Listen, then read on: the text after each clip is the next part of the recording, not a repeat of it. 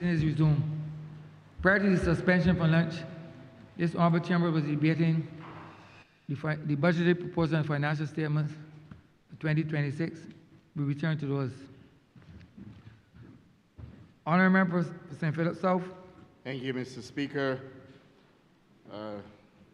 Good afternoon to all members, to those of you joining us online, and equally to all my constituents in St. Philip South, my campaign team, who stood the test of time with me over 3 successive and successful elections, to have allowed me to become the first Barbados Labour Party Member of Parliament to have won 3 consecutive elections in St. Philip South. And I don't take that lightly, Mr. Speaker, because traditionally we know the terrain in St. Philip South, and those who would have boasted of being better than I am didn't perform as well. So I speak specifically to St. Philip South. The member that you referred to is from St. Philip North, or was from St. Philip North, because he's now happy in his city. But Mr. Speaker, I also want to join the refrain in congratulating the Honourable Member for Christchurch East Central, the Honourable Minister of Finance, who stood, to my mind, on his own, with his own thinking and his own perspectives on what is required to deliver to Barbadians, who came out in their large numbers to support us as a party to form this government by giving us every single seat available. And Mr. Speaker, I do really compliment the Honourable Member for Christchurch East Central, because what he demonstrated to me I would classify it would be in the realm of the late, Right Excellent Walton Barrow, the Tom Adams, Owen Arthur, and ministers of finance of that elite group. And therefore, Mr. Speaker, I fully support these measures, and I stand here betwixt and between, as my grandmother would say, as I address what I consider to be an understanding of the global economic structure, the space that we have to exist in, Mr. Speaker, and therefore the mindset of Barbadians and the expectations that will come upon us as a government, having to manage an economy not only facing the Middle East war and what will likely to become another oil crisis, but equally that we have a mindset among people that believe that they must criticize. And I strongly believe within free enterprise and a working democracy, people have the right to criticize. And why I will never be offended by critique, I strongly believe that we also need to contextualize this environment that this government has been asked to exist in since we became government in 2018. And I really and truly believe, Mr. Speaker, if we were to go back to the days of feudalism, when power resided in the hands of people who own land, and that they themselves leveraged political power and economic power, and that coming out of that, you had the industrialization process, where you had a breakdown of feudalism moving into what we now call capitalism. A weak fella that is extremely vulnerable, as we have seen over and over, And I've already said in this parliament that capitalism is so vulnerable that one day it may fall on its face and never get back up. And that then brings me to the point that there are only two real powerhouses in all of this struggle. And those two who will continue to jostle not only for economic power, but for that fiat power, the currency of exchange in the world, will continue to bind us and place us in a position where we only follow. Barbados is in no position to dictate. And so, Mr. Speaker, I'm reminded, and I always like to refer to The Matrix as a movie because I've gone on record in saying it's not just a movie, it's a documentary about exactly what we are facing today. One, Matrix 1. 2 was all of the AI and all the other things that went along with it that people chose to ignore. But the Matrix itself, a man being able to dodge a bullet, is common language for us. But we've seen it in real action. But that is not really the crux of the matter, Mr. Speaker, sir. The Matrix has come alive and has left us all wanting. Mr. Speaker, Morpheus, being the mentor to Neo, invited Neo to remove himself from the prison of his mindset to face a real reality. And that we must also remove ourselves from the prison of a mindset to face the reality that confronts us. And that is the reason why, if nothing else, I give full credit to the Honourable Member for Christchurch East Central.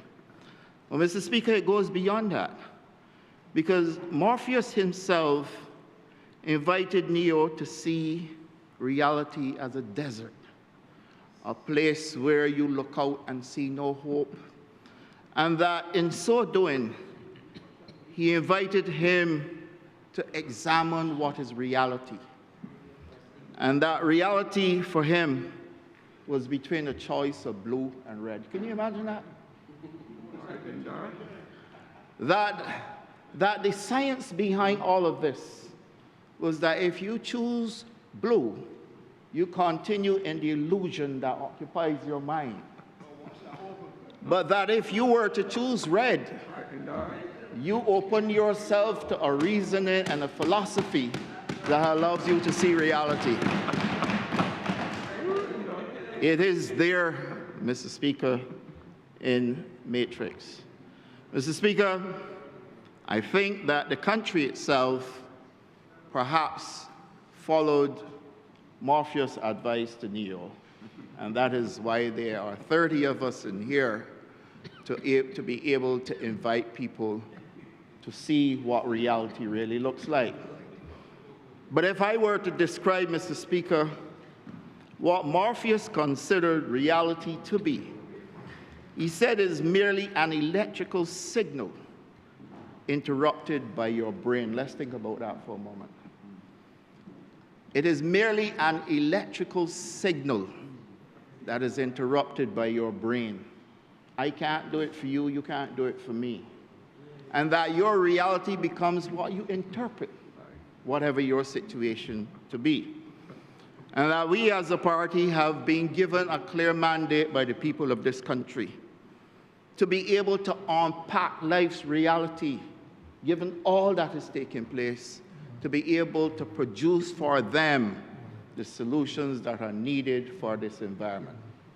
Mr. Speaker, I take you to the Industrial Revolution, sir, where when there was the breakaway from feudalism, they had the emergence of kings and queens, and that kind of liberalism that pervaded earth and ruled mankind found its way from the ownership and power with land to ownership and power with wealth, Mr. Speaker, sir. And that wealth in itself was always publicly accumulated through what we call profits in the industrialized era, to a stage where, Mr. Speaker, that wealth, when collected, is publicly collected in the form of profits, but privately distributed, Mr. Speaker. That is why you have to be able to understand what we have been called to power to do. This is no easy walk for this government, Mr. Speaker, because the duty falls to us to break down capitalism, to move out of that industrialized mindset which has already served its purpose to enfranchise Barbadians in a way that they have not seen it before. It therefore means that we need a bold administration, sir, one that I stand bold to say the economic structure in this country cannot remain. And for us, as a party and a government that has been able to convince the electorate of this country that on 3 occasions we are suitable for the job, we must then bring the suitable solutions. And Mr. Speaker, in my speech, sir, I want to make it abundantly clear that I support every single measure in the budget. But fundamentally, sir, I support those measures that give people greater disposable income. And Mr. Speaker, I believe we are duty-bound to frame the conversation around that. People call it money in your pocket. I don't. It, for me, Mr. Speaker, represents disposable income that allows for a man to choose whether he wants to put that money in investment, whether he wants to put it in a lifestyle, whether he wants to support 5 or 6 women, whether he wants to have a big family. Disposable income must be at the core of everything we do. And therefore, Mr. Speaker, if today we have found within the ranks of our cabinet and this parliament an unsung hero, then we must give credit where it's due, and we must give that credit to the honourable member for Christchurch East Central, who has delivered, to my mind, one of the best budgets that has passed through this chamber, this honourable chamber, for the times, Mr. Speaker, sir, that we are existing in. And that whilst there have been great budgetary proposals in the past, Mr. Speaker, the one that stands out with me, sir, is the fact that we had times in our existence where all Barbadian prime ministers performed well. But, Mr. Speaker, if you were to take the transition into capitalism, which started up the industrialized era, steamships, railway, telecommunications, all those things, Barbados was but a colony, sir. And therefore, that duty fell on Grantley Adams to move this country in line with what is taking place under the mother country. And that under Grantley Adams, whilst the process had begun, the late, right excellent Earl Walton Barra continued that work. Mr. Speaker, that was the Adams-Barra era. Then came another era where the world had transitioned, even though we were doing well with tourism, sir, transitioned to the point where tourism was not your only option. And that we found within Barbados the option, sir, to go and look at what informatics can do for this country and create an offshore sector under Owen Arthur, where companies domicile here and brought foreign direct investment to this country, sir. That was the Owen Arthur era, Mr. Speaker, sir. Mr. Speaker, we are living in a time now where we have had a pandemic that shut down this country. We are living at a time now where there's war that we must accept will continue based on the global face-off that is taking place, Mr. Speaker, but given the personalities involved as well. and that this Barbados Labour Party and this government, sir, will now find itself having to address what is clearly can become an oil crisis again, as we've had to face in the 70s, sir, and that our country itself will stand the test of time if we don't take action. Taking action like hedging oil at $92 per barrel is one of the major steps that we have taken, sir, to make sure that we protect Barbadian consumers. Mr. Speaker, taking action now to make sure that renewable energy becomes a hard reality in Barbados, and that it must take the lead in everything we do in this country, sir. And I speak, sir, purely because I understand the dynamics of business. And Mr. Speaker, I am telling you that I place firmly on record that fossil fuels and all those rest of things will continue to dictate what this world looks like until small island states like us determine that the sun that we have been blessed with and the wind that we have been blessed with will make a difference for us by its advancing renewable energy that we are responsible for, that we must deliver, Mr. Speaker. Mr. Speaker, I am convinced that whilst it is true that there will always be a dependency on fossil fuels, sir, this country must be the model for the region. And to some extent, Mr. Speaker, sir, for South-South cooperation as well. That we must carve out our space to show the rest of the world that whilst everything is going on around us, we still have leadership that matters for these times. And I strongly believe in the leadership of this government. I strongly believe in all of my colleagues who serve in cabinet with me, and I strongly believe in all of us who come to this parliament to represent the people of this country, who have stated in no uncertain terms that we are the best for the job. Mr. Speaker, Morpheus said to Neo that he is consumed and connected to a constructed, computer-generated dream world, hiding the truth of humanity. And in so doing, his mind has been enslaved. That is why he was invited to understand true reality. Mr. Speaker, many minds are still enslaved today. And I say to you, Mr. Speaker, that our duty is to help deliver them, sir.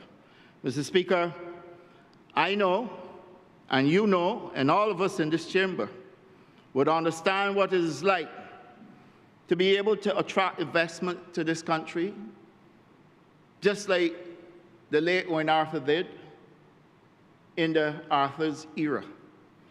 But Mr. Speaker, sir, technology now must be the way that we drive and grow our economy. And that just as capitalism emerged in an industrialized construct, technology now is taking us to the cloud. And that when you have to upload something to the cloud, Mr. Speaker, you're not now talking about tangible things. You're not talking about machines, and all those things that drove profit, sir, are now being fast replaced by uploading to the cloud. And that we must find a metric, Mr. Speaker, that allow us to balance between what is going to continue to be driven through machinery and what we would drive through technology, to give us an opportunity to see how technology can also bring along our country and our people.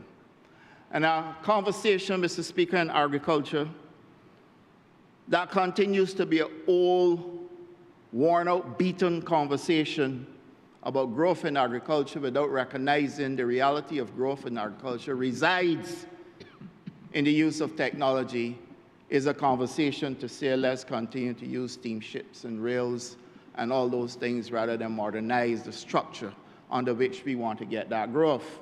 And that has always been my position. I do not confuse, Mr. Speaker, what is required for us to be able to transition agriculture to what it should be. But I am no longer Minister of Agriculture, but I will retain a voice in what takes place in the sector because I understand the importance of having the ability to upload to the cloud. And I, Mr. Speaker, will not be fooled. I have to recognize that this era is the motley era.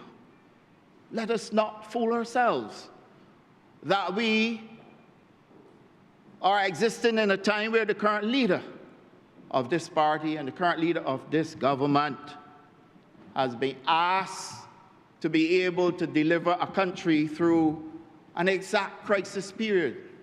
And I speak to an affordability crisis that people call cost of living crisis. Frankly, for me, it's an affordability crisis because it does not just impact the poor. And that conversation we must be able to address. We have to frame this conversation where it really needs to be anchored, that the middle class also is being impacted. And the upper middle class and people like me and you, sir, will continue to feel the pressure when we go into the supermarket. It's not just about the poor. And therefore, this has to be summed up as an affordability crisis, Mr. Speaker, and therefore is not a Barbados thing only. An affordability crisis impacts the entire globe, sir. Mr. Speaker, I want to be firm, sir. How much time do I have? Because I feel that I can give a lecture on this. 10 more minutes. And Mr. Speaker, I want to be firm in saying to this honorable chamber that persons who are within an income group that is below minimum or within minimum wage, persons who are currently getting a $1,300 reverse tax credit in this time where we are facing what I just defined as an affordability crisis, sir, need greater disposable income. And that we were on platforms right across this country night after night after night, telling people that we will bring a manifesto that is fit for purpose, one that is suitable, Mr. Speaker, for the environment that we're in, and that I'm glad to see that in this budget, that $1,300 reverse tax credit is now going to be $1,700. That is what I call giving people greater disposable income. Mr. Speaker, we have people who are within the income group up to $35,000 per annum who will receive their tax credits, but, Mr. Speaker, a reverse tax credit of $750 as well. That is catering to the middle class income at the lower middle end. But at the same time, you can't say that the budget did not take into consideration the people who are above the poverty line and those people who hitherto will fall down to the poverty line if they don't give the assistance that has been given in this budget. Mr. Speaker, you can talk about criticizing the budget because you want to have a voice. I hear you. I understand you. I get where you're coming from. But as I said, your reality must be anchored in what has been delivered by those electrical signals that have been sent to your brain. Because you cannot tell me that in an environment like this, where I've demonstrated clearly how wealth dominates, and that wise profits are publicly accumulated and privately shared or distributed, that the duty and responsibility to any caring government is about putting disposable income in people's hands. Mr. Speaker, it is not for us in Barbados to sit and wait for the outcome. We must be proactive. And Mr. Speaker, one of the greatest piece of music I've heard was the adaptation of a speech given by Haile Selassie that was immortalized, I would say, I would be bold to say, immortalized in music by the late Robert Nesta Marley, Bob Marley as we know him to be. And the language, Mr. Speaker, that has been adopted to create what is clearly a message from Haile Selassie to us must be one that we fully interpret and understand. That when he says, until the philosophy which holds one race superior and another inferior is finally and permanently discredited and abandoned, everywhere there will be war. Sir, this peace represents all that is taking place right now around us, sir. And Mr. Speaker, I've come to tell you that if this administration is not mindful, we can find ourselves being easily sidetracked. And that what we have done this week on Monday has demonstrated clearly to this country that here is a government under leadership that actually cares about every citizen of this country. Mr. Speaker, you have pensioners who have complained to me, I must tell you, when traversing my constituency, pensioners, several of them, especially females, have said to me, what is this government going to do for pensioners? And the fact that you can take the burden of pensions so that people who can feel a sense of relief by having the burden removed from pensions in terms of tax in the group just of 50,000 and up, sir, is something being done. But, Mr. Speaker, there are those people who have never contributed to NIS. There are those people who benefit from a non-contributory pension, Mr. Speaker, and that there has been no discrimination against anyone, and that people will benefit from a $1,200 annual credit, Mr. Speaker, is again speaking to how you can place disposable income in the hands of people. Mr. Speaker, just for the records, in reading the budget, it speaks to income year 2025 for reverse tax credit. Sir, that means people filing for income year 2025 will be able to benefit right away. Mr. Speaker, I believe that Barbadians like to be able to carve out conversations that, first of all, gives them a voice. Let's accept that. But at the same time, seek to address things in a manner that Morpheus would have been completely disturbed, that you do not recognize what is reality, sir. And that, yes, there has been a call for people to take public transportation in a small island developing state like ours, where we must provide, through state funds, public transportation for people.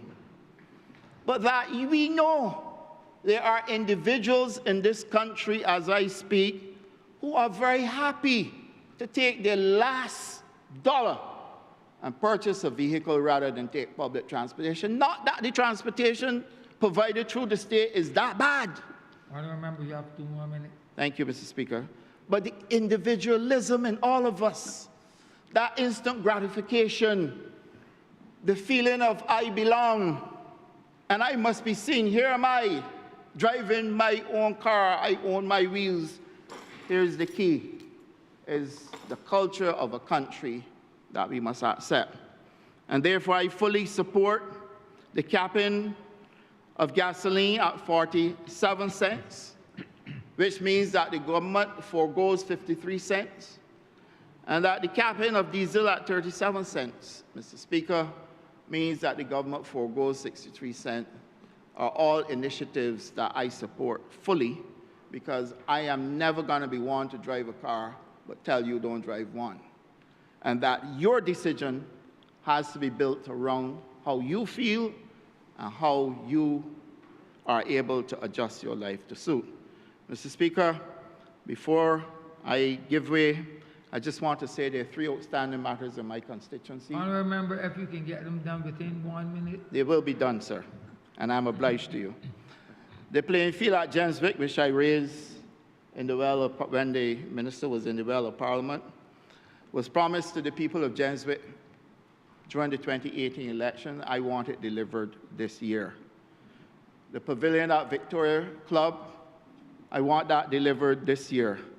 And Falbay Beach, which the people of St. Philip came out in large numbers and support me for having it started, where the former minister at MTW and the Minister of the Environment, former, both worked together with me. I got the roads. My ministerial colleague, Christchurch East West Central, and St. Michael East, Southeast, worked with me to get Falbay started. Mr. Speaker, we owe it to the people of St. Philip South to continue to deliver those, just as they delivered me to be part of this government as a member of this Barbados Liberal Party. Mr. Speaker, I'm obliged to you.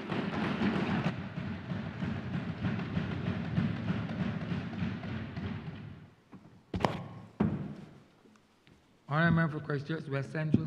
Mr. Speaker, first allow me to give God thanks for His good and His love endures.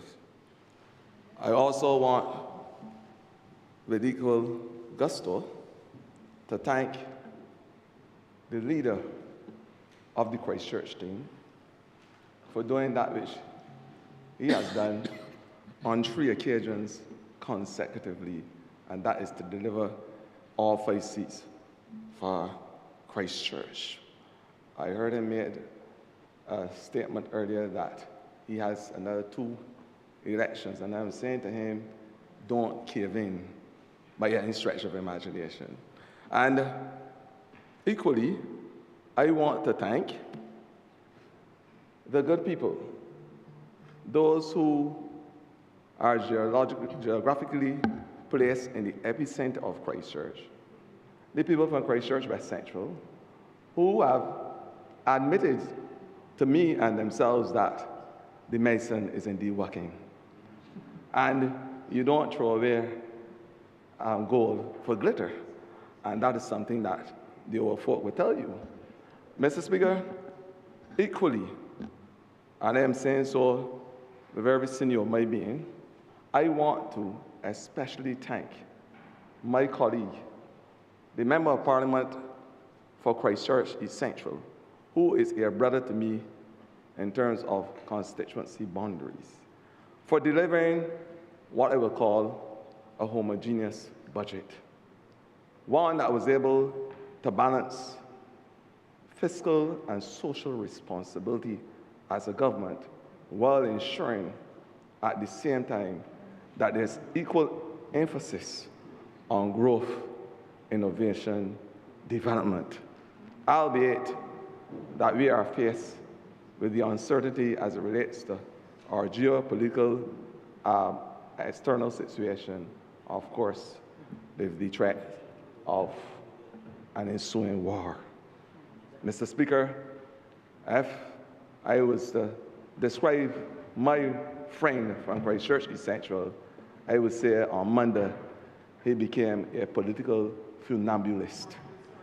He was able to balance in a special way that which is needed to protect the most vulnerable, and equally ensuring that we have the growth and development so that Barbados could survive the test of time. So to him, I want to say a special appreciation from the armed forces of Christchurch. Mr. Speaker, sir, when only a month ago, I was given a new mandate. At the swearing-in ceremony, there was atmospheric noise from my colleagues. Atmospheric noise when I became Minister of People Empowerment and Elder Affairs. And one would wonder why it was that type of vocal activity. But I want to tell Mr. Speaker, I make no apologies. Ms. Elaine is here at 86 years old to witness that there is a special love and association with those who live in the twilight of their years. And, Mr. Speaker, sir, I want to say that my colleagues often refer to me, even before, as the de facto minister of the elderly. And I am happy today to say that I connect and speak their language, Mr. Speaker, and I will be here to represent them in unreserved way. Mr. Speaker, I happened to get a call from another gentleman, 88 years old, last night. And I will not call his name, but his surname is the opposite of old. And if you look at his victories over the last couple of years, well, has that been over 20 years or so now, in the senior games, you will recognize that if you take the Y off of victory, you will understand what his first name is. But this gentleman was adamant to me, and rightfully so, that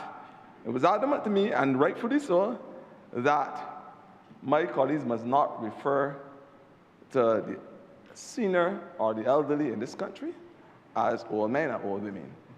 He is having none of that, and he told me to tell the entire country that that will not be the order of the day as it relates to how we are able to represent those persons who exist in the twilight years.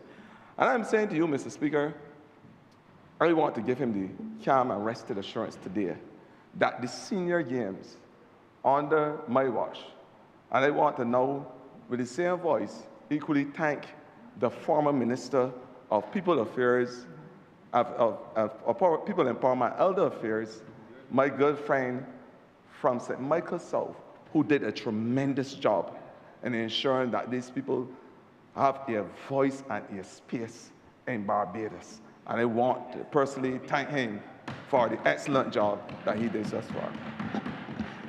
Mr. Speaker, sir, and I want to give the assurance to all those in earshot that the senior games will be a reality under my watch. Understanding, of course, that we must involve those persons in the conversation. So I'll be having the conversation over the next couple of weeks with those who are intimately involved in the games to ensure that the games are bigger, better, and fit for purpose. And I also want to give the commitment as the minister for this ministry to say to those persons who qualify, the government will support their activities when they represent us on the international sphere. This is very important to me. Mr. Speaker, over the last couple of months, you would probably have heard about SEA. Not C, although we are providing the lifeline as a ministry. We are giving persons the opportunity to swim to social and economic growth and development in the sector. But you would have heard about SEA, the Social Empowerment Agency, an agency which, by all stretch of imaginations, has brought all the different social units together so that the services, the much-needed services, could be delivered to those persons in the sector where it matters most, at their homes.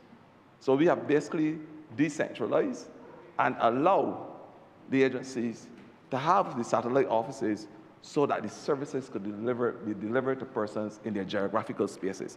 I want to report, Mr. Speaker, today that we have started, and there was the first launch in the Six Roads area in the constituency of St. Philip West, where we started our first satellite center and our first social agency unit for our elderly population and all those that fall in the sector.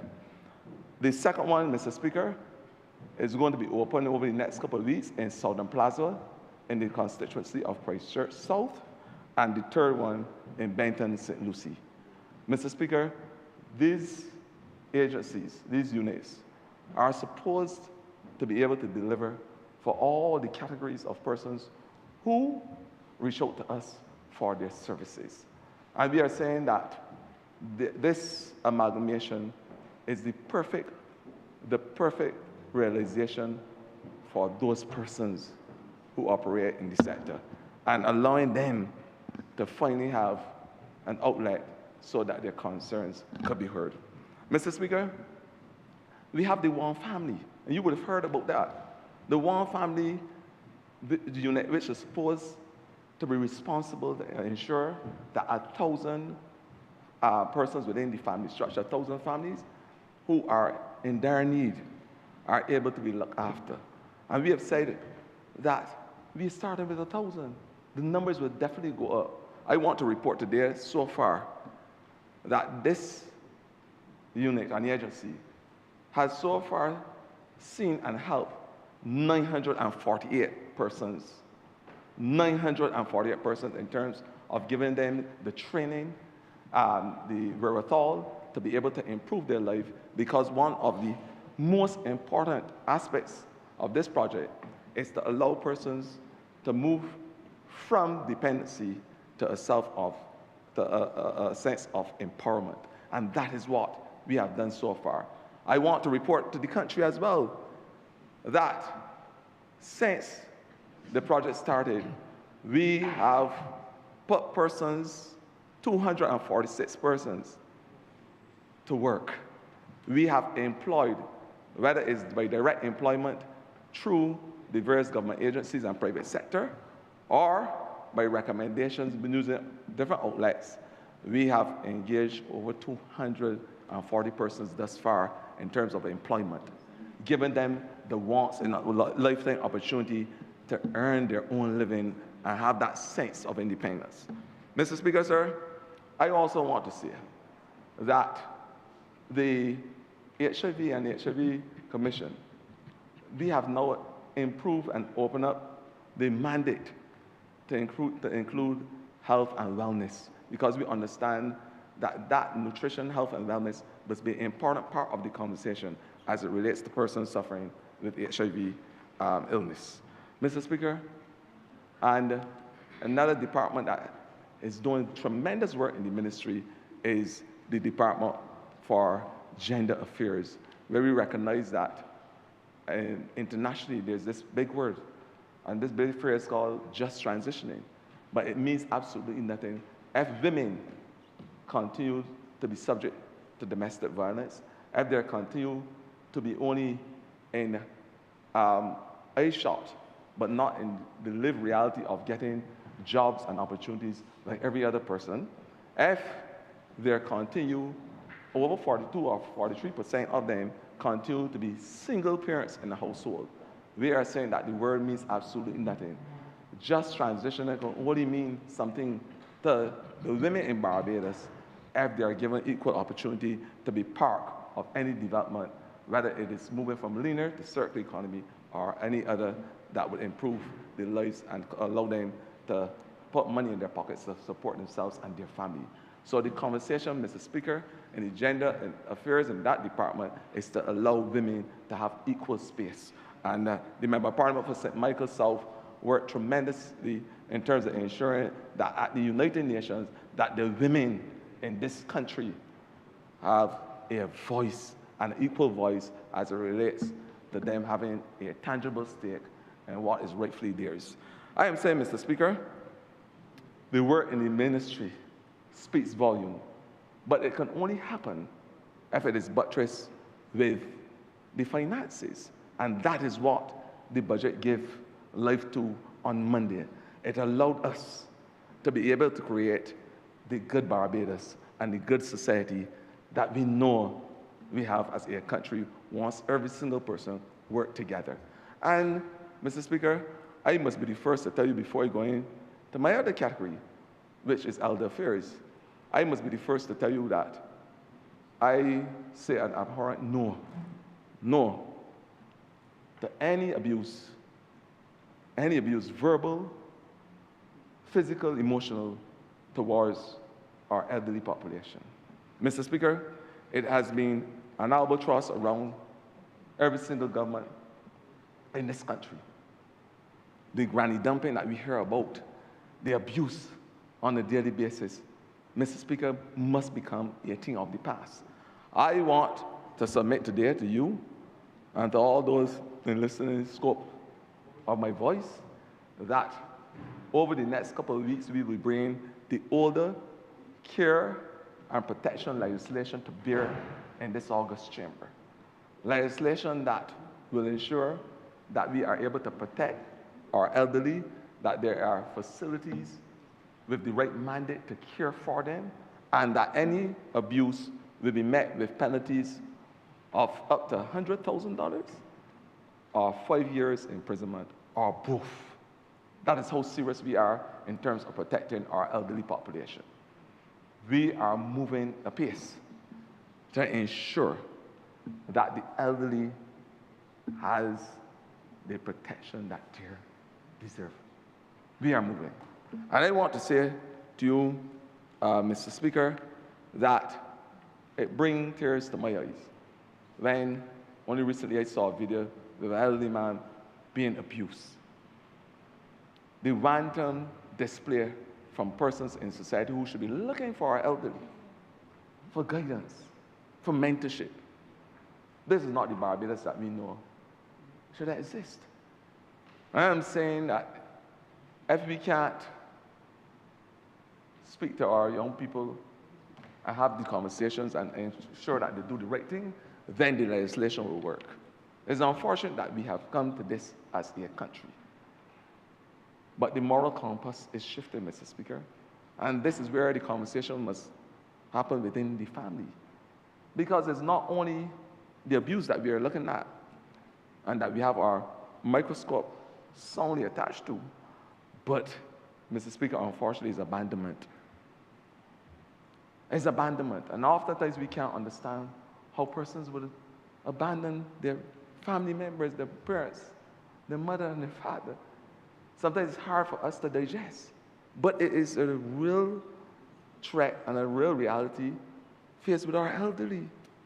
And sometimes when you do your checks, because the social workers often report, they recognize that the family,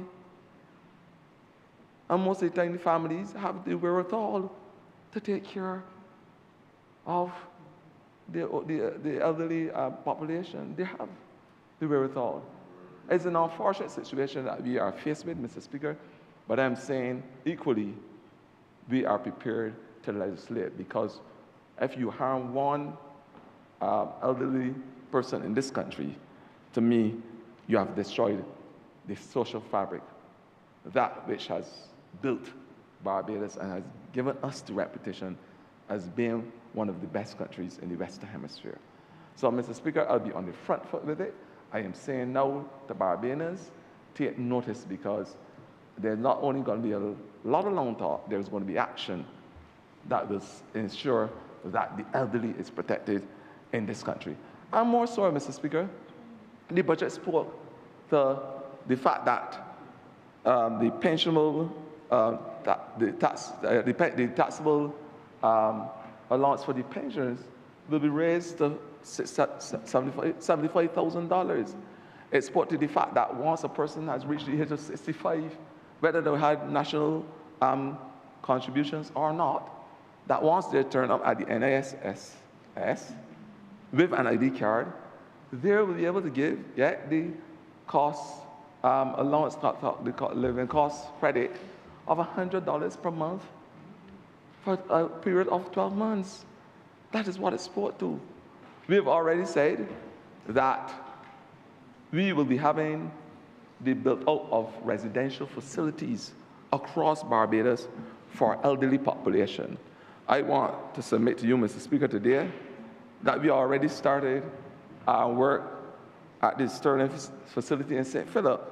We have workers in St. George identified. The draftsmen and architects did majority of the work for the Edgehill St. Thomas facilities that will ensure that there are mental areas that will deal with mental health needs and health issues. There are areas that will deal with disabilities, areas within those facilities that will look at health in general, podiatry, etc., and that there would be areas for recreational purposes for our elderly population. So we're bringing a holistic type of recreational facility to ensure that the lives of the elderly population in this country are enhanced. And this is something that this government has committed to over and over again. Mr. Speaker, sir, I want to also say that the elderly population, there's some things that I have in my mind, and thanks to D2, some persons may know him as our guy on social media. Everybody knows D2. And I want to say that over the last couple of days, he has reached out to me with some ideas for elderly in terms of creating that elder hotline where persons can call in voluntarily, form part of a group within communities and decide we are checking on our elderly. And after there, you, Mr. Speaker, decide to call. The next day, the Member of Parliament for St. James South may call and says, I'm checking on you, Ms. Hoyt, how are you keeping today? Is everything okay? And we have that communication going. Those are the type of ideas that persons are bringing to me in Barbados, and how we ensure that the stories and those lived experiences from our elderly are televised on TV, where we have those sessions. I know the former Member of Parliament for St. Thomas started those one-on-one sessions going around and having the conversations with our elderly, and put those things on TV so our young people can enjoy that which became a very important part of life back then, and to be able to draw from those experiences so we can have, because most of the times what those persons forget is what we now have to learn and ensure that it becomes an equal part of our being in terms of producing the good Barbadian that I spoke of earlier. Mr. Speaker, and then there's persons living with disabilities. I want to say, and I have received certain calls over the last couple of weeks about the blind competition that those persons in that sphere would be accustomed to. I am saying today that the competition will happen. It has been postponed, but it will happen under my watch. And I want to give those persons the calm assurance today that the government will support the holding of the blind calypso competition. I know that Mr. DJ, who sits in Silver Hill, Christchurch, will be happy to hear that after being the champion on 6 occasions consecutively, that the competition will become a reality, and we will be a partner with the association to ensure it happens. There is an axiom which states, nothing for us without us. It means that those persons living with disabilities, the conversation to us is that you cannot make any decisions unless you involve us. And that is why I want to thank again the Member of Parliament for St. Michael South for starting the audit in all government buildings, Mr. Speaker, sir, including Parliament. You will have seen that the repainted, disabled parking lot 2 were done over the last couple of days. I am saying to you, this Parliament must be retrofitted as well with disabled facilities for persons with disability. It is a mandate of this government. And I'm saying to you, you may see some changes, Mr. Speaker. The drawings are in already, and we are going around government department by government department. But we are doing this with the quiet guidance of the Council for the Disabled and those persons involved. So the conversations must not happen, because nothing for them unless you include them. And that is the mantra that we must run with as a government. And I'm saying to them, let us have the conversations, because they must tell us what they want. This is their lives. This is for them. They must be able to have the conversation with us. So, Mr. Speaker, even the recreational facilities that we are having in terms of our sidewalks and how we reposition Bridgetown and rehabilitate it for our disabled community, our persons with disabilities. That must be a conversation that involves those persons as well. So even ask for 8 more minutes. Even the sidewalk project that we are doing, Mr. Speaker, must involve those persons, and they must have an equal voice. And I'm sure they're going to have the conversations with me and the Member of Parliament for St. Michael South in terms of how we are going to ensure that what they require is what they get in terms of the $600,000 project. The swimming project, Mr. Speaker, you heard the Member of Parliament for Christchurch Essential spoke of it, the importance of having given those persons the opportunity to learn to swim like everybody else. I am saying now that the sea and all swimming facilities must be accessible for those persons with disabilities. Like anybody else in Barbados, the beach must belong to them. When Gabby signed this song, it means the disabled community as well. And we are saying that the government investing $450,000 is money well spent in ensuring that these persons are given the opportunity to swim. I am saying, Mr. Speaker, that persons with disabilities are an equal part of the society. They must be given opportunities to work, and workplaces must be put on notice. I heard the Member of Parliament for St. Peter spoke out already in terms of ensuring that we have the facilities and that there is no discrimination as it relates to how we engage those persons. They must be able to sit on boards. We have this person with disabilities in the Senate, and I want to thank the Member of Parliament for St. Michael Northeast for championing and leading the charge as it relates to ensuring that persons with disabilities have a voice and space in this country. Mr. Speaker, the Member of Parliament for Christchurch Essential went through a whole list of things as it relates to what we are going to give those persons, how we have raised the benefits by 30% since March the 1st, how we are going to ensure that from April the 1st of this year, that they are going to have a allowance, a credit grant of $100 a month for the next 12 months. These are the things that we are going to do to ensure that those persons are not left out as it relates to having a tangible stake in this country, because we believe that persons with disabilities are just as important as every single person else. And Mr. Speaker, you could remember that we also increased the categories over the last couple of months for those persons with special needs. And we moved the categories from those suffering with autism, Down syndrome, cerebral palsy, multiple sclerosis, to any person who has a disability.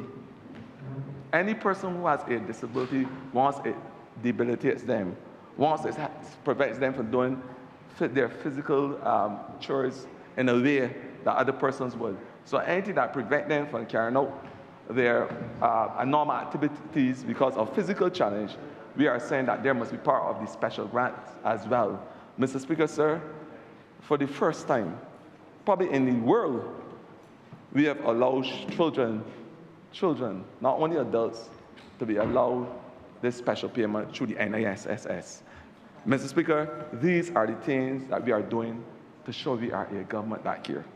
And we will continue to do them too under the watchful leadership of the Member of Parliament for St. Michael Northeast. Mr. Speaker, in closing, Hubert Humphrey, and I don't know if there's any lineage to the former minister, the minister in this ministry, which I now say it, once said, the former Vice President of America, that the moral test of any government is how it treats its most vulnerable. Hubert Humphrey, the Member of Parliament for St. Michael South, is laughing. I don't know if there's any lineage. He once said it, the moral test of any government is how it treats its most vulnerable, those in the dawn of their lives. This budget spoke to the fact that we are going to take care of our children. It has put measures in place. Mr. Speaker, those in the twilight of their lives. I just spoke about the elderly and what we will be doing to ensure that they have a tangible stay and they can live in the good Barbados and the good society that we are creating. And of course, those in the shadows of their lives, the persons with disabilities. Mr. Speaker, I want to submit to you today and to the rest of Barbados that we, as a government, we have shown by our action and our commitment that we have not only passed the proverbial moral litmus test. Mr. Speaker, I want to also say to you and the entire Barbados that we have surpassed it, and this budget has allowed us to say in one loud voice that Barbados can become the good Barbados, the good society, and the good people that we know exists within it. I am saying to you, Mr. Speaker, I want to recommit this budget to the people of Barbados and to say to the Member of Parliament for Christchurch East Central, job well done. I'm obliged.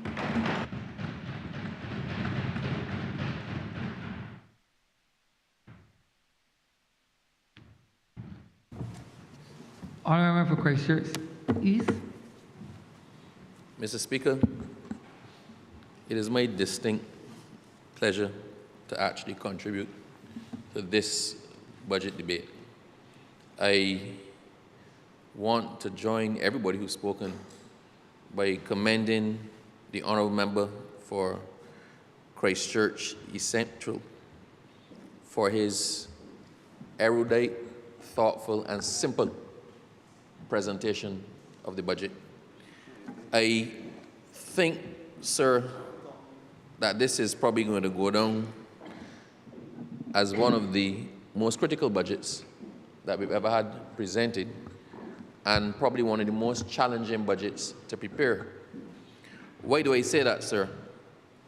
I know that coming on to the end of last year, as we were getting ready for elections, and the Minister of Finance was advising us that we had this record amount of quarters of consecutive growth, and we were doing well, and we had a bumpy year, and the tax take in the corporate sector was well, the economy was buoyant. We were looking forward, sir, to the elections because we had a good record to run on.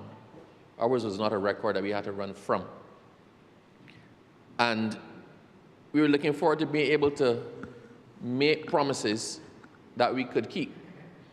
One of the things that we did last election, sir, was we didn't just present a manifesto as is done by everybody. I mean, even the Dems had a manifesto. But, sir, we also presented a record of our achievements so that people could, on one hand, look at what we promised you, and on the other hand, look at what we'd actually accomplished. And I believe, sir, that our record of accomplishments were in excess of 70%. And if you think that it was a short term, had we run the term, all things being equal to its natural conclusion, that would have been up in 90%, sir, which is an amazing record for any government.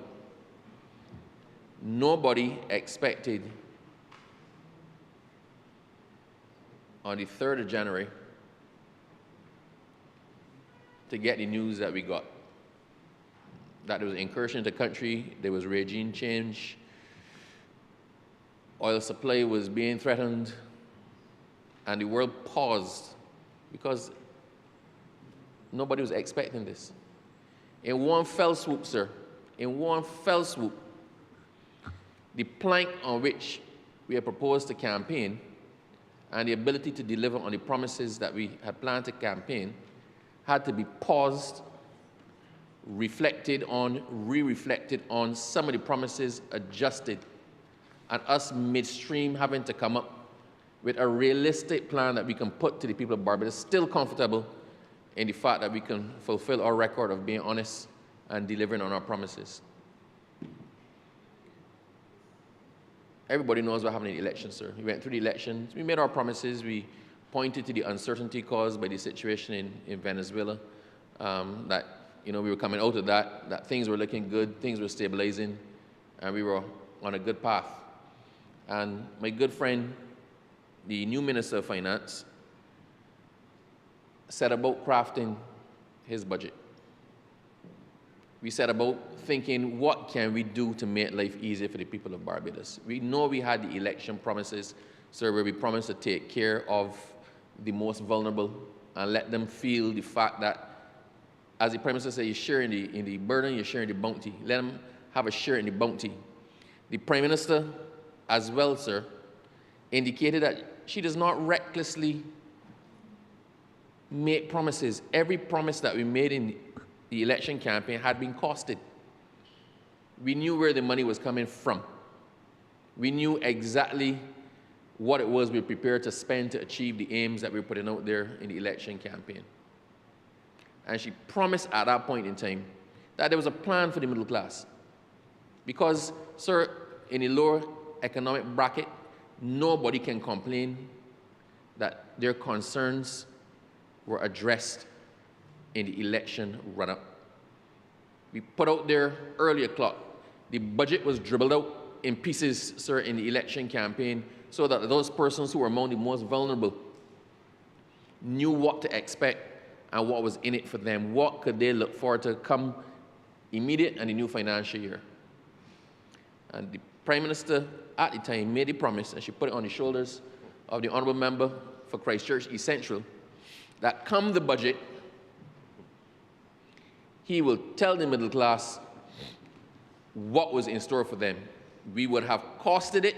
We would know exactly where it's coming from. It would not be a pie in the sky promise, but it would be something that we could deliver.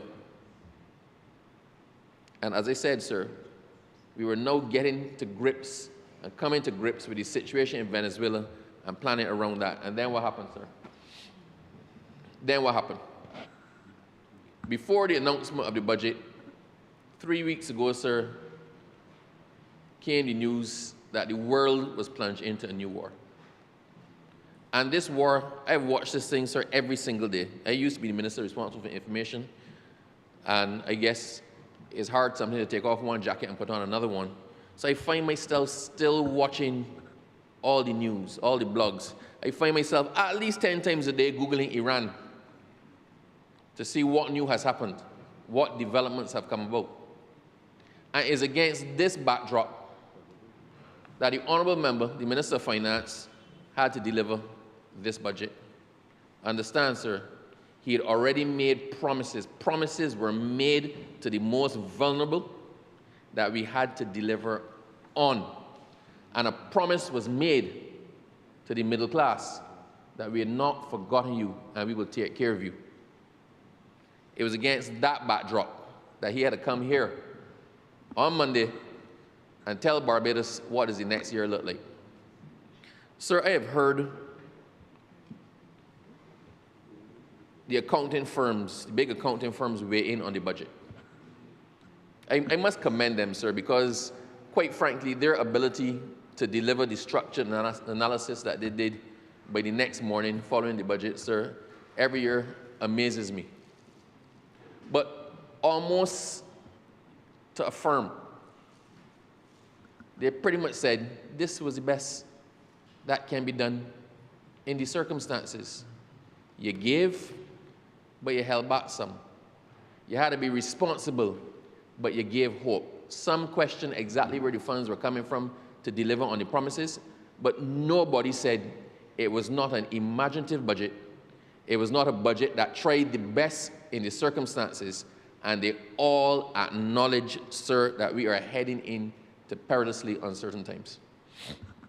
Then came the analysis from the Democratic Labour Party, which I will say, sir, for the most part was fair.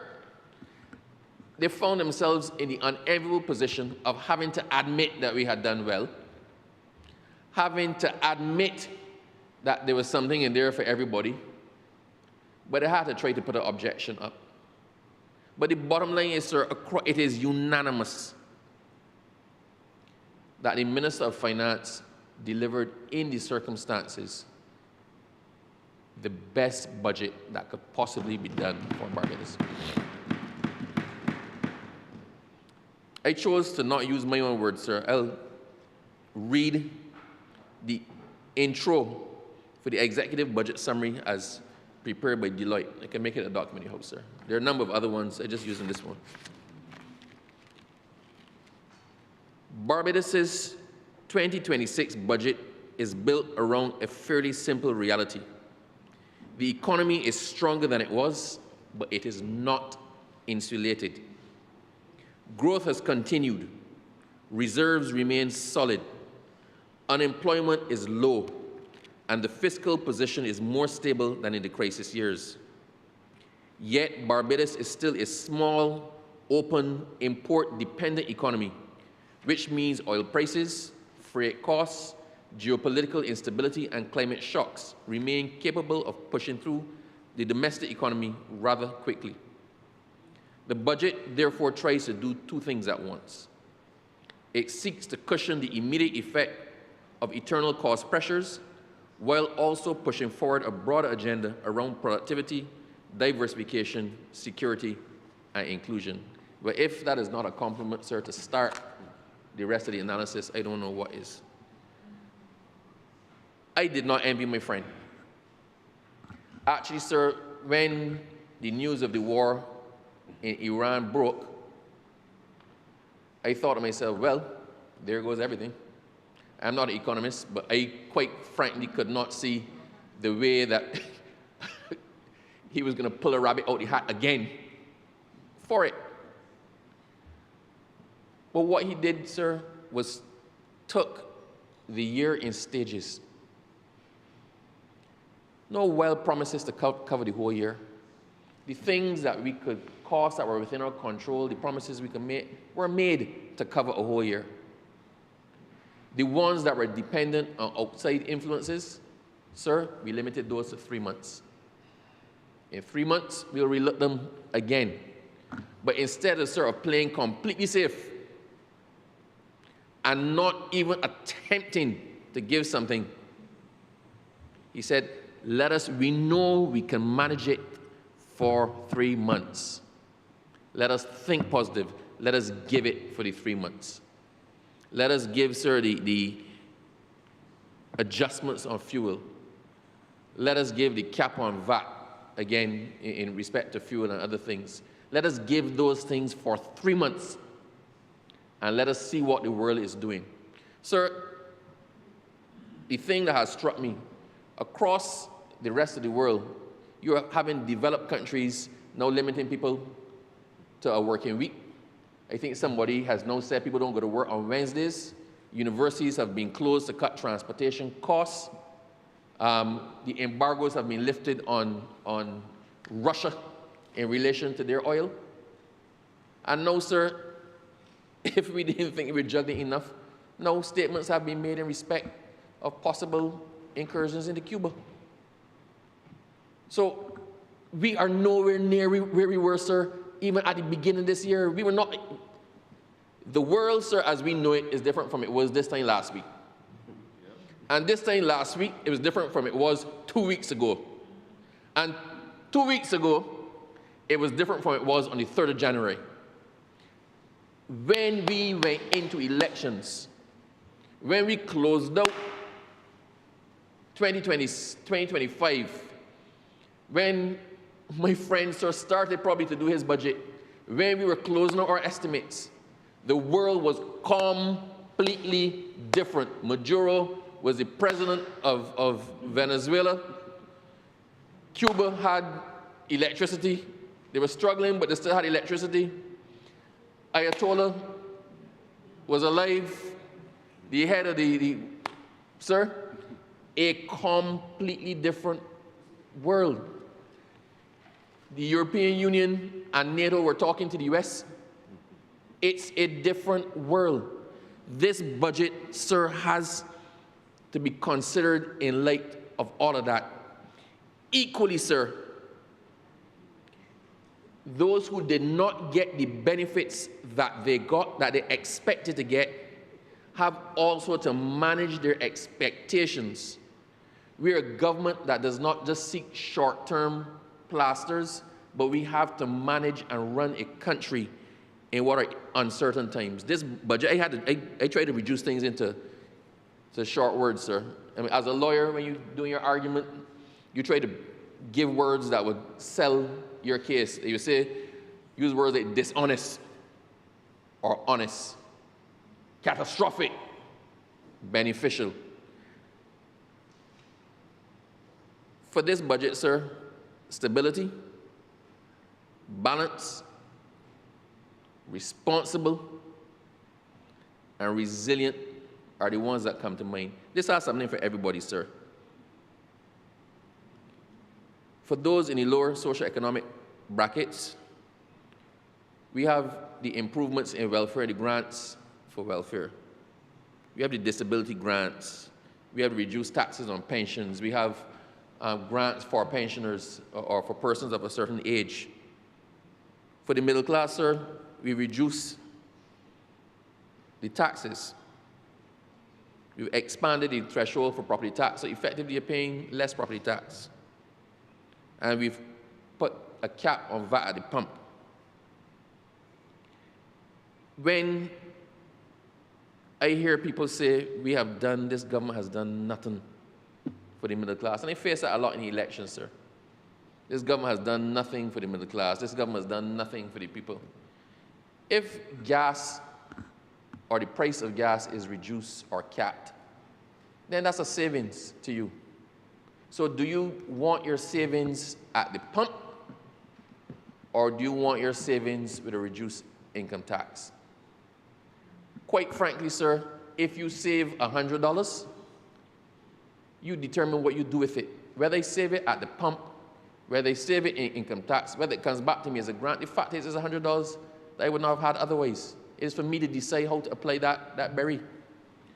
And I heard in particular the opposition, as it then was, sir, because it can't be so reckless with words like opposition anymore. I heard the opposition as it then was speaking about we're no better off. Things are harder. Inflation has gone up. It has. That's one thing. One of the surest things in the world is inflation will go up, sir. But if we look at our progression for income tax since 2018, when we came in 2018,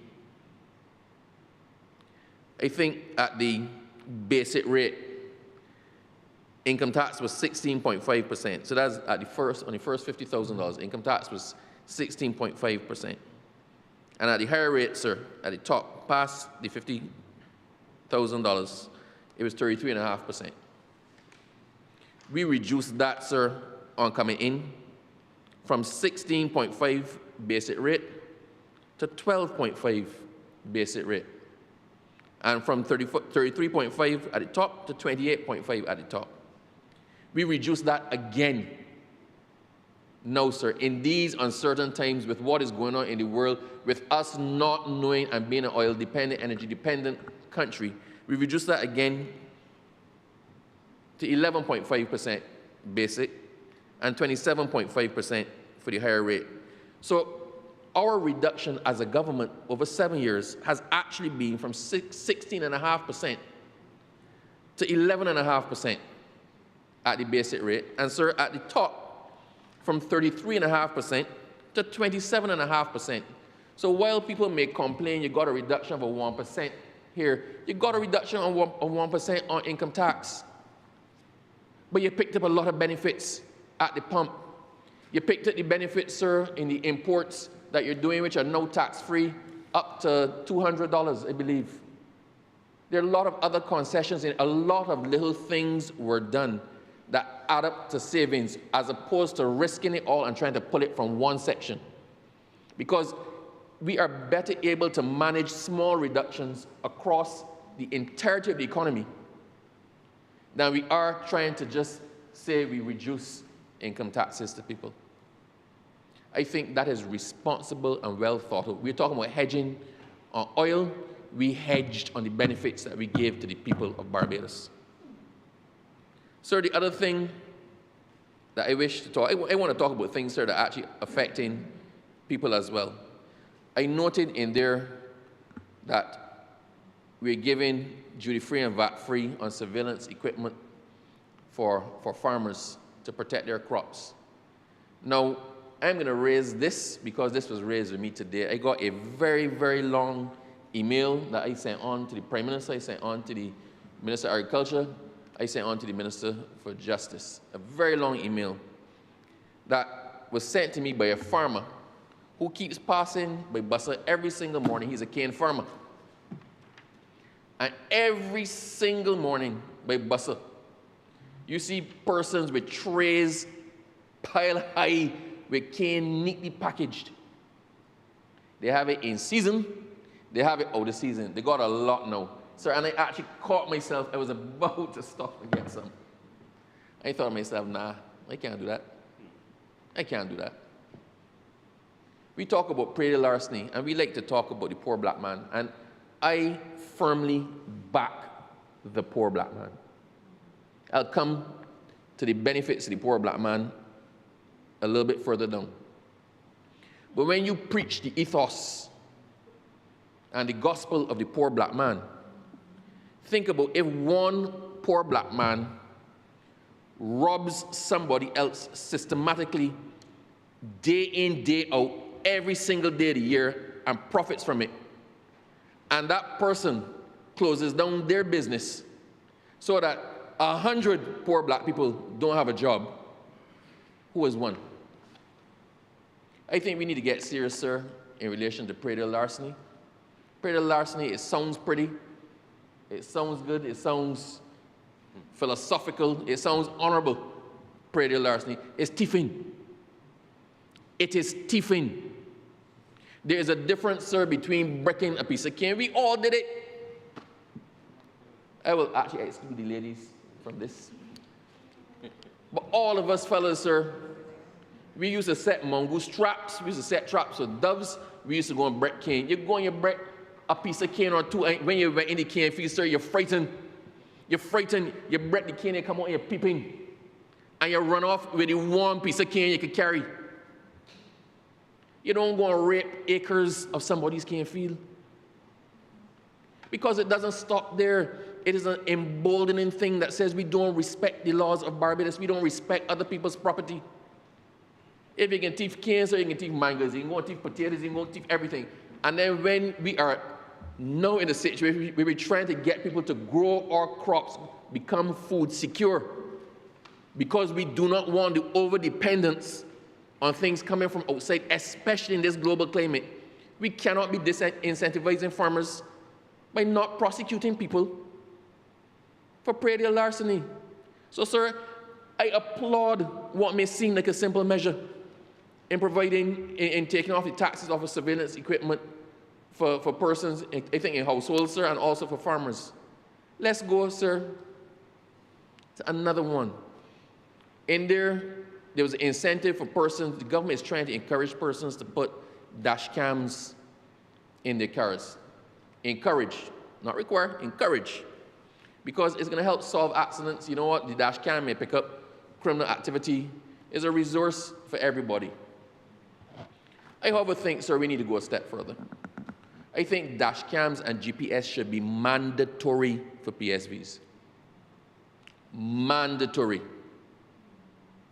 We are now talking, the hot topic is violence and criminality and trying to get Barbados back to what we know it's supposed to be. We can't ignore, sir, the sector that seems to perpetuate a philosophy that the laws do not apply to us. We have talked about it for a long time, sir. We have tried to encourage, we've tried to engage, we've tried to educate, we've tried to negotiate, we've put things in it, we've danced all around it.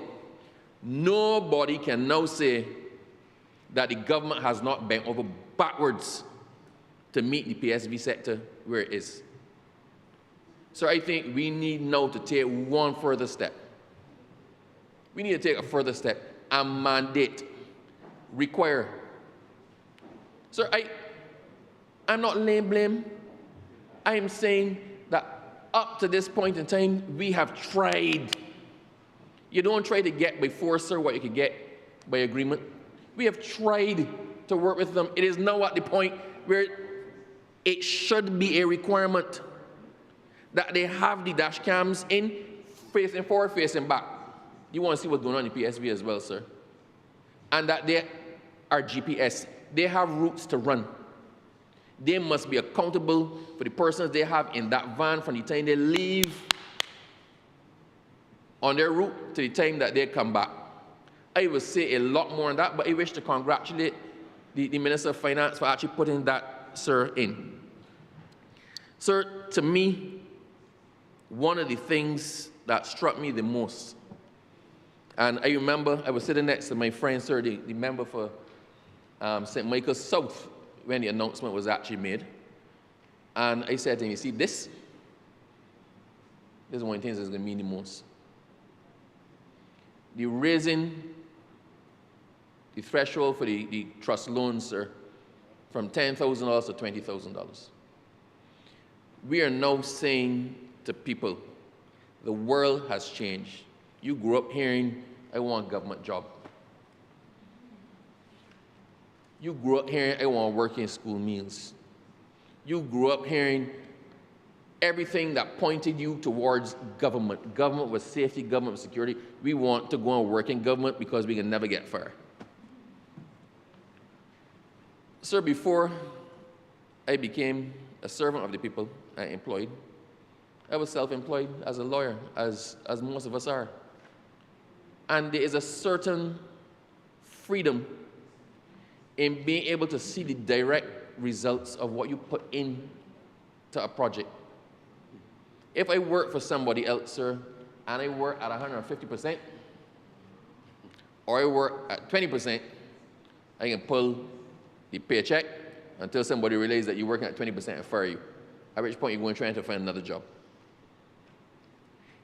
It is liberating to be able to control the amount of money that you make, and it be directly linked to the effort that you put in. The honourable member has 4 more minutes. That's all right, sir. That's plenty of time. It be linked to the effort that you put into your business. I am encouraging Barbadians. Some have said that the threshold, when it was $5,000, was too low. You can do that with $5,000. Sir, most people can start or develop a business with $20,000. I am encouraging people now, back yourself. Constituents have come to me, sir, asked me for assistance in helping them to get their projects off the ground, get them to get something off the ground. And in many instances, when you point them in the direction of trust loans, their position is, but I can have to pay that back. We're talking straight. We are talking straight, sir. But if your plan is profit with no input, then your plan is doomed to fail and you will never be able to expand past a point. What the trust loans do is give you a loan, sir, with, I think is almost zero interest. Minimal interest. Under terms that anybody can manage. If we've now raised it from a maximum of $10,000 to up to $20,000, sir, there is no excuse for all those young entrepreneurs who want to start a gardening business, who want to be a nail tech, who want to do hair, anything. If you're a small business, you can get your business off the ground with $20,000. And we now need a mind shift. The more self-sufficient we are, the less vulnerable we are to those external shocks caused by the wars going on all over the place. The more self-sufficient we are, sir, is the better position we are if the government has to take a hit and has to lay off people. The more self-sufficient we are, sir, is the more able we are to plan for our families and pass our business on to somebody else.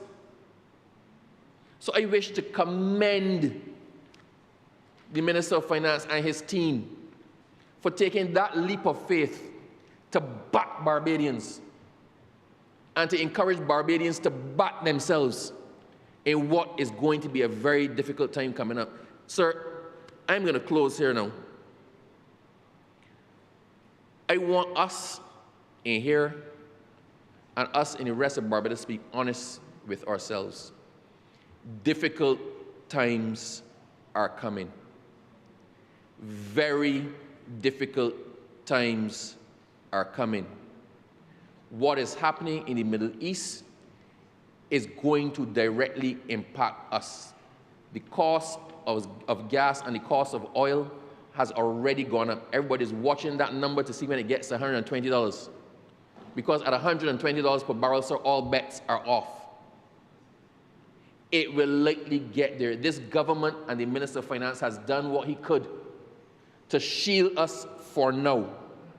But when the cost of oil gets to a certain amount, there's nothing that this government can do to save Barbadians from the direct impact of feeling that hardship. We've been given a chance and incentives with this budget.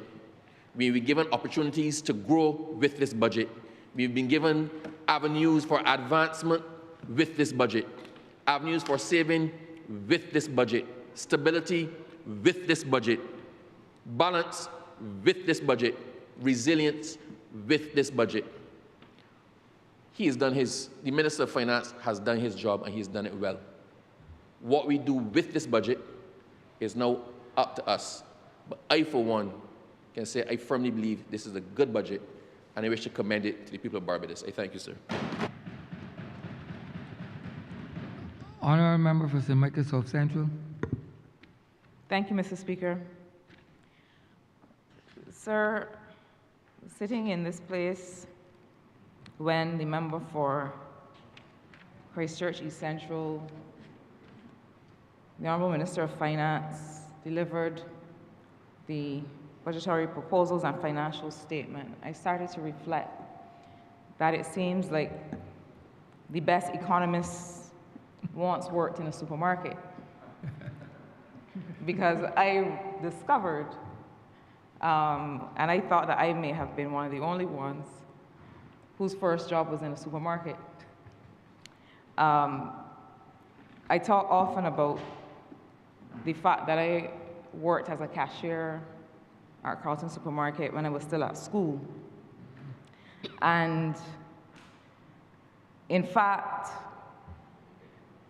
one of the things that was most exciting to me about that role was that it came at a time in the life of that supermarket when they were modernizing. They had just brought on a frequent shopper program. I do remember these things because the members' intervention in delivering the budget caused me to reflect as well about where I was and what I was doing and how I felt in those moments, just as he shared with us. I remember they were introducing a frequent shopper program, which was brand new as a concept in retail, in that kind of retail sector. And they had also just moved to point-of-sale scales for weighing. And I remember that when I would go shopping with my mother in the supermarkets that we used, that you would always have to take the thing and get it weighed and then go to the cashier, and I thought that that was a bit of a nuisance.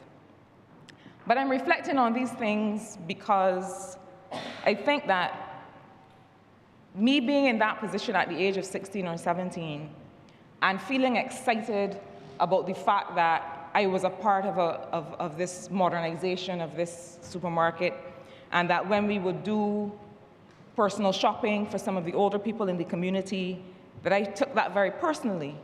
I took it very personally that I knew that I needed to buy this particular brand of soap powder for this old lady and not that one. Or I took it very personally that we were in fact effectively modernizing the service delivery to people. And I say these things, sir, because I think that it is in those moments, it is while you are growing up and while you're experiencing some of the hardship that your family experiences, that it puts you in a position to be able to understand the kinds of measures that will be meaningful for people when you are then in the position that you can make a difference in their lives. One of the things I say to people all the time when people ask me, so, you know, they ask it almost as an anthropological question, did you know that you were growing up poor or working class? And I say to people all the time, you know, when you live in a board house, on a small lot of land, everybody is next to each other. It is not possible for parents to have these private conversations about how they're going to afford things and for the children not to know. And so I start here because I realize that perhaps it is the working in the supermarket and the understanding the needs of people from an early age, understanding that, in fact, we had to work to contribute to our families. And having that experience then puts you in a good place to understand, when you come to political service, the kinds of things that you need to be able to deliver for people. For me, sir, the Republic Child Wealth Fund is one such thing. I reflect often about the need now to be able to take Barbadians to raise a society and a population where, when young people are starting their tertiary education careers or starting to work or starting to make those choices, that their families have something to give them. My family had to make difficult choices because they did not have that. I wonder if we understand how transformational this kind of asset will be for families like mine, for families like the member for St. Michael South, for families like the member for Christchurch East Central and others in this honorable place.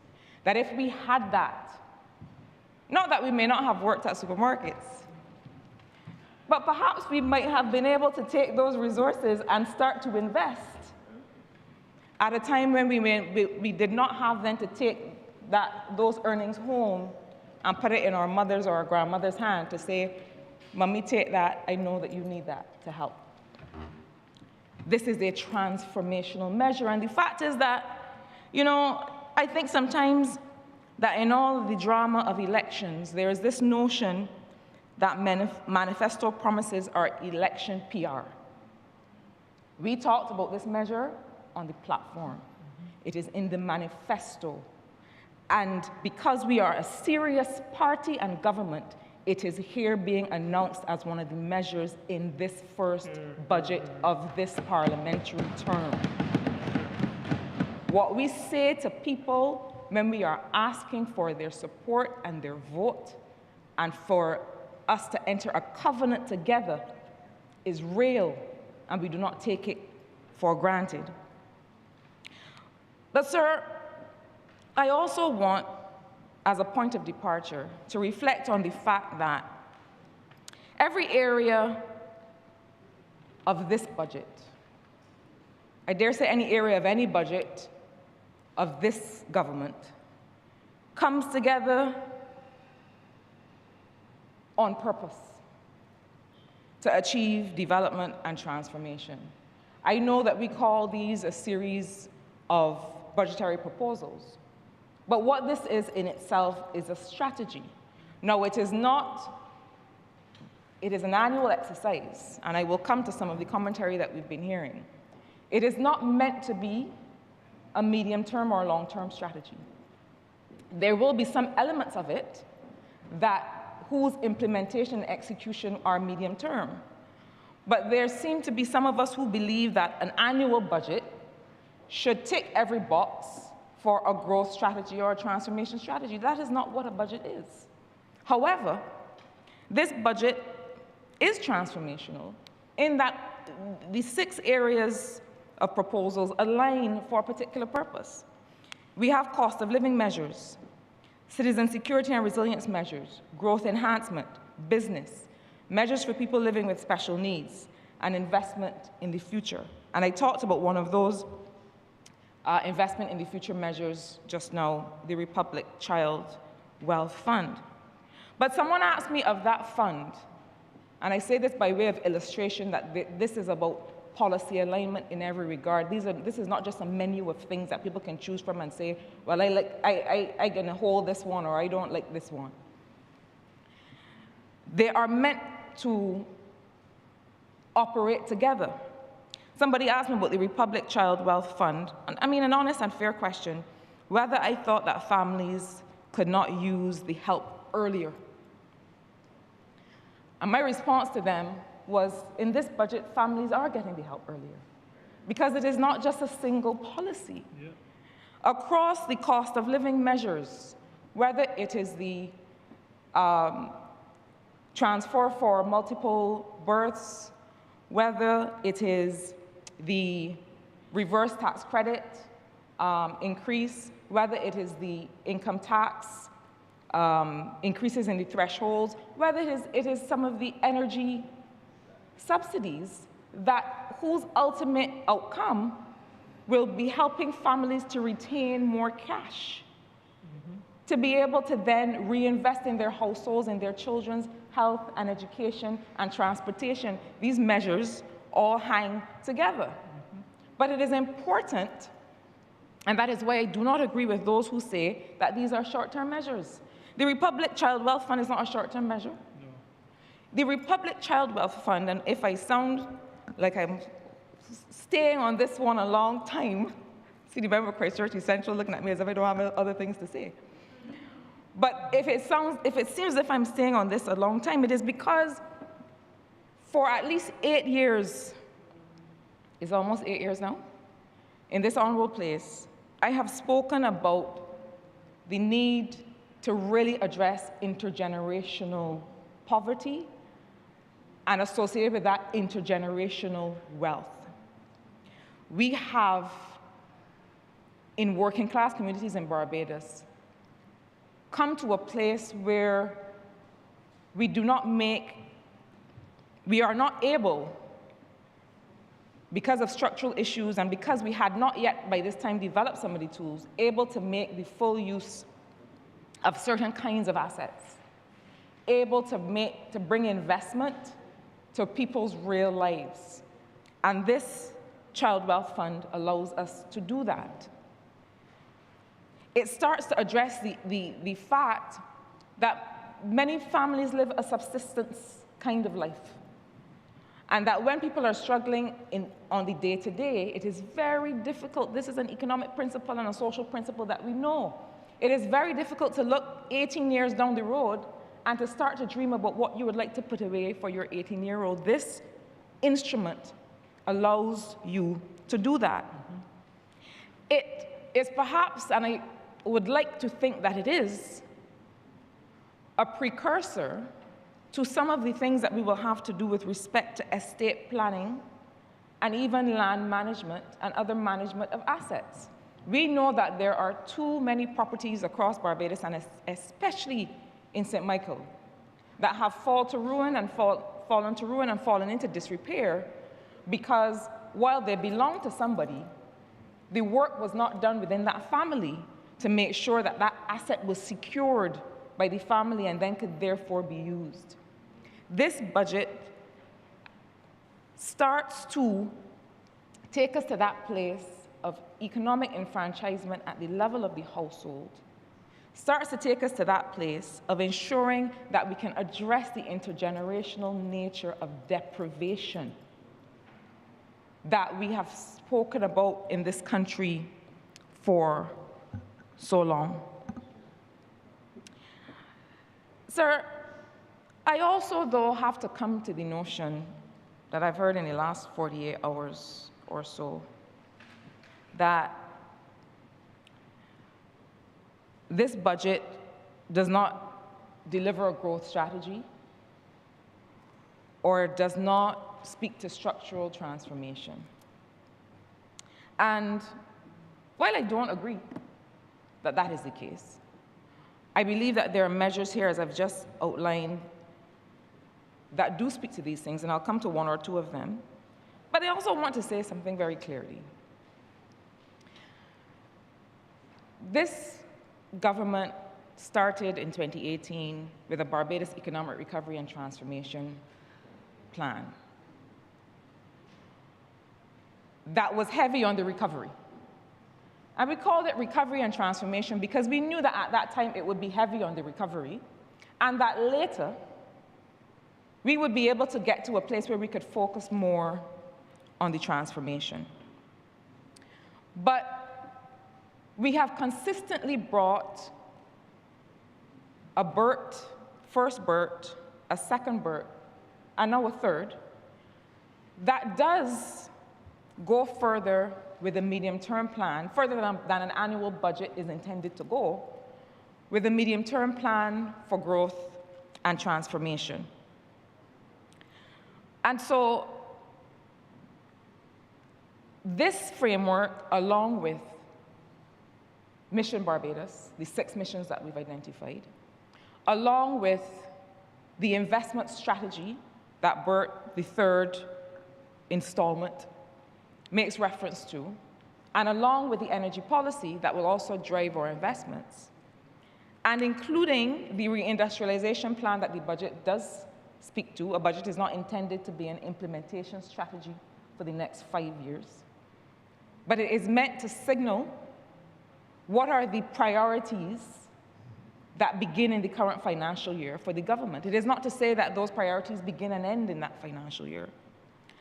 But the BERT 3.0 does address, along with some of these other frameworks, 5 pillars that accompany this financial statement and budgetary proposals in the way that we will, in delivering how we expect to be able to see transformation along with our partners in this country. The first pillar of BERT speaks to enhancing productivity and competitiveness. And I said when I addressed the Barbados Chamber of Commerce and Industry post-budget forum this morning, I signaled to them that enhancing productivity and competitiveness has certainly been identified as job number 1 for the Ministry of Economic Affairs and Development. I said to them that one of the first conversations I had was with the minister. And he's laughing because he knows what I'm going to say. The new Minister for Transport and Works and the Senior Minister for Infrastructure. Because the question of productivity relates to many things. It relates to workers' health and wellness and the extent to which they are made ready or afforded the tools and the environment to perform.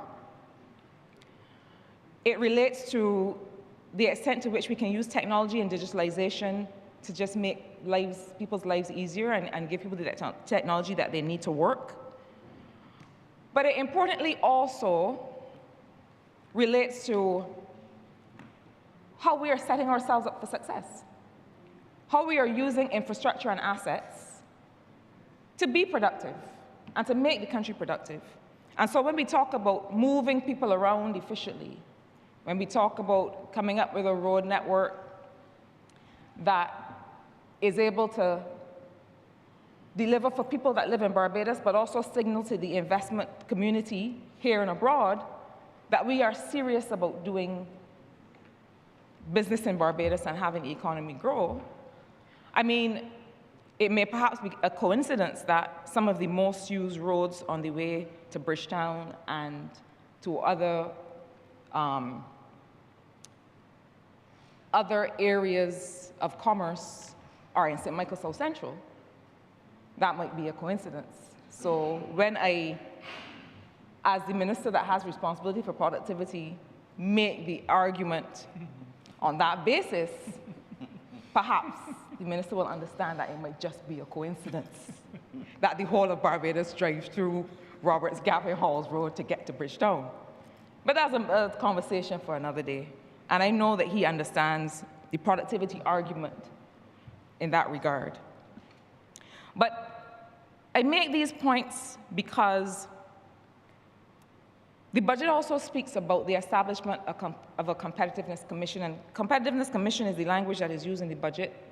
I find it lofty language because when I hear commission, I start to think that people will sit apart and make pronouncements and recommendations. And I know that the member for St. George North is not in the business of making pronouncements.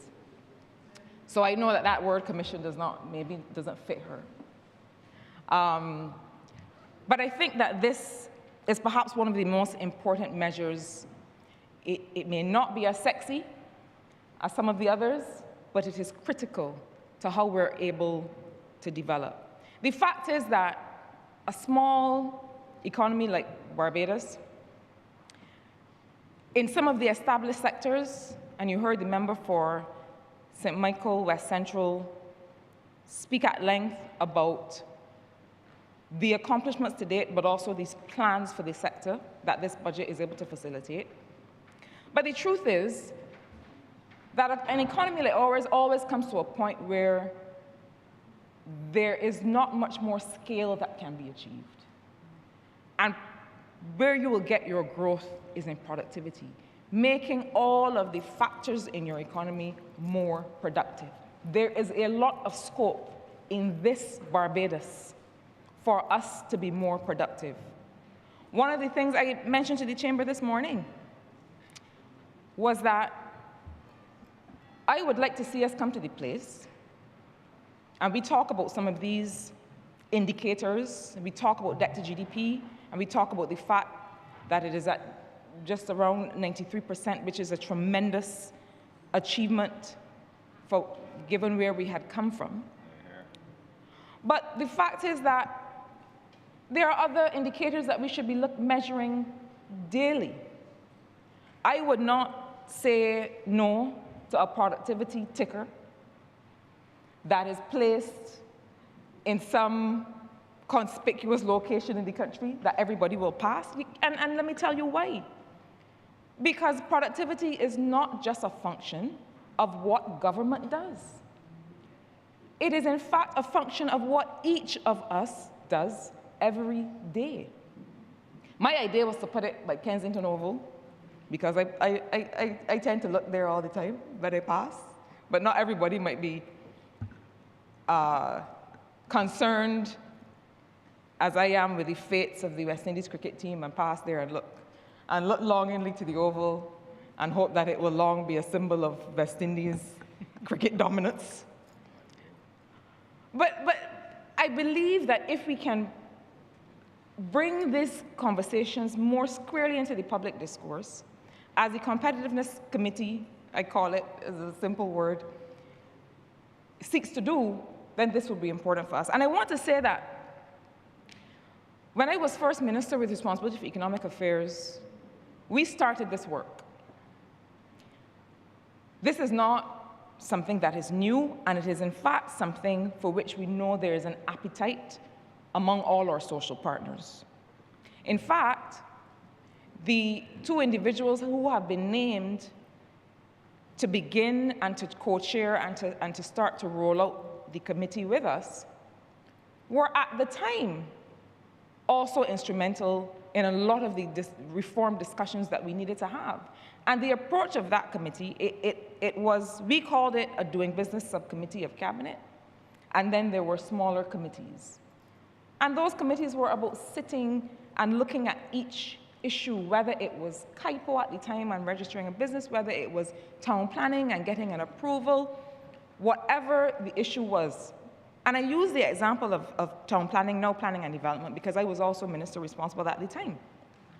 And when we sat together to say, okay, how do we move these numbers? If this thing is taking 216 days on average, how do we get it to 14 days or 30 days, depending on the nature of the application? And it was only when we sat with people around the table who had been experiencing the system that we were able to realize, well, hang on, you might get your application approved. You might finish the process with town planning.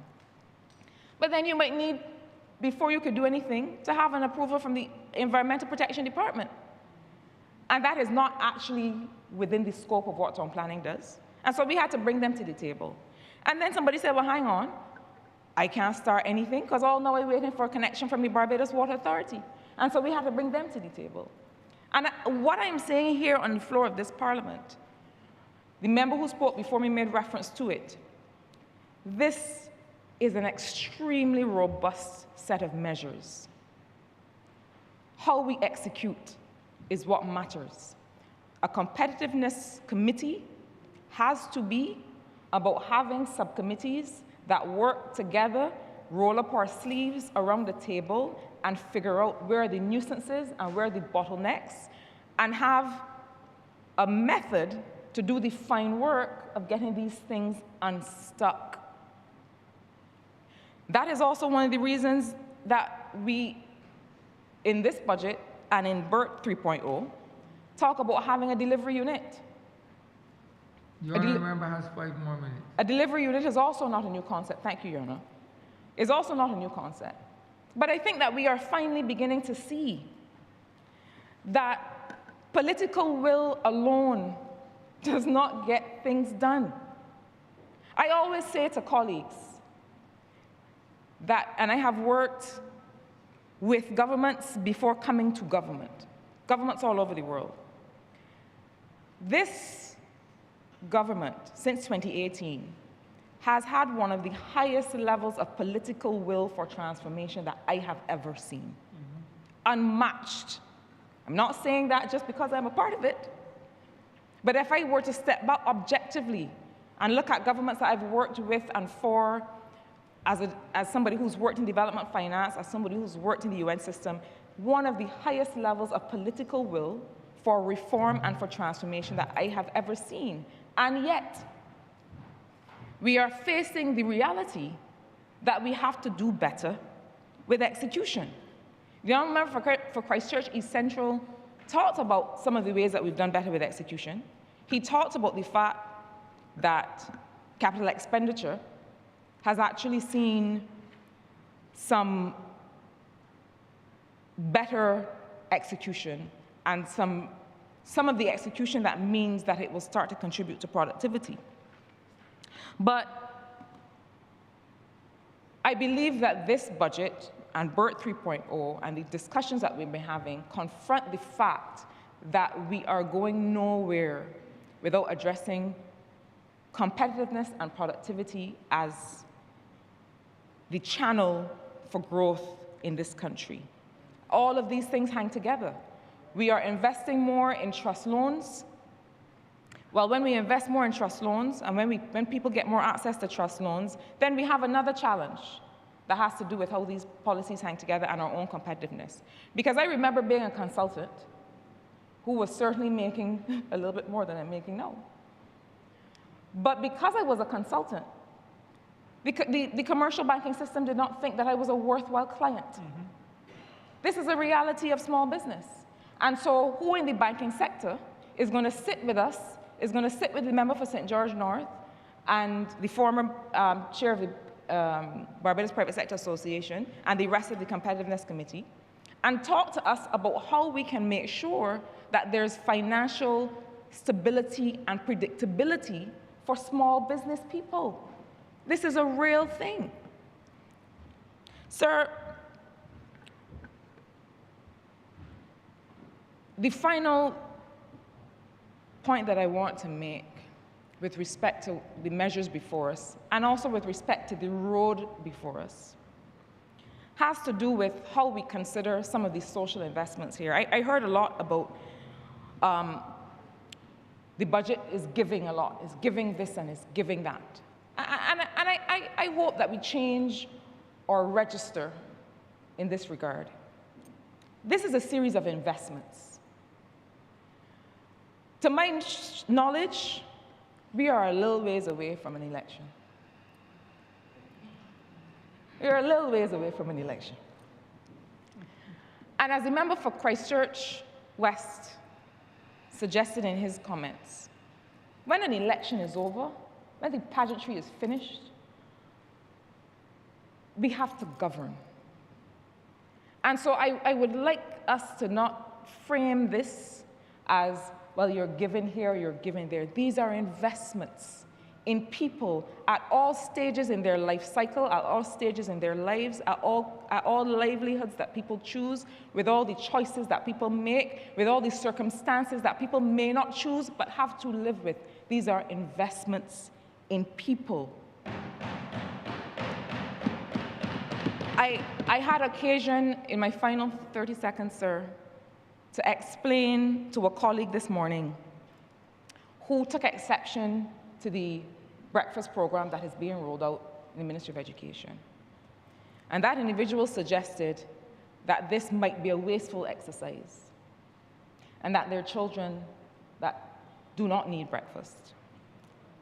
And I said to them, I see the evidence from the Ministry of Education that says that 1 in 4 children show up to school without having had enough to eat. But I also know something else to a certainty. Targeting of young children for this kind of measure is not only more expensive than a universal approach to feeding young children, but it is also undesirable. Let those people who need the service show up and have access to it. That age group, from pre-primary on, when children's brains are still struggling to grow, we know that nutrition matters most then. There are ways to avoid wastage in the system. There are ways to streamline programs. But let us understand that these are investments in young children who there's no measure, there's no reform that the Ministry of Education can bring that a hungry child can absorb. So I ask us to see these measures and this approach as a series of investments in our people. Yes, there are some that target business. Yes, there are some that are going to relate to the energy sector. Yes, there are some that are going to more focus on the household. These all come together. This is the transformation that we need to see in this country to make sure that we can count ourselves as good stewards of the time and the energy and the land and the resources that we have been given to be able to act as custodians for the generations to come. Mr. Speaker, I'm obliged to you.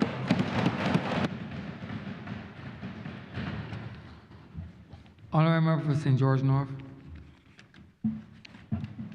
Thank you, Mr. Speaker. Today, I rise to add my voice to the debate, not with an intention to repeat much of what was outlined by the Honourable Member for Christchurch East Central, nor those other Honourable members who have spoken into the debate until now, but hopefully to add my voice with the same clarity and courage that I believe this moment demands. It would be remiss of me, sir, not to commend the Minister of Finance, the Honourable Member for Christchurch East Central, on behalf of the good people of St. George North who sent me here, to thank him for a budget which, to my mind, in many respects, reflects discipline, steadiness, and a clear commitment to protecting Barbadians, particularly in yet another period of real global uncertainty with which we are facing.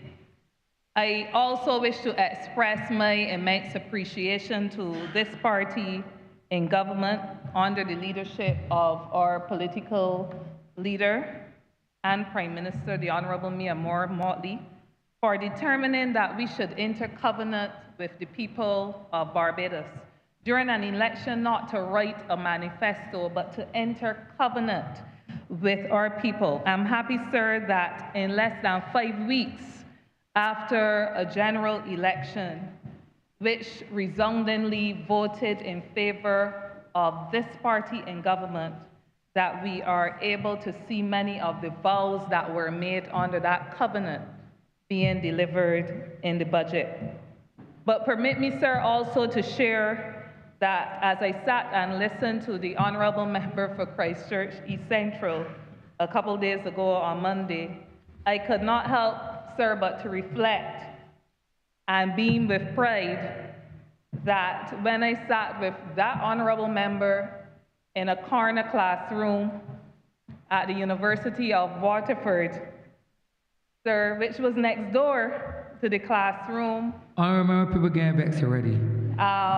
Where the Honourable Minister of Housing sat, that we could not contemplate that the three of us would be sitting in this honorable chamber, called to a moment such as this to be leading and responding to an electorate in the way that we have to serve in our respective constituencies and to serve in this parliament.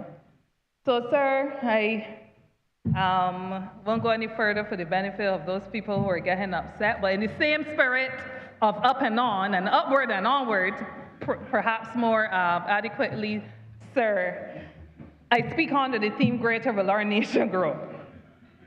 It's a theme that calls us to celebrate our progress, but it's also a theme that requires of us that we honestly confront the barriers that still stand between our people and the fulfillment of that promise or that expectation that greater will our nation grow and greater will our people grow. Yes, Mr. Speaker, in many respects, as we heard from the Honourable Member for Christchurch East Central, we have turned a corner. But none of us is pretending that the journey is over. None of us is pretending that the stability which we now experience in this country is a finish line. When we speak of growth, oftentimes I share the concern of many that it feels like we are speaking in national terms or in statistical terms. But as the Honourable Member for St. Peter outlined when he spoke yesterday, growth is something that people must connect to. Growth is something that people must feel personally and at the individual level. Growth must be the lived experience of the people in this country. Otherwise, the statistics, sir, do not really matter. A nation does not grow, or a nation is not understood to be growing if our people are shrinking under pressure. And sir, I will come back to that point. Permit me to say, however, that I was pleased with the report that was given from the Honourable Member from Christchurch East Central, that Barbados' debt to GDP ratio now stands at 93.3%, which is down from the 178.9% or so that we inherited following the 2017-2018 period. Mr. Speaker, while I say that growth must be felt personally, we can record that as a national victory because in many respects it is evidence that what some felt was impossible, couldn't be done, it was done, it was achieved. It is evidence that under steady, capable leadership, Barbados has been able to restore our fiscal credibility. We were able to protect our foreign exchange, our foreign currency peg.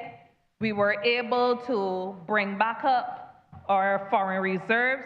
And we have been able to deliver 19 consecutive quarters of economic expansion. So that is national victory.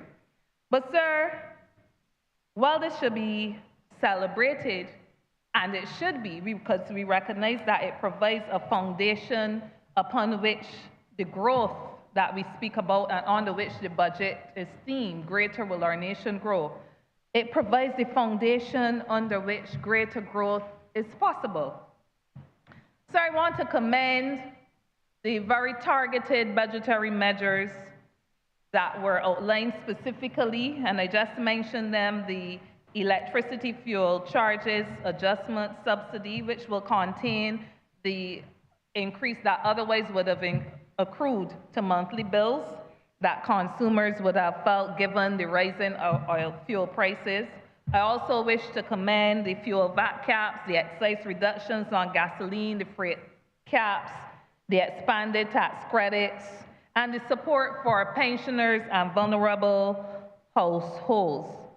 Because, Mr. Speaker, this government has laid it out plainly that energy prices impact almost everything else in our economy, and that the government will absorb 50% of the increase in the fuel clause adjustment is commendable. And while we appreciate that people like to feel money in hand, they like to see money in hand, we should not allow anyone to escape with the belief that these savings do not amount to real money, real protection, and are not the response of real leadership. These interventions matter.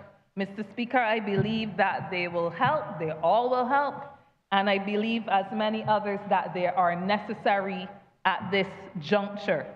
But, Mr. Speaker, permit me to say that it is my belief that in as much as I believe that they are necessary and that they're useful, that they will prove to be insufficient where cost of living is rising faster than wages, and where too many actors in the private sector, not all, but too many actors in the private sector treat every global tremor as an occasion to widen profit margins.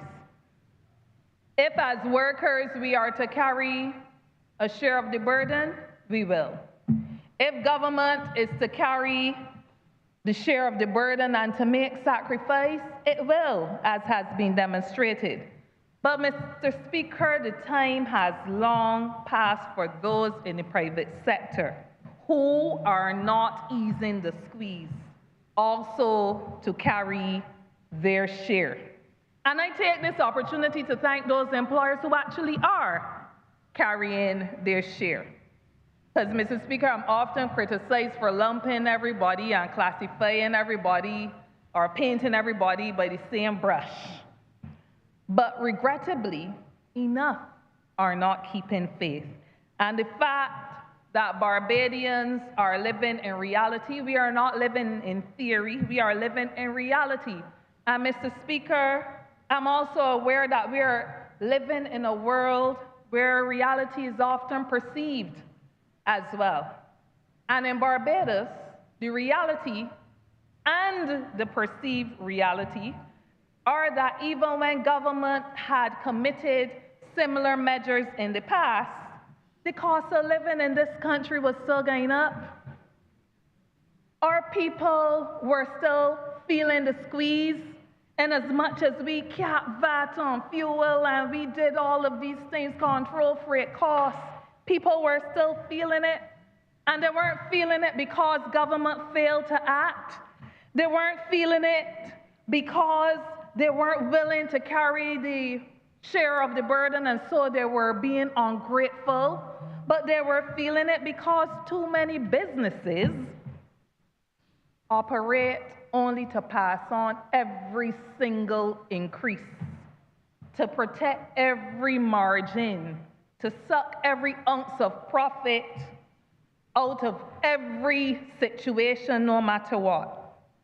Mr. Speaker, even before the budget was laid, we heard the signals loudly and we heard them publicly. Loud enough and public enough for us as Bajans to be put on guard of what would likely happen, that we would experience more of that same kind of behavior to which I spoke.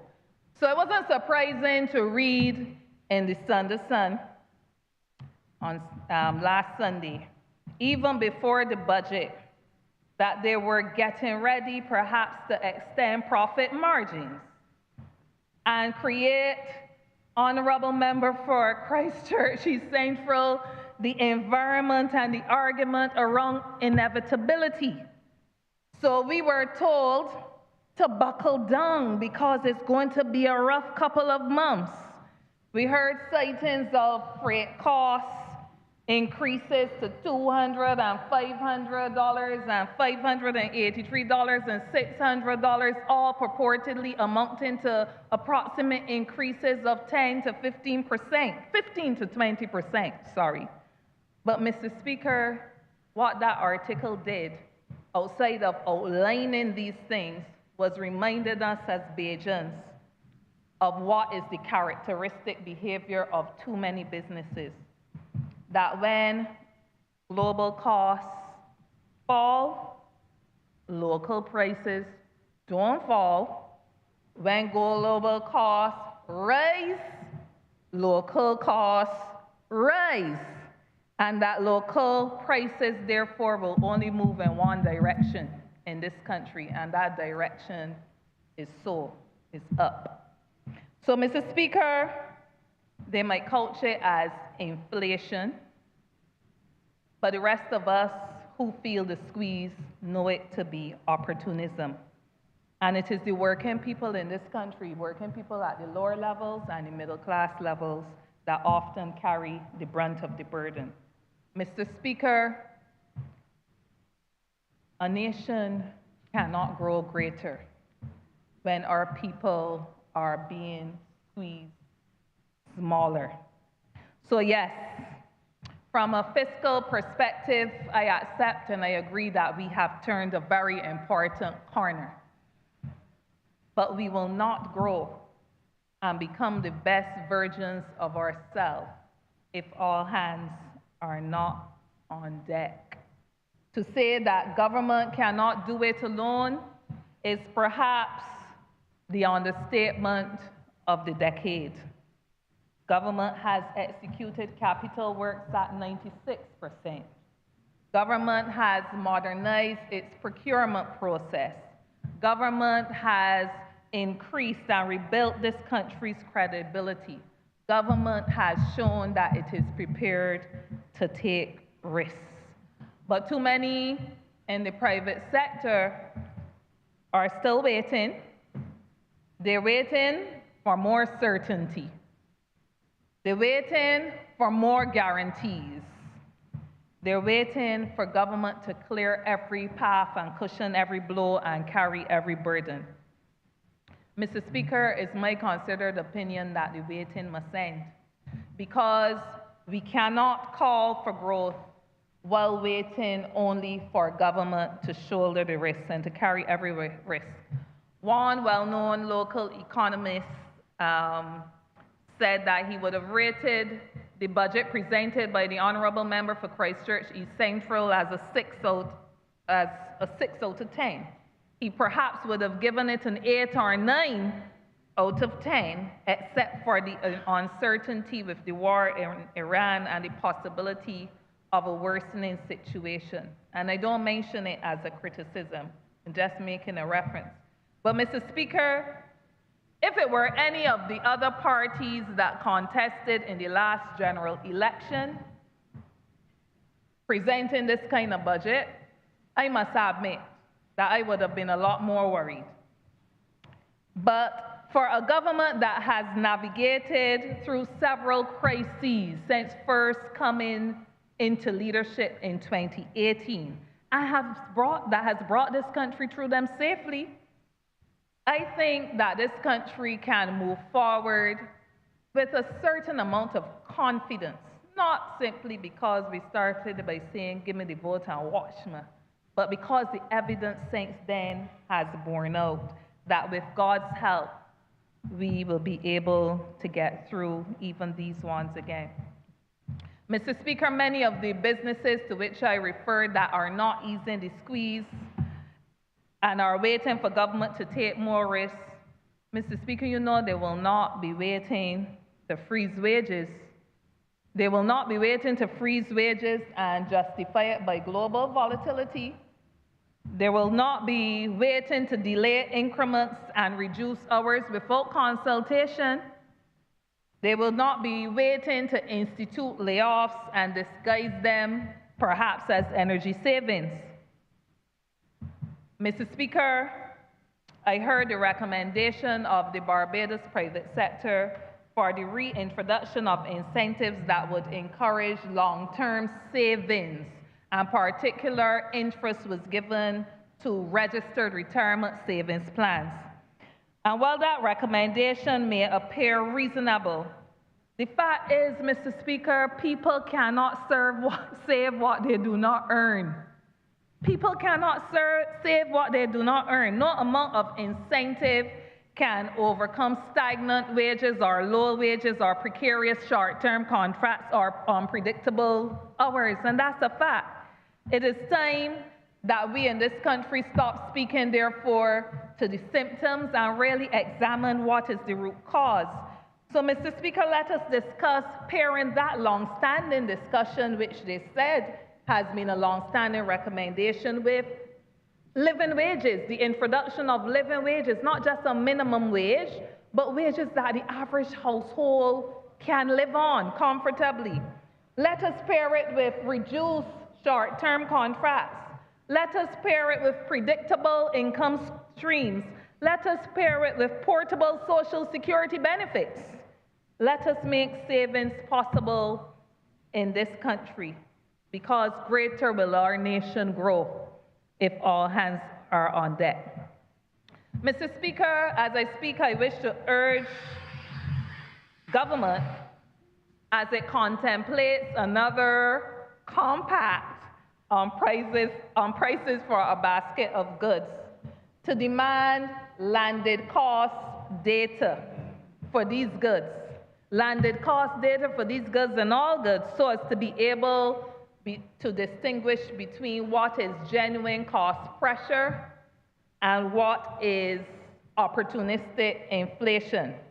This is not a moment for this is a moment rather for shared responsibility and not a moment for selective responsibility.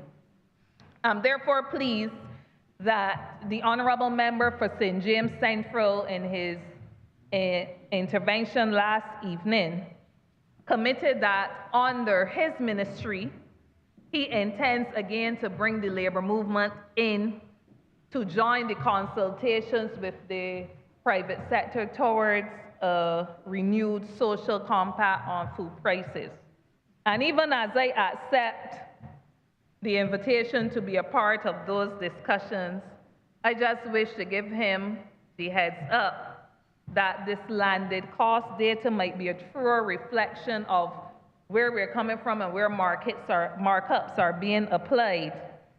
They may be a better reflection of what actually is than what is communicated in the absence of that kind of supporting information.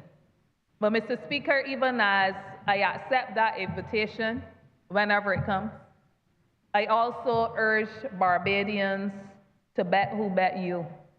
And that is why I was very pleased with the introduction of Ask Delia, because Ask Delia not only tells people what the prices are, but it provides a mechanism through which we can flag where excessive prices and so on are in place in the market. Greater will our nation grow must mean greater must our revenue base grow. And that is for that reason that we recognize we cannot build a modern state on a narrow tax base. And so I welcome the expansion of the tax base, which is not about hindering the vulnerable, but it is about capturing economic activity that currently escapes taxation. It's about ensuring fairness between traditional and emerging sectors. It is about modernizing tax administration, and it is about aligning our systems with the reality of digital, globalized economy. A broader tax base, it is my view, will strengthen our ability as a country to protect our people, especially in moments such as these that we are in. So, Mr. Speaker, as we unlock investment and opportunities that would normally come to Barbados, and we welcome them when they come, but as we unlock opportunities that will normally come to Barbados at scale, for instance, in green industry, in digital services, in construction, in tourism and logistics, we must ensure that our people are catered to. That's why, Mr. Speaker, I really had the honor of laying the resolution on portable security benefits last Friday in this honorable chamber, and I so look forward to the full discussion of it, and more so the implementation of it, because I believe that it uses some very sound principles that can be expanded on to make a meaningful difference in the lives of many. I believe it is transformative, ensuring that as workers move between employers and between industries and between contracts, that they can do so without losing their benefits. I believe that it is a modern social protection tool, and I'm pleased to have the leadership of the Honourable Member for St. Peter in this area, because it also aligns with a lot of what we're trying to accomplish under labor contracts legislation and a lot of what we have been trying to work with even as we work through the labor concessions, tourism amendments that were discussed just over a year or two ago. I turn to the measures targeting our youth. Mr. Speaker, I applaud the budgetary measures that seek to unlock doors of opportunity for many young people. Too often we have our young people, they're told Last 5 minutes. that they lack experience by the very employers who demand more experience. They are told that they need skills by the very employers who don't want to invest in training to build skills. They are told that they need to be more productive, but they're not provided with the systems that will increase or incentivize productivity within the establishments that they find work. So, like the last speaker, I am enthused and excited to be working with the Competitiveness Commission, because in our discussions, we must modernize, yes, we must pursue productivity, but we must also lend balance to the debate. Mr. Speaker, in the budget, we heard that 47.2% of workers lack some of the digital skills required for their roles. 80% of firms indicated their non-ICT staff need stronger digital competencies, and I'm heartened that the government is not seeing this as a crisis, but recognizing it as an opportunity, and I'm therefore further heartened that the labor movement, the training facilities of the labor movement have been incorporated along with NTI as a training entity, because the inclusion of unions, what it does is it puts the union movement right at the heart, the center of digital transformation. And I would just want to encourage that even as employers will be asked to contribute a mere 25% of whatever it would cost to train, that they would also commit to providing time off with pay where it is required to fulfill the digital training that is required. Workers too must be encouraged to seek trading opportunities of their own, and don't sit back just and wait for people to provide them with training and the tools that will take them through life.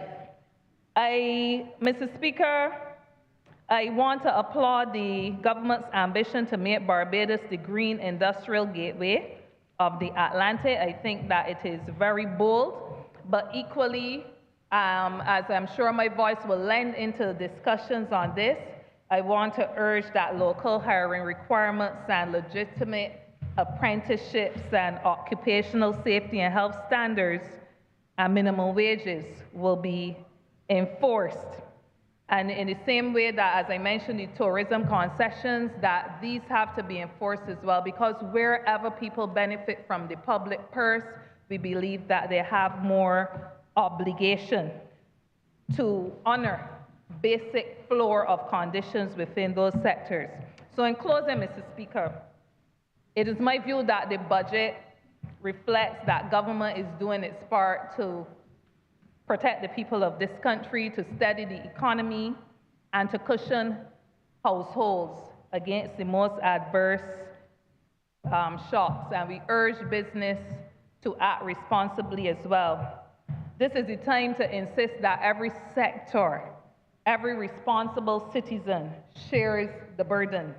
This is not a moment for selective responsibility, as I said before, nor is it a moment for selective sacrifice.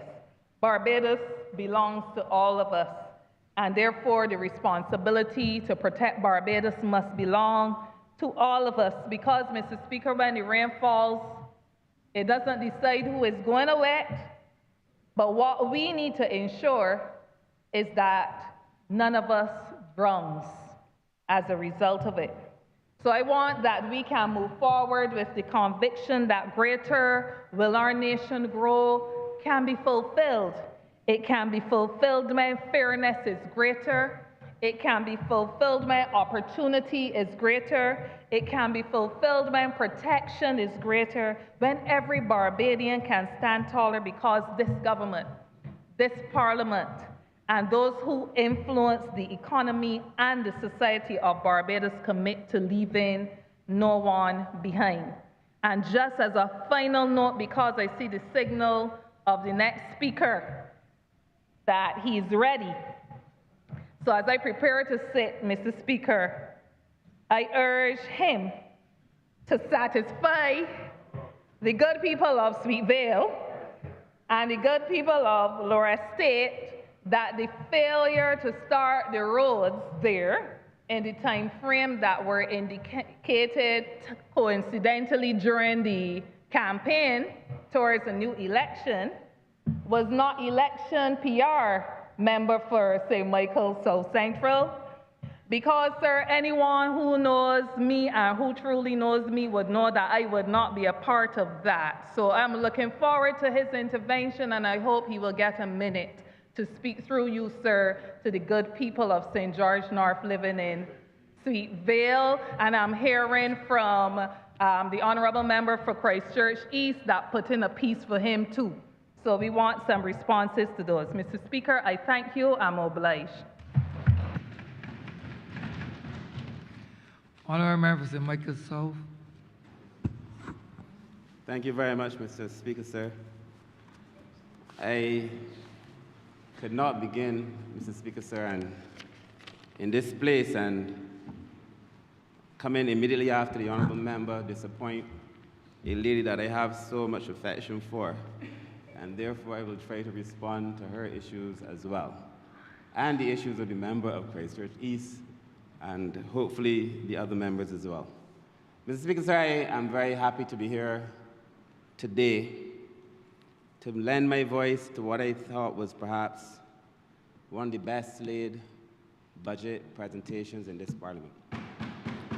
And I say so, Mr. Speaker, having heard a few and recognizing what brought us here. Mr. Speaker, sir, I also would want to begin, as my good friend, the Honourable Member for the City did, by recognizing that we lost a stalwart in that area. Permit me to say two names, sir. Very recently we lost Deborah Gamble, sir. She would have canvassed for me, she would have canvassed for the Honourable Member for the City, and those before me and those before him.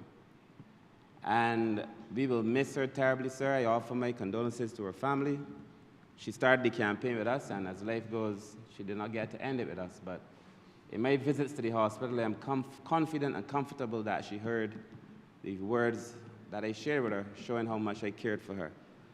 I also would want to say the same, Mr. Speaker, sir, for Michelle Drates, who we also lost, and her funeral was yesterday. Also a stalwart of this party and a very strong supporter. Both of whom would be listening to this particular budget to hear what I was going to say. I also, Mr. Speaker, sir, in this vein, I must thank the Honourable Member for Christchurch West Central. I was equally satisfied in his presentation too. And I feel like I have left that ministry in very good hands, and that he will deliver for all the people, including the older people of this country, especially the older people of this country, as we go forward. Mr. Speaker, sir, the Honourable Member for Christchurch East Central, the Minister of Finance, sir, was brilliant. And there is a quote, sir, "Nothing else in the world, not all the armies, is as powerful as an idea whose time has come." And I believe, Mr. Speaker, sir, the Minister of Finance is a man whose time has come, and he delivered that budget with brilliance, with substance, with humility, and with a calm confidence, sir, that brought comfort to the people of Barbados. This budget, sir, comes at a particular period in time. I'm watching the clock because I know time gets away from you very quickly in this place. And I don't intend to be long. But, Mr. Speaker, sir, it comes at a particular moment in time, sir, where Previously, a lot of what we were doing focused on stabilizing, protecting the foundations of growth, protecting the foundations of the economy, and restoring credibility. We would have done a lot over the course of the last few years, sir, to put us in a place, sir, where we could do what the honourable member did during his presentation. The benefits of a lot of what we were doing, sir, may not always have been visible, but I believe that discipline has created the space for us to be able to do what was done in that budget. Discipline created the space for us to be able to do so. And that discipline must become the order of the day. And I will get back to that a bit later, Mr. Speaker, sir. I believe the questions that were asked were answered in this budget. We were asked, how do we protect households? How do we expand opportunity? And how do we shape cost for the future? Because a lot of what we did in this budget, sir, would help people in the future as well, sir. And I think that is what leadership is about. That's what meaningful governance is about, Mr. Speaker, sir. I also saw during the course of this budget, and I will go through them very quickly, what I thought were very clear anchors that came out to me during the course of the budget presentation, Mr. Speaker, sir. And I'm not surprised because a lot of what would have been discussed, we would have heard during our rubbing shoulders. We would have heard, because people must understand that a lot of the things we do, we don't just do for style. There's a reason behind why we would have the ideas forum. There's a reason behind why we had Paris Speaks. There is a reason behind why it is that we try to have intense consultations on the things that we do. So that you listen, but that at some point you must translate what you have heard into government policy if it makes sense. And I must say, Mr. Speaker, sir, that the people of Barbados make a lot of sense. And a lot of the contributions that you would have heard over the course of the last few years, sir, you would have seen encapsulated into the announcements and pronouncements by the Minister of Finance. I also want to thank the Prime Minister because I know her guiding hand was also on the presentation, of course, Mr. Speaker, sir, as any good leader would do as they're bringing in somebody to come up behind them, Mr. Speaker, sir. So I want to share what I think are the few anchors and then spend a little bit of time discussing the ministry that I now have responsibility for, because I do know if I did not, I could not leave this space in peace, Mr. Speaker. So in fact, I am sure they don't even want me to discuss the anchors, but that they just want me to get to my thoughts on the roads. I would leave in pieces. Thank you, Honourable. Most peaceful man in this place, the Honourable Member for St. Peter, letting me know he may leave in pieces. But Mr. Speaker, sir, anchor one. Shielding households in a time of global uncertainty. I sense that coming out, Mr. Speaker, sir. The idea that we must protect the households in a time of global uncertainty. Let me tell you, Mr. Speaker, sir, during the motorcade before the elections, I was on the back of a pickup truck with the Prime Minister. And other people, we were touring, we did the motorcade. And again, just like in rubbing shoulders, a lot of these things came out. In that short ride, we heard conversations about people talking about culture. People in the creative space want to know what are we doing for the people in that space. We saw houses in need of upgrade. People asking what are we going to do about the housing. Tourists waving, what are we going to do for the tourists. On the back of a pickup truck, I believe we could see government policy taking shape in as much as we will see it in the salons over the next few weeks, the barber shops, the rum shops, Mr. Speaker, sir, in backyards, government policy being shaped by ordinary people every single day, who then speak their minds, sir, whether it's on social media or when they come to these meetings and these conversations. And I believe the first was that they wanted us to have something to shield their households in what is a peculiar time. These are, Mr. Speaker, sir, these are most uncertain times. These days, they say, are funny nights, Mr. Speaker, sir. So what is the government doing? And I'm really watching the time because it really does fly. Mr. Speaker, sir, from April 1st, 2026, the government has said that they will absorb 50% of the increase in the fuel clause adjustment if necessary, which is about $16, I am told, Mr. Speaker, sir. And that's a big deal. It's a big deal for ordinary Barbadians, Mr. Speaker, sir. In a volatile global energy environment, sir, for a government to make that kind of commitment says that it concerns itself with households. And strong economies, sir, are not only about growth, but they are also about protection. The other anchor, Mr. Speaker, sir, that I saw very clearly was about protecting mobility, to protect opportunity, and I mean physical mobility, moving around, Mr. Speaker, sir. We saw concrete fiscal measures with a cap on gasoline, with a cap on gasoline, Mr. Speaker, sir. A cap on diesel, Mr. Speaker, sir.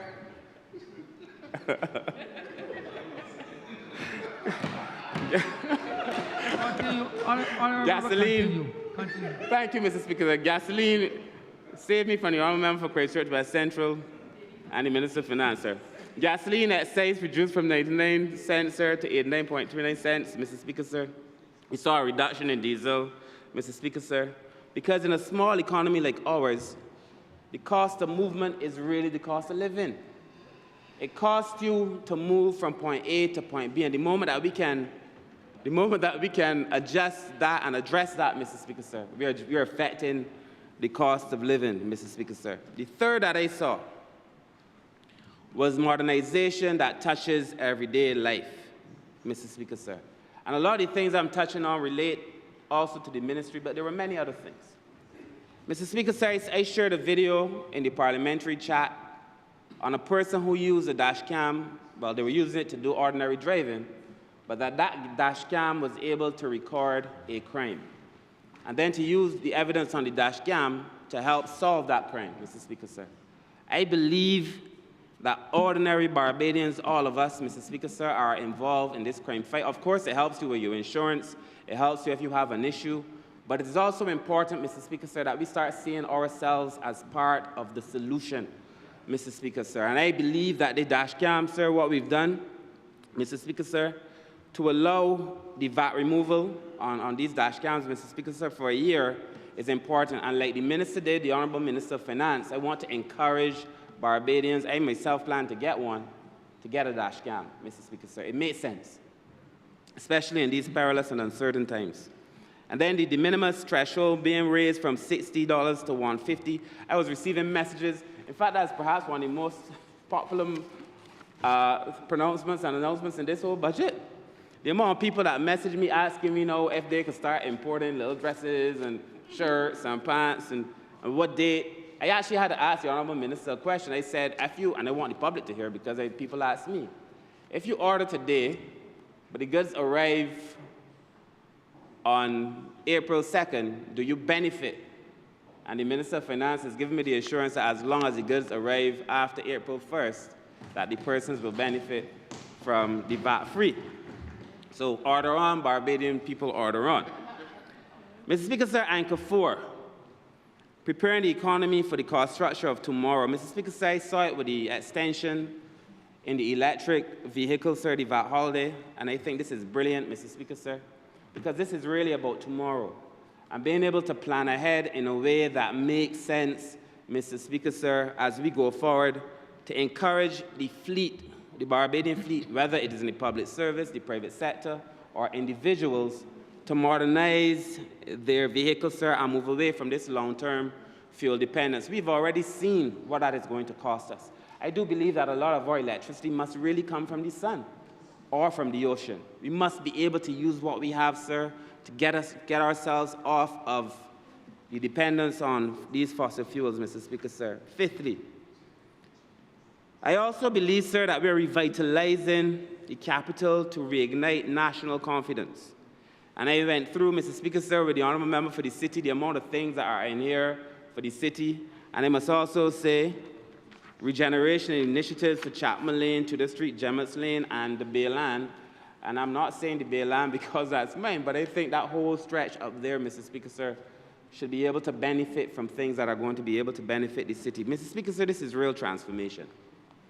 And then as I move on to Anchor 6, before I touch on roads and other things, Mr. Speaker, sir, Anchor 6, the life cycle security. I felt, Mr. Speaker, sir, that in this budget, We saw investment in Barbadians in ways that we have not seen. And in fact, Mr. Speaker, sir, the proximity to the election is alarming, but it also speaks of the commitment that the government has made to being able to help ordinary people.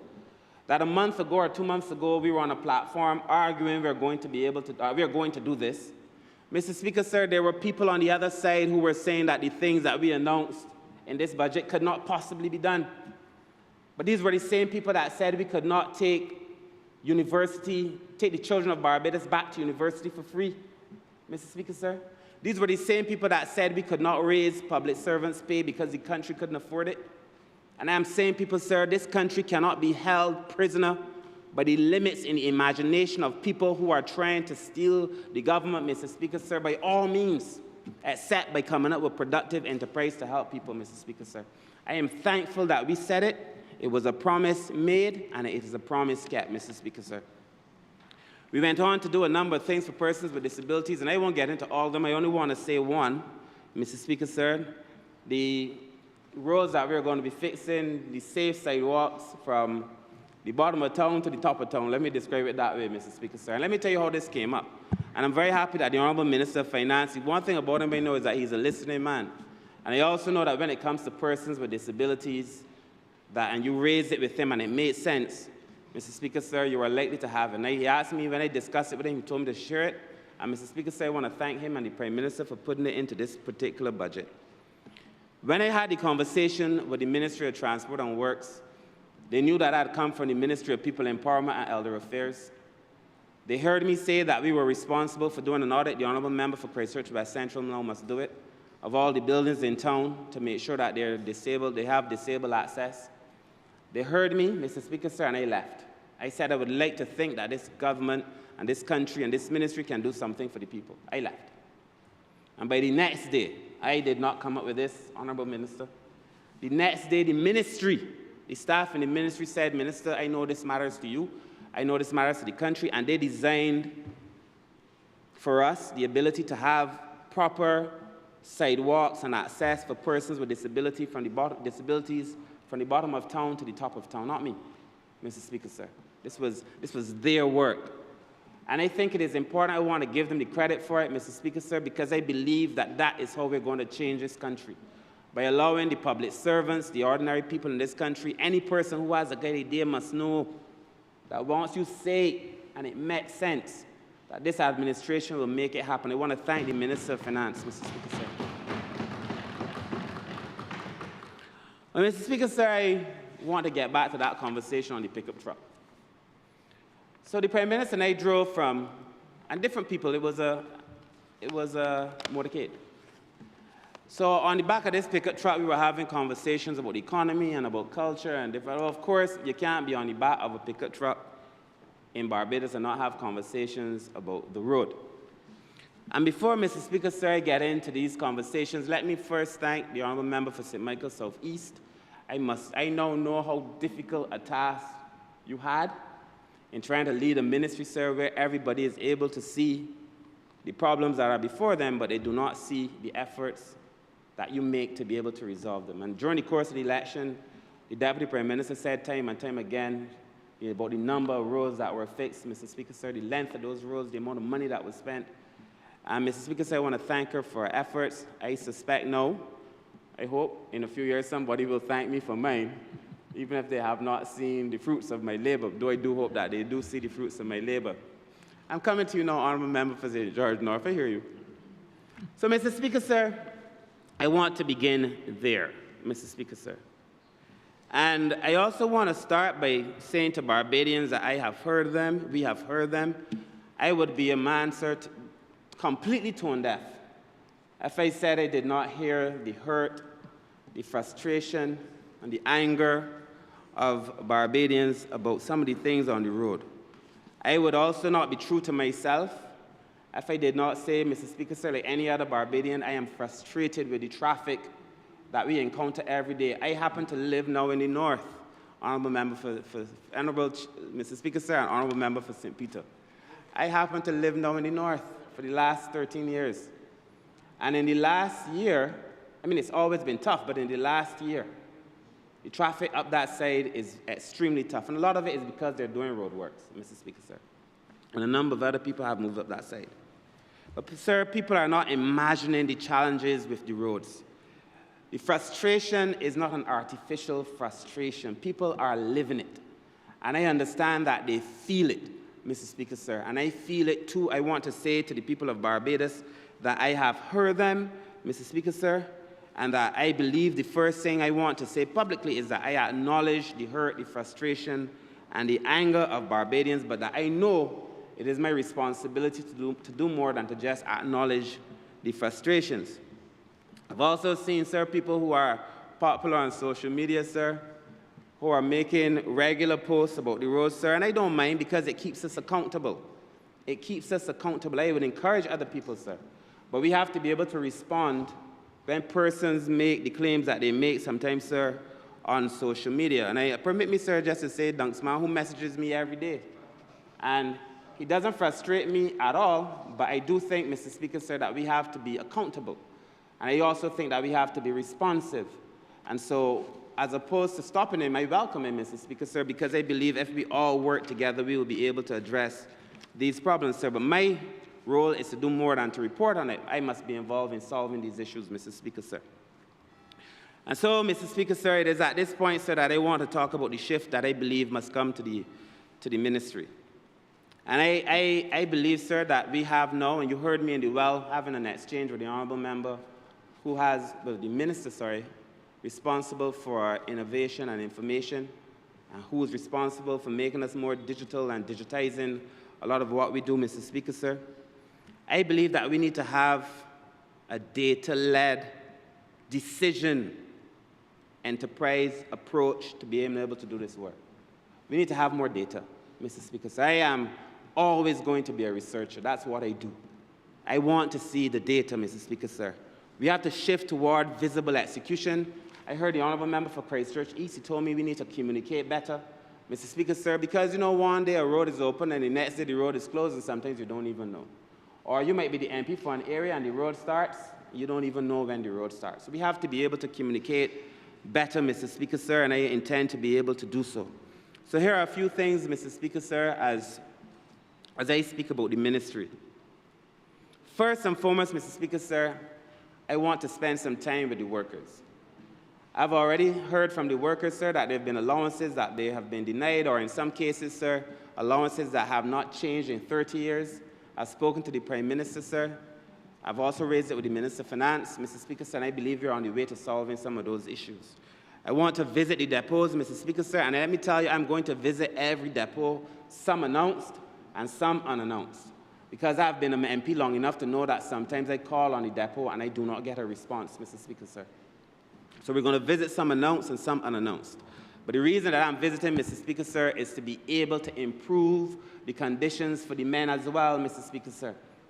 Because if you want somebody to help you, you have to first help that somebody, Mr. Speaker, sir. And I believe if the conditions are not good enough, then I cannot expect the level of production. And I did it when I was at Maritime. We fixed all the fish markets. I did it, sir, Mr. Speaker, sir. I did it at Vauxhall Home. Mr. Speaker, sir, I believe that if people are going to be in a place for a long time, it should be comfortable. But let us talk, Mr. Speaker, sir, about some of the roads. I heard as well the Honourable Member for St. Michael South Central. She spoke about the roads and the productivity. We know, for example, and for sure, that if you're stuck in traffic, that has a cost. It has a cost. And somebody has to be able to cost it, because we're stuck in traffic for a very long time. And you have somebody has to cost it. What it costs the economy, sir, also might even cost you days or weeks off your life. That level of mental anxiety has a cost, Mr. Speaker, sir. We have to be able to cost it. We have to be able to address it, Mr. Speaker, sir. And I want to begin by explaining a few things. Thus far, the ministry, I think in the course of the last year, have issued contracts totaling about 90 million Barbados dollars. And in the last few weeks, sir, we have issued contracts for small roads and cart roads, and these are the roads, for the most part, that honourable members concern themselves with, for the most part, up to $17.5 million. So in a total of $90 million, 46 tenantry roads, sir, and cart roads for $17.5 million. So you're going to start seeing very soon a lot of these small roads and the cart roads that we care about, sir, in the communities, Mr. Speaker, sir. Very soon you're going to be seeing a lot of these roads being repaired and being fixed, Mr. Speaker, sir. There's sections from on the ABC Highway, Mr. Speaker, sir, Lodge Road, Ferry Valley Road, sir, a number of roads, Mr. Speaker, sir, that are going to be repaired very soon. I give the honourable members and I give the public this commitment, that the communication from this ministry will improve, that when we're going to fix the road, we will let the people know we're going to fix the road. And I mean more than the small little sample. I told them this. When they said, well, we do that already, I mean more than the small little thing that you might see in the paper. I mean dedicated people on social media, in the press, the news, Mr. Speaker, sir. It has to be that people, my mother used to say to me, if she calls me or if I call her and then she doesn't answer, I say, but Mommy, I told you, she said, you can tell me. Or if I not acknowledge you or if I hear you talk, but you don't talk to me. So if it is that the people haven't heard us, we haven't said it. We have to find a way to make sure, Mr. Speaker, sir, that we communicate effectively with the people of Barbados, Mr. Speaker, sir. And we're going to talk to the people, the honourable member for Christchurch East. I promised you that the road works that you've been asking me about, the ones, you asked me about two in particular. You asked about Chancery, the works in Chancery Lane. You asked about the Wilcox, Mr. Speaker, sir. We're going to make sure that we communicate those roads. The honourable member for St. George North. I also have your roads that you just mentioned. I have dates, but I will not announce them because I know you can say one thing and get another. But just to be sure that we're going to have conversations with the public and your people, and before any of these road works start, I will let the MPs know so that they can communicate directly with their people. I know that that has been a challenge for us, Mr. Speaker, sir, and it has nothing to do with the minister, because I realize sometimes you can say one thing, expect that it is done. I've come to realize that that's the case. And you know, sometimes in MTW, you say one thing, you expect that it's done, and it's not necessarily done. And from now on, though, when we say we're going to do something, Mr. Speaker, sir, there has to be accountability. I will not go through all the other things, the other roads, Mr. Speaker, sir, because I know I don't have a lot of time. But I also want to say to the public, sir, that we're going to concentrate our pothole passion now in communities, so that we're going to make sure that when we come to a community or a constituency, don't come and patch a one hole on this road and another hole on that road. You're not going to see it. I say, we go to the constituency, you leave 2 or 3 the new pothole patch pros that we have for the highways and the byways, but you take about 4, and then some men. And when you leave that constituency, make sure the constituency, all the potholes are done. And then we'll say to the public, we're doing this constituency or this area, and then that area, so people can wait, knowing that we're going to bring them some relief, Mr. Speaker, sir. So that there has to be a new strategy, and that strategy has to be communicated, and you're going to see that communication over the next few weeks, Mr. Speaker, sir.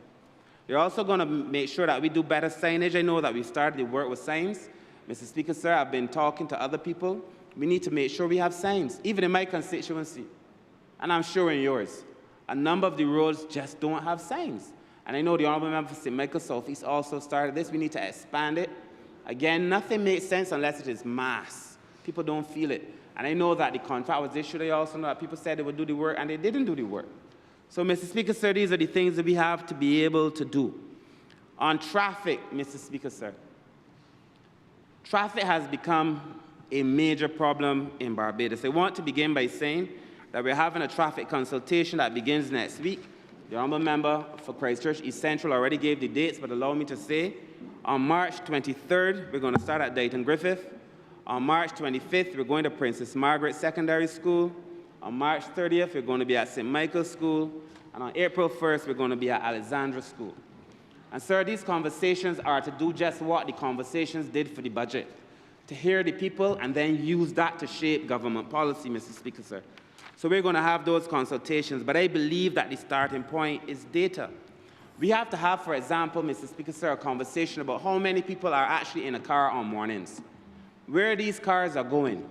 What is the purpose, Mr. Speaker, sir? If you're going to have an effective solution, we need to have a lot more information than we currently have. There are some countries, Mr. Speaker, sir, where you can only go certain places if you have 4 or 5 people in the car, because they understand that transportation is more than moving people. It's about productivity, as we said, Mr. Speaker, sir. I've already spoken to the Education Minister to have that conversation around how do we stagger times. Mr. Speaker, sir, these are some of the things that we must explore, Mr. Speaker, sir. We have to look at the peak time traffic. And I know, Mr. Speaker, sir, as God is my witness, this idea that you go by a bus stop at 9 in the morning or 8 in the morning, and you got to hope and pray that a bus comes, makes no sense. It has to stop. There is an app that the ministry has developed, Mr. Speaker, sir, but it has to be on everybody's phone. If it is not the latest, if it doesn't work, if it doesn't give people assurances, it doesn't make sense, Mr. Speaker, sir. People have, if you know that the bus is coming at 9 o'clock, you're not going to go to the bus stop at 7 and spend 2 hours in the hot sun or the rain. And Mr. Speaker, sir, when I'm driving to work and I see people, little school children, standing by the bus stop, sometimes unattended, because that's the reality of Barbadian life. They don't know if a bus is coming or not. We have to make sure that that system is reliable and it has to be predictable. And it's not good enough to say the bus will come in 2 hours. Either we have to have buses coming on the regular. The Honourable Member for St. Michael South East bought the most buses in the history of transport, Mr. Speaker, sir. We have to make sure that those buses are deployed in a way, sir, that we can get more regularity on the road, Mr. Speaker, sir. And one of the big solutions, I think, Mr. Speaker, sir, is the Barbados Mass Transit Authority. Mr. Speaker, sir, I think that's going to be very, very important, Mr. Speaker, sir. I believe so. And I say so because, Mr. Speaker, sir, the solution to our problems cannot be a transport board solution. If we think that the transport board alone has the solution to our problems, then we deceive ourselves and the truth is not in us. I am saying to you, Mr. Speaker, sir, that we must look at a total solution. Anybody that is plying their trade on the roads, any public service vehicle, sir, must be held accountable for what is going on in Barbados. The idea that you can choose what time you start working, choose what time you're going out, choose who you're going to pick up, those days have to come to an end, Mr. Speaker, sir. The Barbados Mass Transit Authority must have a strong hand to play in the way we advance in the solution to some of our problems, Mr. Speaker, sir. I have said, Mr. Speaker, sir, that I grew up where when I was going to school, I never really catching a lot of buses because I lived in the Pine. I went to St. Michael's School, and many a day walked down, and many a day walked home. When I did my A-levels, I went to community college. I was actually going to go to Common Mary, I must confess this publicly, but thankfully, the economic circumstances prevented me from making that decision. And I used to walk to community college because from the Pine, it was easy to walk, and I didn't have money to pay 2 bus fares at the time, Mr. Speaker, sir. So I never was in this bus culture that kind of way, but on weekends, Mr. Speaker, sir. I want to be able to say that we will support the persons who travel and who own and who conduct and drive the public sector vehicles, the public service vehicles, particularly the ZRs, Mr. Speaker, sir, because we got to be honest. The conversation is always around the ZRs. And I'm not saying that all ZRs are out of control, Mr. Speaker, sir, but some of them. I see it myself. And order must be the order of the day, and this era of recklessness must end, Mr. Speaker, sir. And so we're going to have that conversation with the operators, Mr. Speaker, about how it is that we're going to make sure that Barbadians feel safe when they get into these ZRs, or when they get into public sector vehicles in general. And I want to say that I'm going to have a conversation with them to make sure that the good ones among them, Mr. Speaker, sir, are able, you know, right now ZR drivers complain for ZR drivers. The amount of ZR drivers that have stopped me to complain for other ZR drivers since I took up this ministry is alarming, Mr. Speaker, sir. So we know that we have a problem, and we have to be able to strengthen the Barbados Mass Transit Authority when it comes. That is vital, Mr. Speaker, sir. The leadership of it, the management of it is going to be vital, Mr. Speaker, sir. I know that we're looking at hiring some compliance officers because currently they can only operate in the bus terminals. They have to be on the road. And when we see people acting out of order, this country has to return to order. I began by saying that the reason we are in this position is because it is discipline that gave us the fiscal space to make the decisions that the Honourable Member made. It's going to be discipline on the road that is going to allow us to address a lot of our traffic issues, Mr. Speaker, sir. I see you, Mr. Speaker, there. 5 more minutes. I'm asking. I control the time. Yes, sir, yes, sir, yes, sir, yes, sir. I am asking for 10 more minutes. Mr. Speaker, sir. I think you want me to express judicial deafness. Sir, because I heard 10. I heard the number 10. You can count very well, sir. But you got to get to 2 before you get to 10. Mr. One Speaker, thing you all remember. Mr. Speaker, sir, you and you alone control the time in this place. I'm glad that you know acknowledge that. Forgive me, sir. I was out of order. You are forgiven. Thank you, sir. Mr. Speaker, sir, I've already started receiving some. We put out a WhatsApp number. We put out an email, sir. I've already started receiving a number of suggestions about how we can address some of the traffic on the road. The Prime Minister herself has put forward a suggestion. Members in the community who do work have already proposed many suggestions. For example, dedicated one-way lanes into Bridgetown, dedicated one-way lanes out of Bridgetown. I've heard people suggest, Mr. Speaker, sir, people who know, and permit me, sir, some of these suggestions, permit me to say, came from Carl Williams and that team too. I got some from other persons in construction, Mr. Speaker, sir, that we may even have to do a flyover of sorts across the highway, there by the Bell or under the highway to be able to cross that road because it sends people that way. And we all know, sir, you know what causes a lot of traffic in the morning? Just when you come in, you got to turn right, which means you got to stop the road, the traffic from going. You got to stop and turn right. First of all, nobody wants to let you out. We got to make it easy for people to turn left, Mr. Speaker, sir. But we're going to have these consultations over the next few weeks, Mr. Speaker, sir. I now move on very quickly, sir, as I come close to the end, to the licensing authority, Mr. Speaker, sir. The licensing authority, Mr. Speaker, sir, is a very important part of our system. And there are a number of Barbadians also complain about that experience. My daughter was recently trying to pay her thing online, and it didn't go very well, Mr. Speaker, sir, but it happens. And so we have to find a way to make that work. I already heard in here again from the MIST staff that they've been already working on some solutions to some of the challenges there.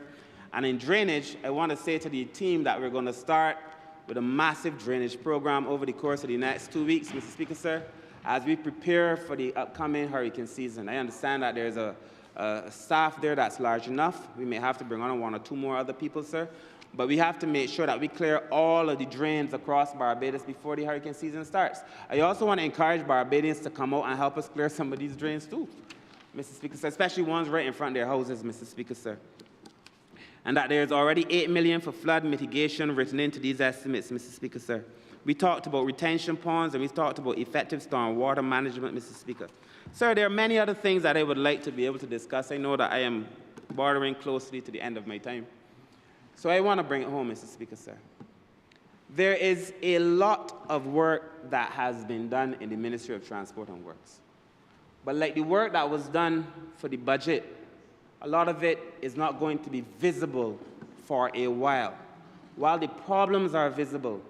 But as we were able to wait, Mr. Speaker, sir, for a few years to be able to get a budget that all Barbadians have found favor with, I ask and I implore Barbadians to give us a little time and to give us a little grace to be able to address these problems. I speak to my colleague members and I say to you that I promise you that I will come to each of you one by one. We will visit your areas, Mr. Speaker, sir, and we will make sure that we address the major roads immediately. But the potholes, I believe, sir, cannot take forever to do. I asked my staff, how many potholes in Barbados? They thought it was a joke, but if we're serious about it, we're going to know. How many potholes on Lanes Road? How many potholes in this place and that place? I asked them, Mr. Speaker, sir, when are we going to fix Reesland in Bredens Hill? The Prime Minister visited Reesland with me twice. It still isn't done. I promised them that road is going to be done, however, Mr. Speaker, sir. But we have to have an overall solution. So, Mr. Speaker, sir, I see you. I want to thank the people of Barbados, Mr. Speaker, sir, for the support that they gave us as a government. I want to thank my colleagues for the support that they have given me on becoming Minister of Transport and Senior Minister responsible for infrastructure. We will work together to solve these problems together, Mr. Speaker. So where you have challenges with your constituents, if you allow me to, I will explain in detail what the challenges are, why we can't fix as many roads as they would like at the time, Mr. Speaker, sir. But I am open to conversation as this ministry continues now to be open for business. With those few words, sir, I support this budget fully. I commend the Honourable Minister of Finance, and I ask that the people of Barbados continue to support this administration as we do what we do on behalf of those people. Thank you, Mr. Speaker. Honourable Leader Government. Thank you, Mr. Speaker. I come late in the day. I believe it is only the Honourable Member for St. Michael Northeast and the Honourable Member for Christchurch East Central remaining to speak in this debate.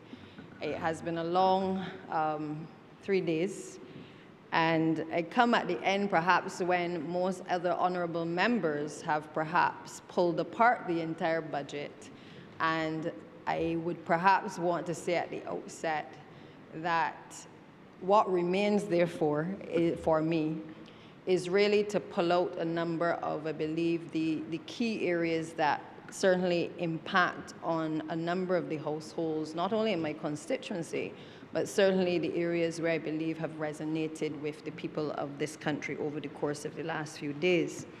Like other honourable members, I want to thank the people of St. Michael Southeast who have reposed confidence in me now for 4 terms. Like others, I don't take it lightly. This is my 15th year in public life, starting from the other good place of the Senate into this place of the House of Assembly. And those persons, because I have grown with them, literally and figuratively, have become certainly more than simply constituents, Mr. Speaker, but they have become an extended part of my family. I want to thank them for their patience, because certainly after a heavy campaign, all of us, and I think I speak on behalf of all honourable members, we were thrust into a campaign just at the beginning of the year, and all of us have been in this place for the last at least 3 weeks since the opening of Parliament, from the estimates of revenue and expenditure into the budget. And I am sure that we will rejoice at the end of today's session, but certainly all of us will hit the ground as soon as we possibly can after we've had a bit of rest. So I want to thank my constituents and certainly all of the others who have exhibited the level of patience that I believe has been required. Mr. Speaker, I'm also grateful to the Barbados Labour Party for the opportunities that have been presented to me over the past 15 years. And I say that because as I listen to all other members who spoke, I think it is almost the norm now that we only speak to the constituents. And I remember when I spoke in the Constitutional Amendment Bill, I mentioned the fact that we have perhaps conveyed the impression that how we have gotten here is on our own backs, and not often on the back of also a political party. So I want to take this opportunity, for those who have not said it over these past 3 days, to also thank the Barbados Labour Party and its leadership for being able to steer the ship that has certainly guided us and given us a platform which has been sound not only on philosophy, but also on being able to deliver to the people of this country. I also want to join all other honourable members in congratulating the honourable member for Christchurch East Central on his presentation in this year's budget. It was evident that the honourable member has had deep discussions with the key stakeholders, that he understood his mission to ensure that there was, in a sense, something for everybody to take away, and that the budget was clearly shaped against the lingering effects of the COVID-19 pandemic, the war in Ukraine, and the rising geopolitical tensions in the Middle East, all of which have driven up energy prices and shipping costs, and would no doubt have intensified the pressure on our households across this country. But I was proud, sir, not because the honourable member for Christchurch East Central is a former student of Commonwealth School, as some of you are, Mr. Speaker, including you, as I will never be part of that discourse that places that emphasis on an institution, especially as a former Minister of Education, because I believe that all schools ought to be equal, and that it isn't a case of that some schools are more or better than others. And therefore, I celebrate the honourable member for his presentation, because I believe he is testimony to what free education in this country has been able to deliver. I'm also proud of him, Mr. Speaker, because I recall as a young member, back in 2013, the honourable member would have made his debut into the political fray by an article that was called "Who Will Put the Genie Back into the Bottle?" It was titled "Dispelling Political Myths with Economic Facts." Many of you are nodding, many of you recall We didn't know much about this individual, but when we read that article, given the then current climate, it was clear that what he was saying and what he was analyzing made a lot of sense. And I believe that the honourable member has come full circle today in terms of his presentation, being able to now put that genie back into the bottle. Mr. Speaker, I dare say that all of us have watched him. We've watched him lose a bit of hair. We've watched him turn grey over these last 7 years. We've seen him shouted at on many occasions by the Honourable Prime Minister, a member for St. Michael North East. And we are all, I believe, Mr. Speaker, extremely proud of what he has presented here, but also the individual that has been shaped by difficult circumstances, and I want to commend him as well, along with the team that would have worked with him over those course of 7 years to be able to get us to this point. It is not often, Mr. Speaker, that I would say that he is, I would have to say he has his shortcomings. Sometimes he doesn't answer our calls, but we are but we understand as well that this type of work requires you to be very focused and certainly very disciplined. And as I said, I think that he has delivered in this budget for not just this government, but certainly for the people as well. Now, Mr. Speaker, as we have listened over the past few days to the calling programs, I watched even the comments online, I would have to say, even as I opened the newspaper this morning, that the general sentiment is that this is a good budget. I asked myself, really, is it a case of that people cast their minds back to the days when a budget presentation also had in a little bit of pain? Because I recall sitting on the other side when the presentation included not just the state of what was happening in the international market, but it also brought a bit of pain in relation to layoffs. And I recall the time when we had about 3,000 people being laid off. So if we gauge it on the basis of what people have become accustomed to, I would agree that it is definitely a good budget, because this administration has had a number of programs, whether we call them crash programs or otherwise, where we have had, because of the COVID pandemic, because of the ash fall, because of simply the structural adjustment programs, we have had to bring on people to be able to do a number of tasks. And Mr. Speaker, I speak of those programs where after and during COVID, we had people who were school monitors in the school system. Many of those persons, this administration then turned those individuals into school assistants. I recall we had the program with the ash workers after we were cleaning ash. And what did this administration do? It then sought to not only train up those individuals, but to be able to empower them, to be able to engage them back, to be able to work for government as well.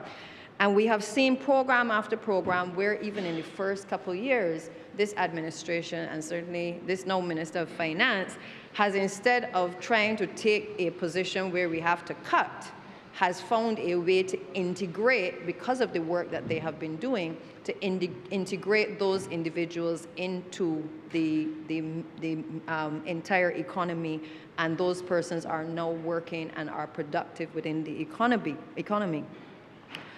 What is interesting also is that when you look at even the spokesperson for the Democratic Labour Party's comments in relation to the budget, as I was reading it this morning, I noted that, again, they are of the view that we have delivered meaningful short-term relief to Barbadians. Their only concerns was whether we have had, or whether we will have, fiscal sustainability, and whether we have perhaps certainly thought out the long-term economic planning. But they are clear that all of the measures that have been identified by the Honourable Member for Christchurch East Central have been necessary because of what is taking place in the global environment. So whether it's been the reverse tax credit, whether it's been the support for the pensioners, whether it has been the support for the vulnerable groups, whether it has been trying to make sure that we protect the people or disabled persons within various communities. The reality is that we do not seem to be at too much cross purposes with the opposition as it relates to whether these measures are intended to be effective. What, however, is interesting, and I had to take a moment, I am no economic expert, Mr. Speaker, but what I understand in terms of how we have gotten here is that we've gotten here because of fiscal prudence. And by that, it has meant that we have, instead of focusing on individuals and taxing individuals repeatedly year after year, that this administration and the economic team has had to focus now on corporation taxes, with the majority of our monies being accumulated by the corporation taxes, and indeed being able to then take those corporation taxes and ensure that we are able to distribute that towards the benefit of our social service programs. So that's what you see in this budget. You see an administration that has tried to take the burden off of the individual taxpayer, place it by a deliberate attempt to seek out investors who want to come to Barbados, who recognize that we have the stability, who recognize that Barbados is a place where they want to move their main offices and they want to establish in this jurisdiction, because for the most part we are more safe perhaps than other territories. And they also believe that the ease of doing business is a lot better in this jurisdiction than it is in others. They've also recognized, Mr. Speaker, that we are making the adjustments that they have also asked us to make in relation to doing business by creating now Business Barbados to be able to help us to attract that investment. So we're not just trying to attract any investment, but we are trying for the most part to attract the level of investment that is going to give us the corporate taxes that will help us to be able to build out our social programs. I recall, Mr. Speaker, being in this place when there was a huge debate regarding whether Barbados is more than an economy, it is a society. And I feel as though we have come full circle, whereby these measures in this budget in particular, we are starting to see the fruits of the labor. We are starting to reap the harvest to be able to not only drill down and get investment to Barbados, but also to make sure that that investment is now able to help us to build out our society as well. The Barbados Labour Party has often been criticized as being the party of big business, of being able to see the big vision. Our leaders have always been people who were not living for this time, but people who had the projections and the visions of what a Barbados could be, that always felt that Barbados could punch above its weight, that could see things that sometimes it felt like the ordinary other members of a cabinet sometimes may not have been able to see. We have been fortunate as a political party to have had such visionary leadership. And Mr. Speaker, I am proud, as well as I am sure all other honourable members are, to know that in this day and age, this day of our Lord, this year of our Lord, that we are part of a political party, of a government that has the leadership of the Honourable Member for St. Michael North East at its helm. I say that, Mr. Speaker, because if we had given this course that we are on to anybody else, I believe that the last 7 years would not have been able to bring the fruits of the labor that we have been able to see manifesting while we are certainly alive. It is not by chance that in the last 7 years, Prime Minister has flown the Barbados flag, has taken her vision to the world stage, and I call it if I can, Mr. Speaker, the mere factor that has gotten us to this point, that has given the Honourable Member for Christchurch East Central the opportunity to be able to craft a budget that is not only relevant for the times, but also has allowed us to have the fiscal space, because on the international stage, people now listen to Barbados. People now want to hear what Barbados has to say. And it is not by accident that we have a leader who has been able to open up that fiscal space, because people are listening, not because she's talking for Barbados, but she's talking for all other small island states. And in turn, she is talking for the world. So when we talk about global leaders, I humbly and respectfully submit, Mr. Speaker, that we are not talking about our own Barbadian Prime Minister, who has been able to blaze her own trail in the global market to be able to give Barbados the recognition that it has gotten over this tenure that she has been on.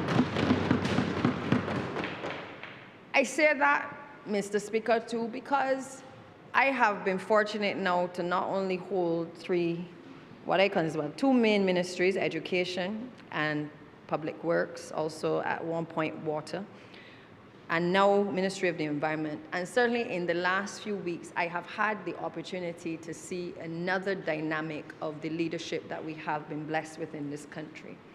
I say that without fear of contradiction, Mr. Speaker, because whether it has been the position that we have taken in relation to education transformation, whether it has been our position as it relates to being able to secure international financing to be able to build out road infrastructure in this country, or, Mr. Speaker, as we are recognizing more and more with the Ministry of Environment, that there are a number of funding institutions, global institutions, that have provided the financing to this country, not because they simply like us or because they like the sandy beaches that we have, sir, but because they believe that because of the fiscal prudence that we have been able to demonstrate and the voice that they're here on the world stage, that this little island is on the correct trajectory to be able to develop this small island as a proper developing state.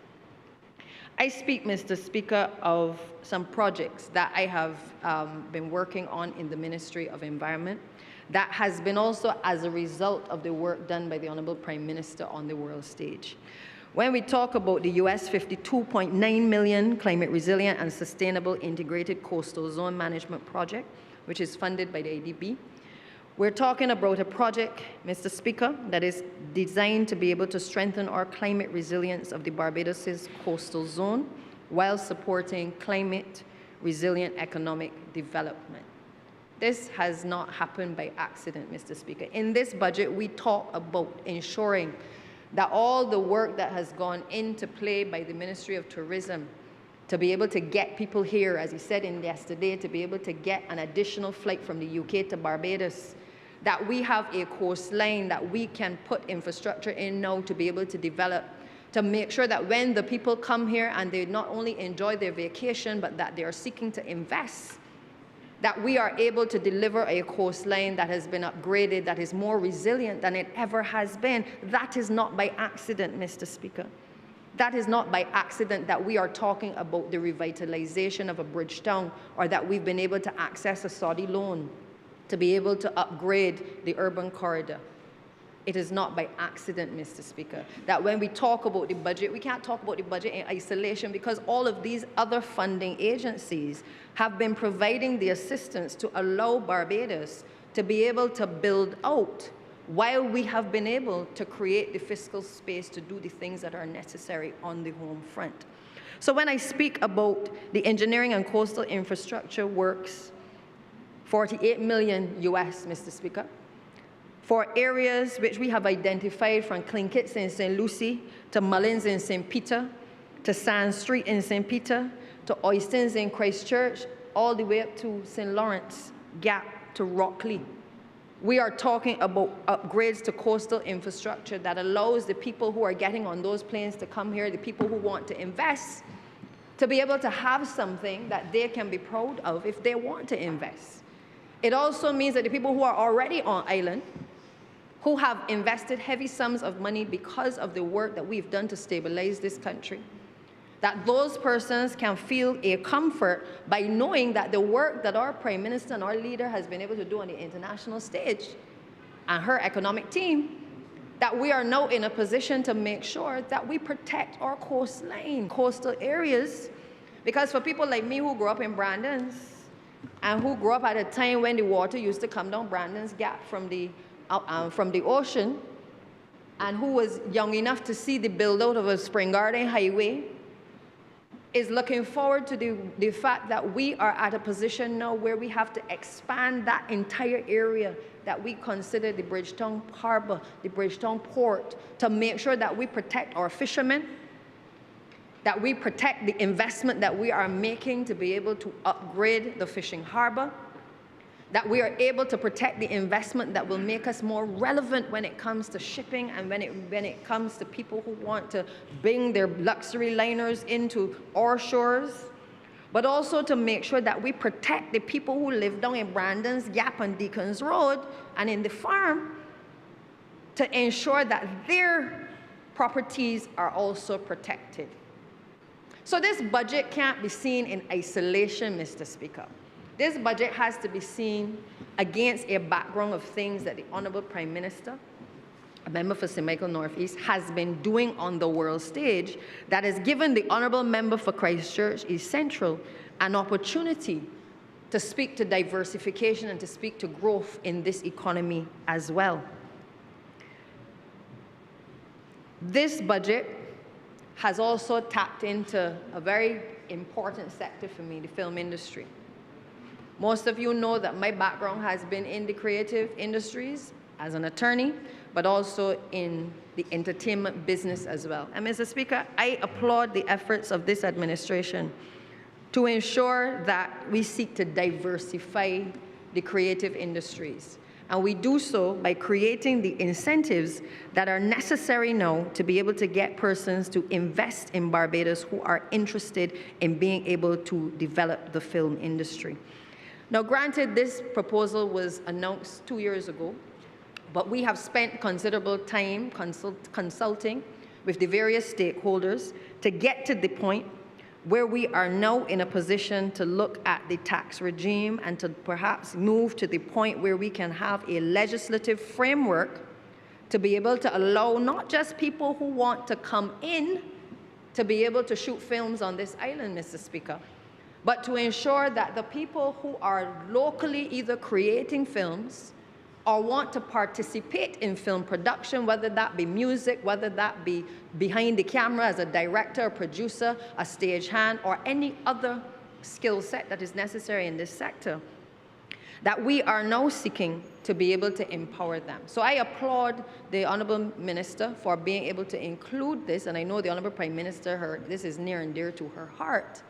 But I would only ask that coming out of this budget that we now accelerate the legislation, that we establish the Film Commission to ensure that this is overseen, that we ensure that we have not just those who are looking out for the local market and development of the talent in the local market, but that we also have persons identifying the potential for people to come in to be able to shoot films, because that is where the true money is made.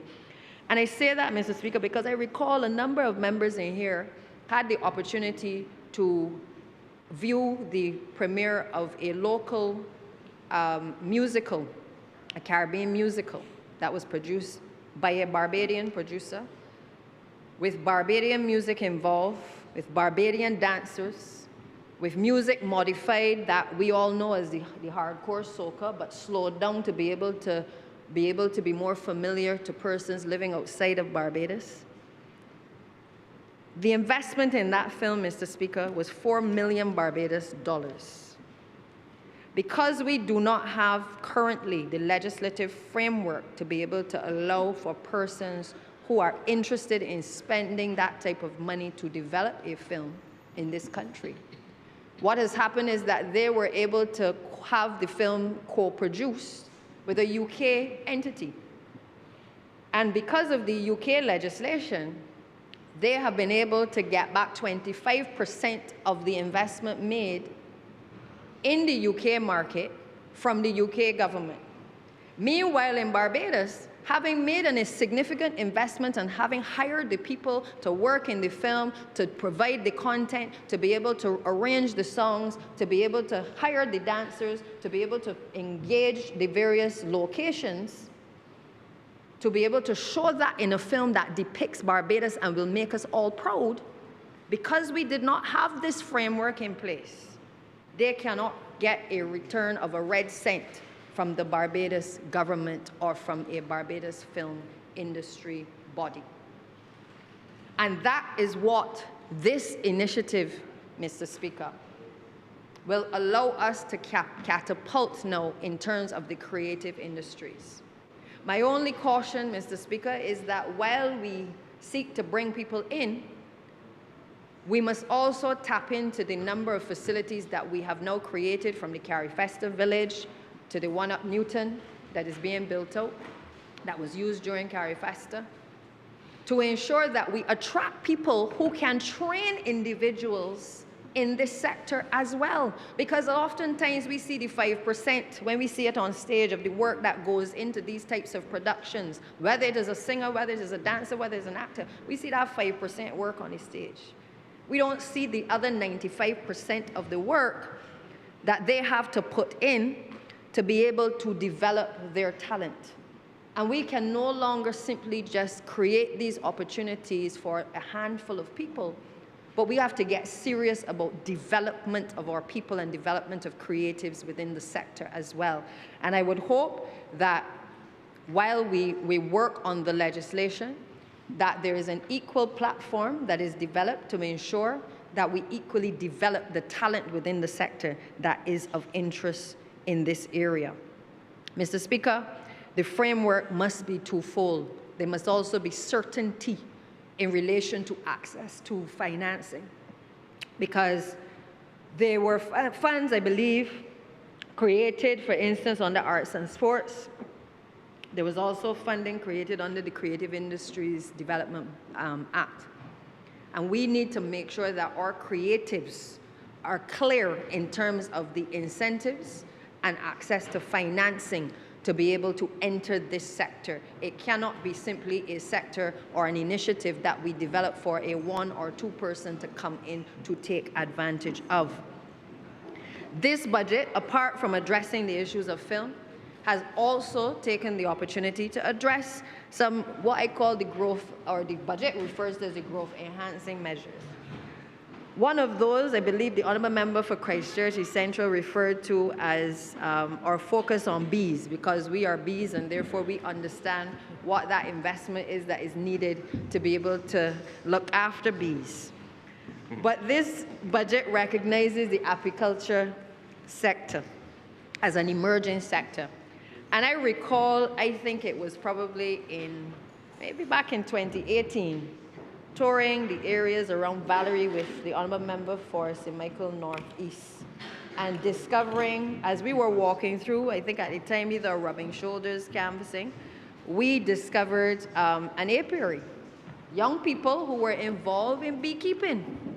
And I believe that while it has taken a number of years for us to get to this point where we actually provide incentives within this budget for persons who are interested in beekeeping, I understand, as the Honourable Member for St. Michael South has also stated, that when you walk with the Prime Minister, you can't keep up with the Prime Minister, because many of the things that that we see coming to fruition are things that, yes, she sees when she is on the road, and it is just a matter of time before those ideas come to fruition.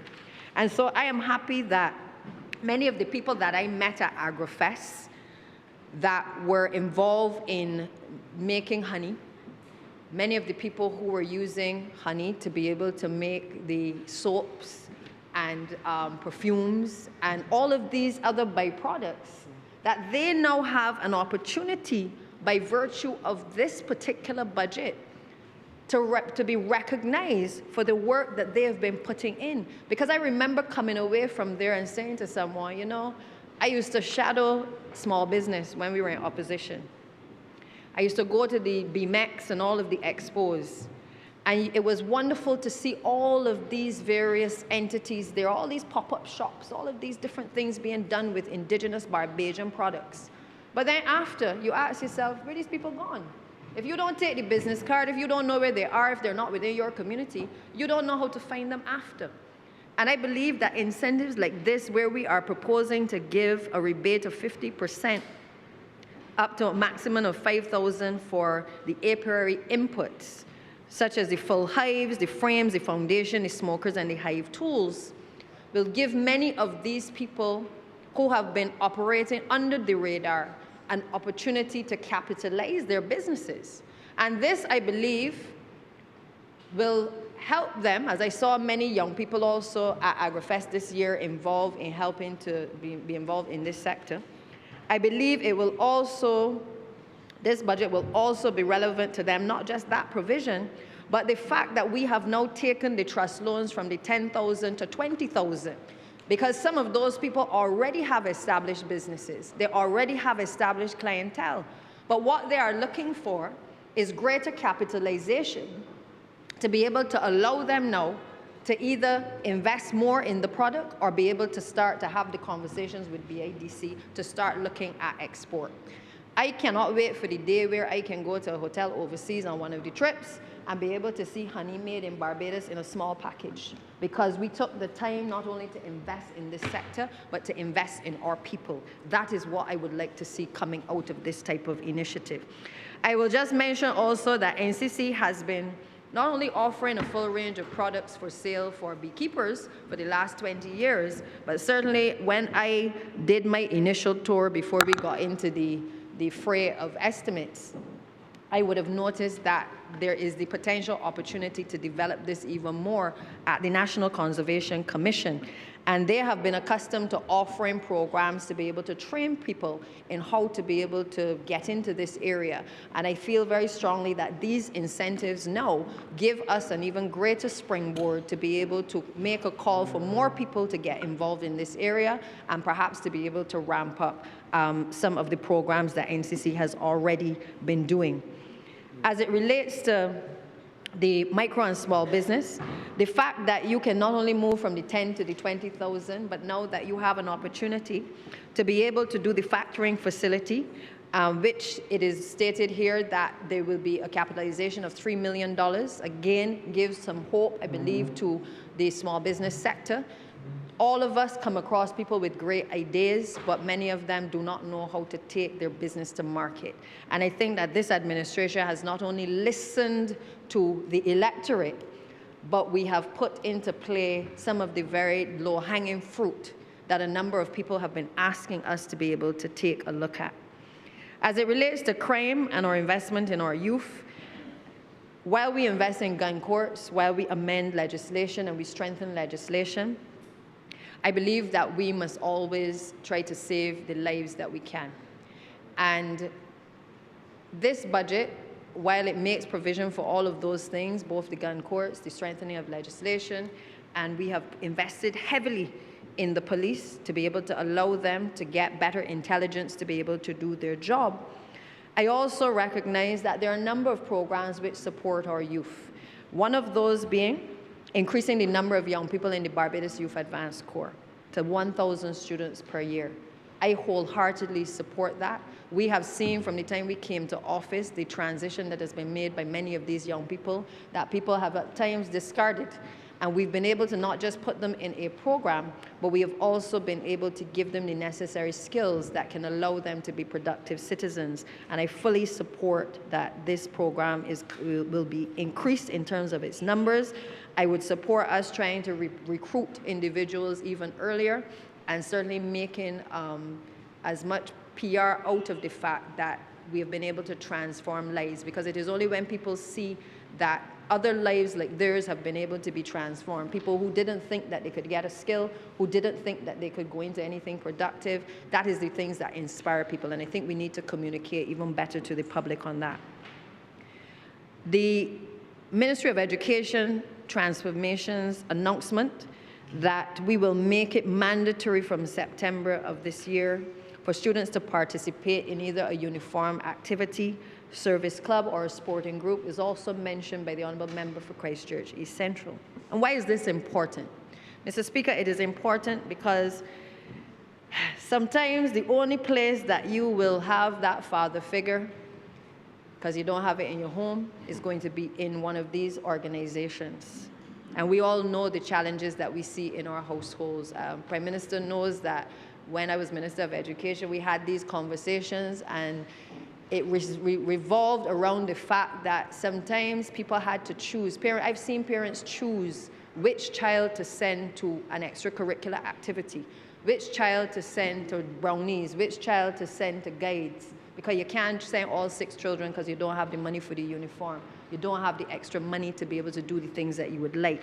And we at the time didn't have the money to be able to invest in a program of this nature.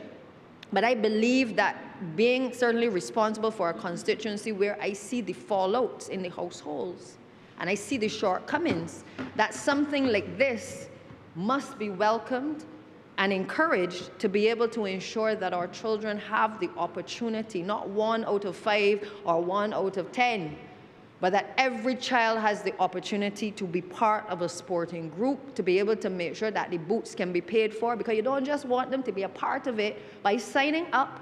But I believe that this is where things like the corporate entities can come in, where they can also help to sponsor young people. And I hope that the Minister of Education Transformation will take the opportunity to engage those corporate entities, to bring them on board to help to provide the supplies and the necessary clothing and other materials that are needed for these children to fully participate in these types of programs.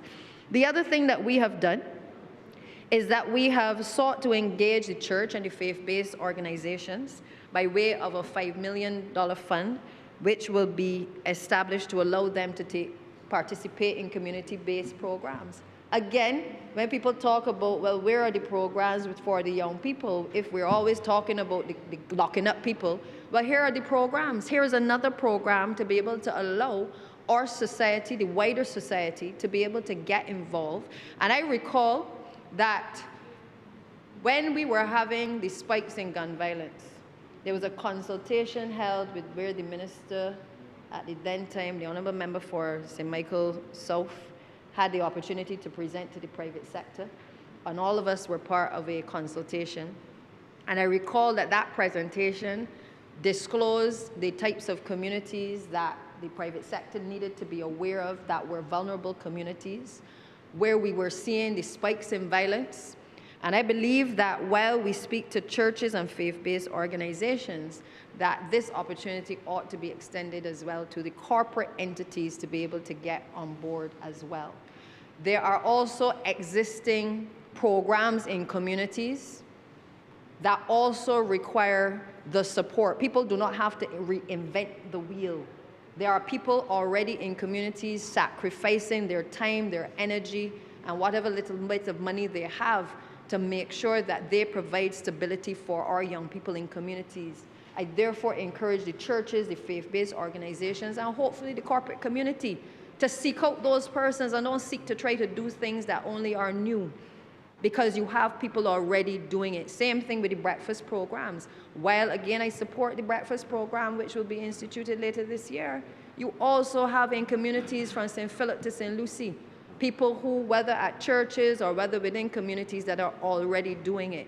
We do not need to reinvent wheels. We need to find those people, and wherever we can, integrate those individuals and groups within the existing, the programs that are to come. We have also looked at a global Young Bajan fund, which is going to have $2 million. And I recall supporting this when it came up first in discussions regarding the manifesto. I look forward to the framework being established on this, and perhaps even consideration to lowering the age at some point, because the age currently, according to the Honourable Member for Christchurch East Central, is starting from 15.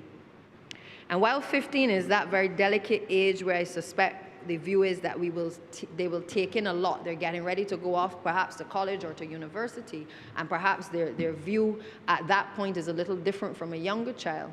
I have also personally seen the benefit of young people under the age of 15 being exposed through sports, going to another country, going to play cricket or going to play football in another country or netball, and being able to tap into all of the things that we are seeking here to do, to look at the people's economy, to understand how it works, what are the things that people do different to Barbados, to understand their culture, to be exposed to going to places that they would ordinarily not go.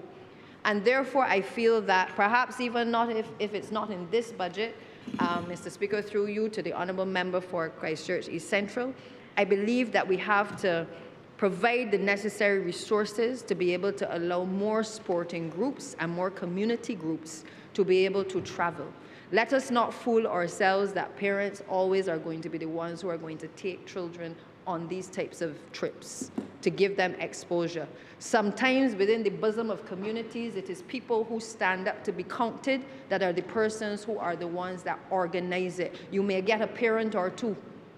And for those who go to football, you will see it. Many times it is the people who have invested in the football coaches, the team around the football, that are the ones who are at the forefront of making sure the children get something to eat. They're the ones at the forefront of organizing the tours and scrunting the money to be able to make sure that children can get an opportunity to get on a plane to go and play somewhere else. I have seen the benefit of people coming from Trinidad and St. Lucia and Antigua to Barbados, staying within our schools up at Parkinson School and being able to play on the pasture up at the Parkinson's area.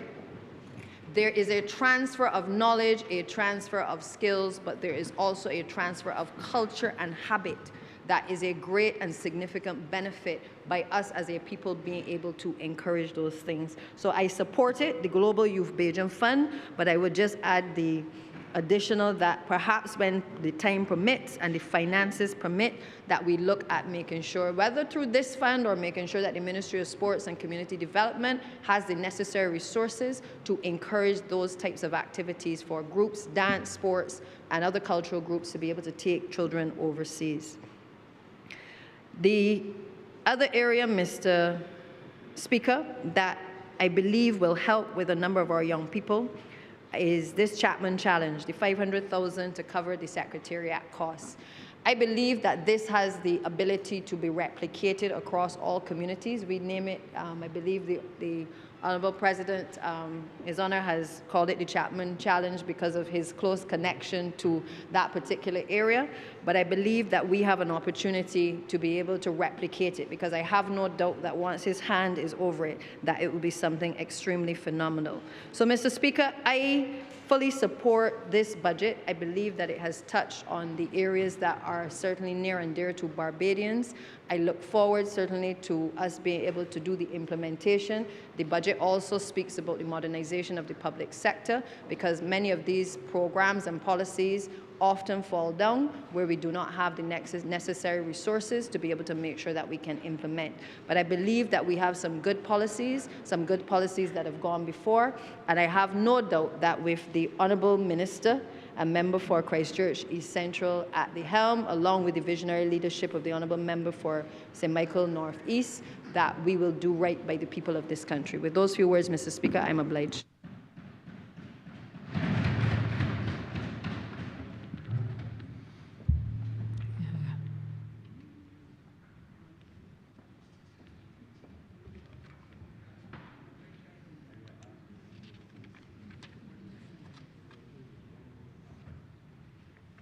Honourable Prime Minister.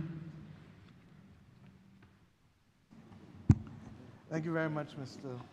Speaker, sir. I am truly honored to rise and speak in this budget debate of 2026. And please allow me to start by thanking, first and foremost, the people of Barbados, who just about, 5 weeks ago, gave us an overwhelming mandate to continue the task of securing the governance and the stability, first and foremost, of this country, which we all love, but equally the individual households and creating opportunity. I indicated on the night of elections, when the results became known, that we will remain focused on three things. One, to continue to stop poor people from being poor, because we understand where we are positioned in the whole development trajectory since the 1920s And you may ask why I choose to go back to the 1920s, because I appreciate that the political entities which exist now really was the outflow of the work of the Right Excellent Charles Duncan O'Neill. For 100 years, we have had the willingness to move for organized activity to uplift the quality of life of the people of this nation. We said, secondly, that we will continue to remove injustice where injustice is found. And whether that is within the social spheres or whether that is within the economic sphere, we have a responsibility, and we are not by accident a Labour Party. We are by creation and design a Labour Party. And thirdly, that we have come to create opportunity. Opportunity for Bajans wherever they are found, predominantly on this 166 square mile rock, but wherever they are found any part of the world and are advancing the cause of humanity, or through their own individual prosperity can create and give opportunities to others there or here. I start here because I want to thank Bajans, truly, for listening to us as we have listened to them, and for giving us this opportunity for continuing, especially, as I will come back to shortly, at this very difficult and perilous time in the world's affairs. But I want to thank the people of St. Michael Northeast as well, because as you appreciated, I really did not expect to be here for a third term. And in spite of the fact that I could not apply myself individually in person, even though I have an extensive network who I really want to thank, who helped me manage St. Michael Northeast, it is always difficult for a Prime Minister, particularly in the Westminster-style system, given the responsibilities that attach to the office nationally. And I therefore do not take them for granted, from Exchange Hill and Bibby's Lane to Huddersfield Turning, Jackman, Skeets Road, Bournes Village, to Jackson, to Friendship Terrace, and all what I call behind BIM, for those who are old enough to remember BIM Factory, down to Codrington Hill and Green Hill and Story Gap. I see the older ones among us smiling, so they all know who they are, and the young ones say, what is BIM, other than the short name for Barbados? We're talking about BIM Street, right?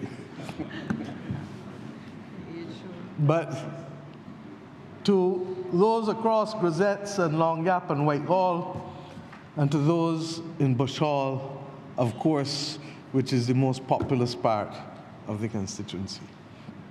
I have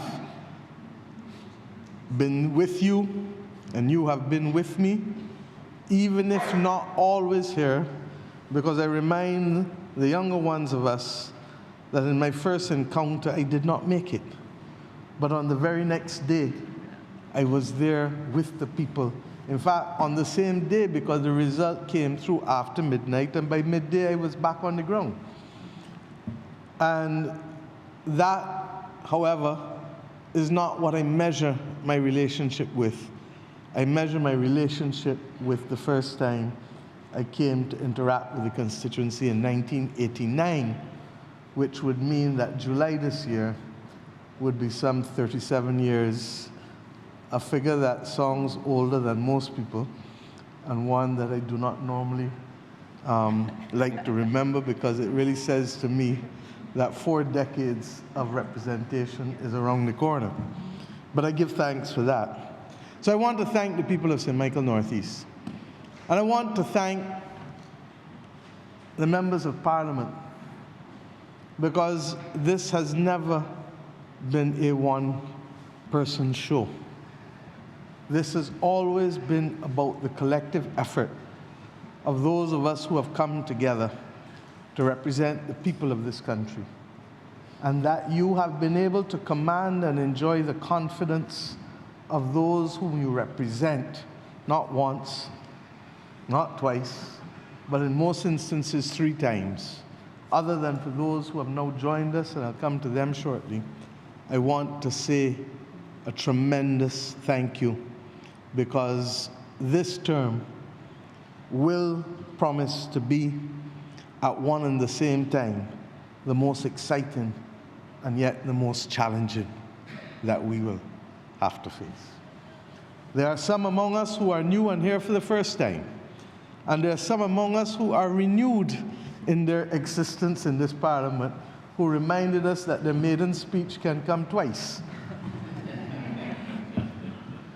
But suffice it to say that I do believe that those of you who have joined us on this journey can add significantly to the effort, both in terms of your passion, in terms of your breadth of interests, but equally in terms of your generational perspective, which is very different from that of those of us who have perhaps walked a little longer than you on this path. I learned, and I say to you, that I was the youngest member of Parliament in 1991 in the Senate. I was the youngest member of Parliament in 1994 in this House. I was the youngest member of Parliament in 1999 in this House.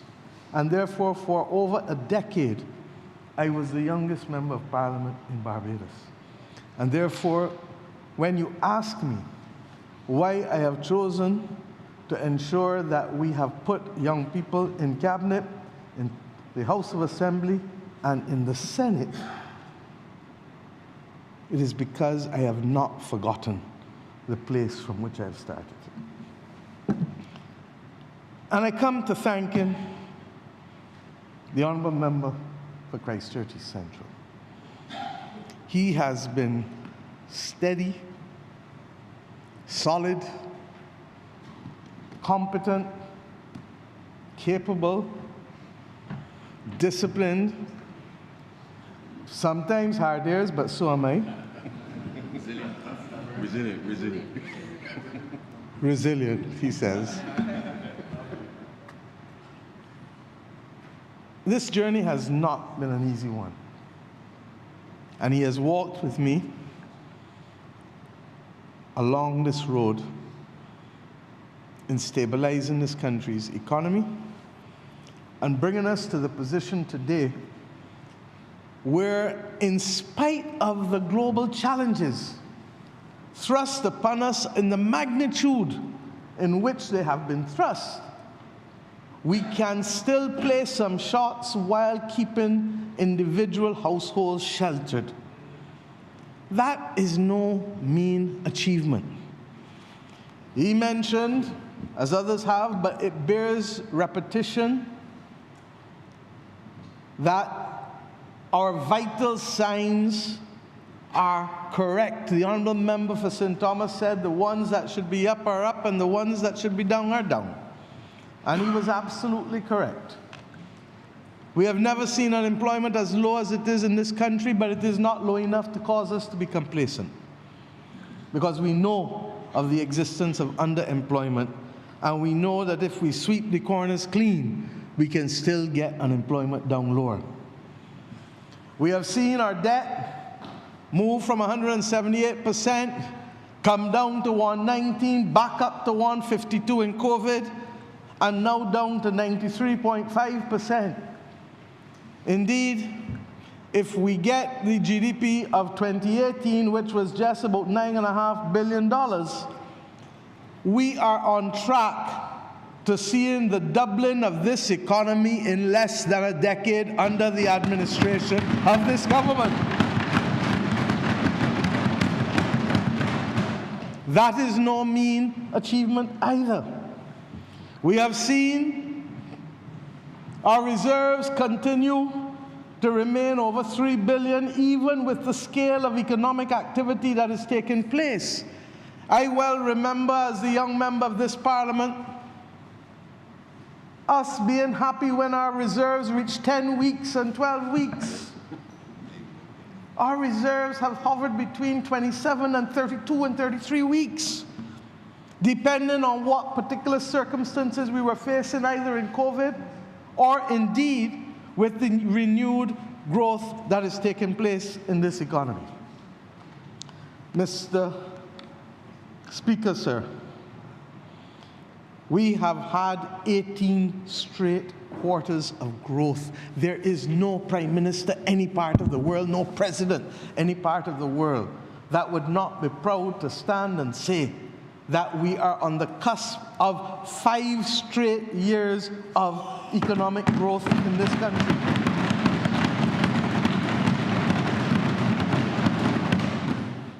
And Mr. Speaker, I could not have said it better than the member for Christchurch East Central. We're not on a black list, we're not on a gray list, we're not on a brown list, we're not on a orange list, we're not on any kind of list. And if you remember Gabby's song, you know you don't want to be on any list at all. So that we start there. But the one thing that has defined this government is that those achievements could never be enough. Because as long as there are poor people, as long as there is injustice, and as long as it is necessary to create opportunities for people, there is still road to be trod. There is still work to be done. And I want to contextualize today because many people have started, and I get it. If you watch the man on the opposing side hit a triple century, you have to find something to say to make copy. Newspaper copy, social media copy. And the government is not perfect, so you will find some things to say. But at the same time, as was the judgment of the majority of Barbadians, we are meeting their expectations where they expect their expectations to be met. And that is why I describe this as a people's budget. And that is why I say that we not only met people where they are in their households and in their small businesses, but we have also addressed the bigger issues of the structural transformation of this economy. Some have said they don't see it. Well, let me help you see it. Because you don't see it because you don't appreciate context. I get it. I get it why some may not want to appreciate context. But let us be very clear. A budget is but one tool in the arsenal of a government. And a budget is intended to be able to determine how money will be spent and raised in the next year.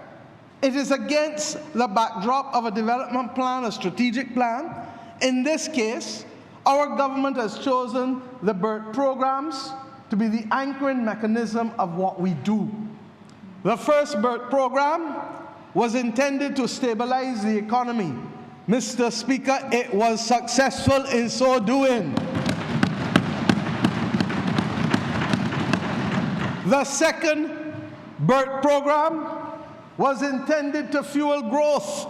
Mr. Speaker, I just reported to you 18 straight quarters of growth, and because I know what the governor of the central bank will say in a few weeks, because we know what the indices were for the 19th quarter, we will soon hear about 19 straight quarters of economic growth in this country.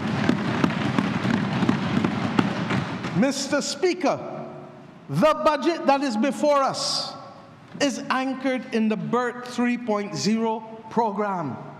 And the BERT 3.0 program is focused fundamentally on competitiveness and productivity. And it is so focused because we accept that if we want growth to be both sustainable and inclusive, there is additional work that we need to do as a country, and as a people, and as a government, and as a private sector, and as a labor movement. And I'm going to come to these today because very often we talk about things without appropriate context.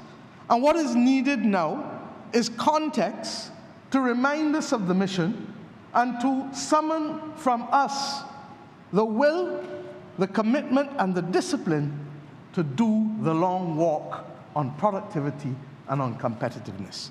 Mr. Speaker, I stand where every Prime Minister of Barbados has stood before on this issue of competitiveness and productivity. And I say so because it is yet to be attained by us as a nation. I'm not going to speak to the pre-independence times because those were times shaped and molded by people whose interests were not ours. And even if there was maximum productivity there, it came at the result of humanity. And I say so knowing that this is the parliament that passed the 1661 Slave Code that dehumanized black people the world over, and which was followed by, regrettably, too many other colonies in the Americas. But I'm talking about a post-independence Barbados. The Right Excellent Errol Barrow gave a mirror image speech and summoned us all to the possibility that we should seek to be able to do more and be better in terms of our competitiveness and our productivity, and he referred to the Singapore experience. Tom Adams, the Right Excellent John Michael Jeffrey Manningham Adams, in my view, the founder of the modern Barbados economy, spoke equally to the issues of productivity. Sir Harold St. John didn't have long, but for his whole life in the productive sectors, that was his mantra. Sir Lloyd Erskine Sandiford, even as he went through the challenging 1990s, reminded us that the only way we would be able to truly get out of this was by becoming competitive and by seeking to develop the productivity that will allow us to be able to push the days of catching up behind us. And to his credit, will always go, even if in the most challenging of times it came. The birth of the Barbados Social Partnership, which reflected the will and the DNA of this country. Others have tried, but never with the success that we have, because fairness is fundamental to the Barbadian DNA. The late Owen Seymour Arthur, who truly then put the modern economy on fast track, and who, with the will of the Barbadian people, had 3 terms to be able so to do, so that the whole question of the Fair Trading Commission and the competitiveness and the fairness became an issue for him. And I can go on with the other things, but he too came to terms with the changes in behavior from early in the first term, when he stood where I stand today and reminded us of the importance of savings in a small, open economy such as ours, and that savings could not carry us only for consumption, but needed to be used for productive purpose in this country. I go to his later days, I believe it was 2005 or 6, in this same estimates debate, where the then Prime Minister reminded us that we were reaching a point in the affairs of this nation where we could no longer guarantee entitlements because we had reached our capacity, and that what was required of us is to manage what we had better, but to grow the pie, to grow the pie. The Honourable David Thompson did not have enough time, but even in his little time, he spoke to the importance of productivity and behavioral changes and competitiveness.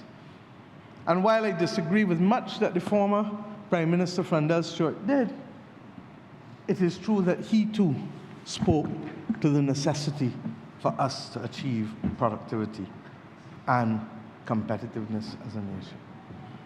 I therefore locate this discussion for the benefit of those who want to be myopic, or for those who want deliberately to wear rose-tinted glasses, or I should say blue-tinted glasses. I say so because our success as a nation in negotiating now what has come to be regarded as one of the most challenging times since World War II, where people speak of the dismantling of the world order, where people speak of the fact that the things that we became accustomed to, even in terms of an international rules-based order, can no longer be taken for granted. Because when we wake up, we are accustomed only hearing rumors of war and the lyrics of Gregory Isaacs. Because that's the generation we grew up in. We really didn't know nothing about war. Talk to my grandmother. Talk to my grandfather. But today, and since 1990, I remember, because my first election, the first meeting I ever had in Bushall Yard Gap, was the night that the United States was bombing in Kuwait, in Iraq War, the first Iraq War. Then the Kuwaiti oil fields and everything went up.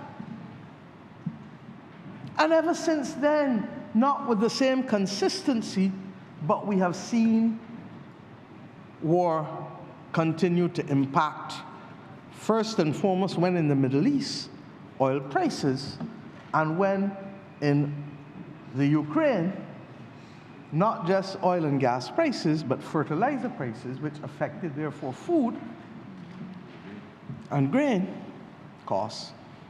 But where it didn't affect that, it affected our sense of humanity, particularly in Africa, where famine and war continued to challenge, regrettably, tens of millions of people. Sir, we must come to terms with the fact that the only constant in the world in which we live now is change and turmoil. And this government, more than most, has had to become accustomed to it. I'm not going to regale us with all of the challenges. You know them better than I do.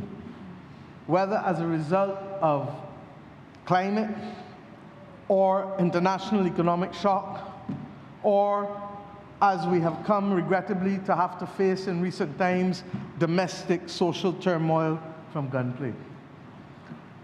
And if ever there was a time for us to summon the people of this nation into one common purpose and trajectory, not just to survive, although we cannot take survival for granted, but to thrive, it is now. And I am satisfied, sir, that the budget delivered by the Honourable Member is but one of the critical tools, in addition to the previous budgets delivered in this House, and I'll come to it shortly, in addition to the Barbados Economic and Recovery and Transformation programs that we have set as a government from the beginning, the process of transformation that we have remained focused on across social and economic endeavors. And let me remind you, for those whose memories are too short, within weeks we determined that we would summon the confidence to manage this economy by reducing our overdraft and by limiting the printing of money, by how government securities would be handled. And we put caps on ourselves, not the IMF, not anybody else, but the Parliament of Barbados, this Parliament. We then went on to introduce a new Public Financial Management Act, which has governed our public financial management and is allowing us, even with the ones, the state-owned enterprises that want to be recalcitrant, we bring them back in because the law demands us to do that. We established a new Procurement Act, not simply to make life more difficult, because in some instances it makes it easier, but it makes it more transparent. But it equally, for the first time, has elements of favoring groups that would not otherwise be favored in this nation. Geographical locations, so that if you want to be able to hire people who come from a particular area, rather than bringing a man from St. Lucie to St. Philip for certain size jobs, you should be able to do that, because it not only gives the people the opportunity to be able to earn in those local areas, but it also ensures that the people who live out there can hold the people accountable, because they know who do the work, and when bad work gets done, they can say, look at you. Disabled persons, small businesses. There has never been a procurement act in this country that favors affirmative action in this way. But we didn't stop only on the financial front, sir. We took a 19th century child justice and child protection framework and modernized it into the 21st century. And I continue to thank the former member for St. James North, who is now a High Commissioner in the UK, the member for Christchurch East Central, and the member for St. Michael South for shepherding those pieces of legislation, of course, under the guiding hand of the then Attorney General, Christchurch East, sorry, not East Central, and the guiding hand of the then Attorney General, the former member for St. Joseph. No longer Victorian and Dickensian stories to be told.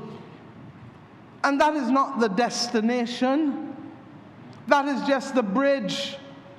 Because as we seek to further modernize our criminal justice system, which has also started and which will continue, and in this budget we talk about not just the gun courts, but we talk about making the first step in raising the establishment of the police service for the first time in decades in this country. And we know we have to reach the 1,531st, and the police have had a number of police fairs in the last year to attract persons. And I've gone further because I genuinely believe that persons who go through the Barbados Youth Advance Corps should be given some kind of credit for entry into the police service and the Barbados Defense Force because of the initial training that they receive in the Barbados Youth Advance Corps. I go further, sir. Separate from the criminal justice reform, we address the Victorian welfare system. And even though the Welfare Act and everything was a 1940s piece of legislation, it reflected a Victorian approach. For those who don't understand what I mean, an approach from Queen Victoria, who reigned in the 19th century then. And you can imagine that is what is informing welfare in a modern Barbados in the third decade of the 21st century. And the member for St. Michael South again led that ably. And the member for Christchurch West Central spoke to it again in here this evening. And that is who is at the center of the benefits in this budget. And in the case of welfare grants, we said do not wait until the new financial year. Increase the welfare grants by 30% from the 1st of March 2026. And Mr. Speaker, that comes on top of a 40% increase in welfare grants in 2020 in the middle of COVID by this government. Do you understand that people in Barbados who are on welfare, who don't choose to be on welfare, but who regrettably find that as their anchor, are receiving 70% more tonight than they received before this Barbados Labour Party administration came into office? Mr. Speaker, cut all the long talk. What does that mean? That a person who was getting $100 now getting $170? And I can assure you that inflation was far less than 70% in the last 7.5 years. I can assure you that we have increased their capacity to move towards a living wage. We're not yet there, member for St. George North, but we are getting there. Because once we set that as an ambition, this government has shown you that even where there is peril and even where there is challenge, we will stay focused on being able to deliver, because we have come to Parliament to stop poor people from being poor. And poverty is not only about economic poverty, it is also as a result of the social things, the abuse, the physical challenges. All of those things help to constitute poverty. And yes, member for St. Michael South Central, through you, Mr. Speaker, intergenerational poverty, dealing with it and getting rid of it is the mission of this government. And that is why the Barbados Republic Child Wealth Fund will be for me the proudest moment as Prime Minister of this country, because we are not only securing today for the people of today as we must, but we have found enough elbow room in there to carry along the people who are not yet capable of taking care of themselves. And when they become capable of taking care of themselves, we have given them a little berry that can give them the first step in life as an adult.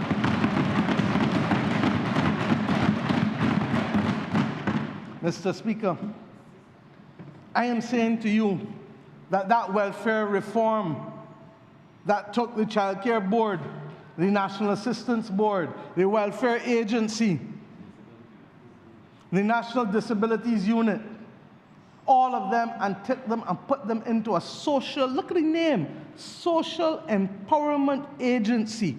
Now, the average person on an island would look at those three letters and call it C, S-E-A. But a Bajan will look at it and call it SEA. Because we want to see her. Because we know that if we see her, that is the first step. If they got mosquitoes in here, something wrong.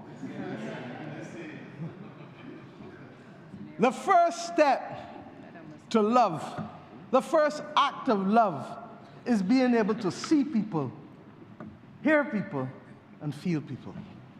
Mr. Speaker, we didn't stop there. We have put a new deal in place for the disabled in this country. Never before special needs grants for disabled persons. And in this budget, the recipients of welfare and disabled persons will be getting a cost of living cash credit of $100 a month.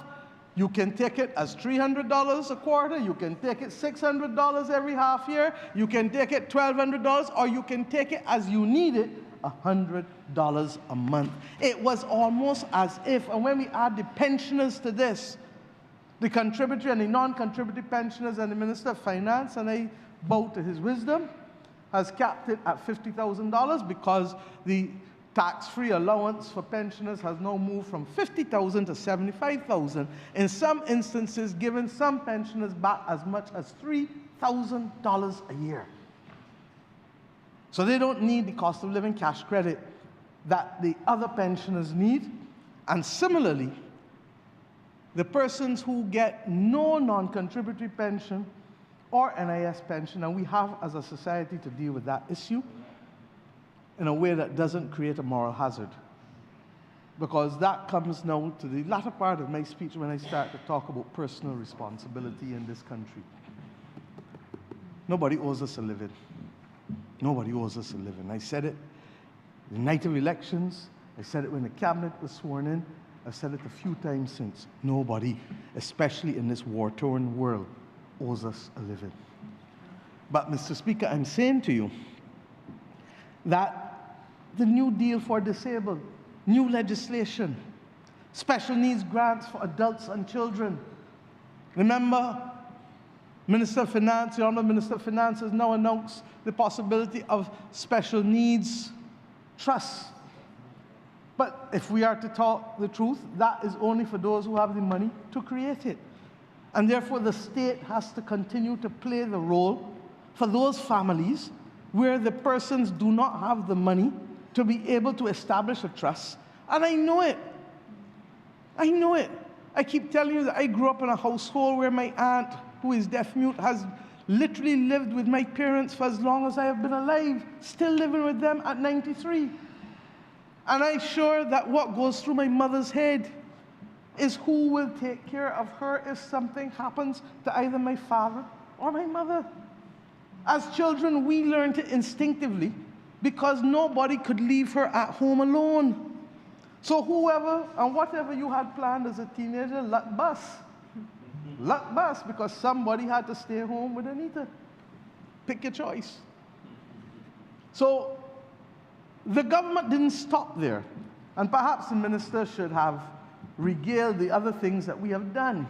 And the fact that we are starting for the first time a program for adult living for disabled persons with the construction of the units at Sterling.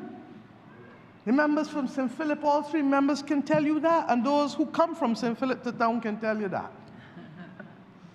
Not just for senior citizens, as we've promised, a senior citizens village in every parish, but we've also promised, where possible, a facility for adult disabled persons in every parish. And that comes on top of the excellent philanthropic work that we continue to support, and in some instances also put funds in the Derek Smith Vocational Center, and of course the excellent work that the Sandy Lane Trust and the Barbados Children's Trust continue to do. And in a few weeks, we will have a successor arrangement open for the kids who are too old to be in the Nightingale home and the other children's homes, but who have no bridge to anywhere to take care of them. And that new facility at Bullins in St. James will be that facility that I hope will only be the first of many more that can help those young people who have, for whatever reason, been effectively orphaned, to be able to find their way through life in this country. Mr. Speaker, sir, we have been at the forefront of educational transformation in the last few years. And all the fancy talk by those who don't want to see it, it has been from the introduction now of the school meals in the morning to the continuous training that has been taking place at Erdeston Teachers College for the last year and a half, 2 years, to changing almost every manner in which we deliver education. And we have to. Right now, this phone gives us access to knowledge. But what we can't get out of the phone are the attitudes and values that are necessary to make our adults responsible. And you can only get responsible adults if you nurture responsible children, if you cultivate habits. I heard the member for St. Philip North speak this morning of her concerns and fears, and she's correct in that.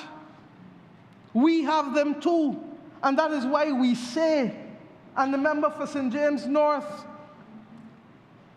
who is at CXC meetings today, this evening, in Jamaica, and who I hope will be carrying the message to CXC, that they too have to change and to allow us to understand, as the Prime Minister of Dominica said, we have to change what education means to us in this world and how we socialize our children. This notion of having classrooms with 5 rows and 4 rows and people sitting down in the rows and not being able to work, how to work collaboratively and in teams is wrong. And that is why I'm so proud that Oceana, the new campus there on Bay Street, that is the beachside campus to the Barbados Climate School that is being built on Colonial Road, pass there and see the work being done as a joint venture between the government of Barbados and philanthropy, that we have to literally show the rest of our children and our teachers and our parents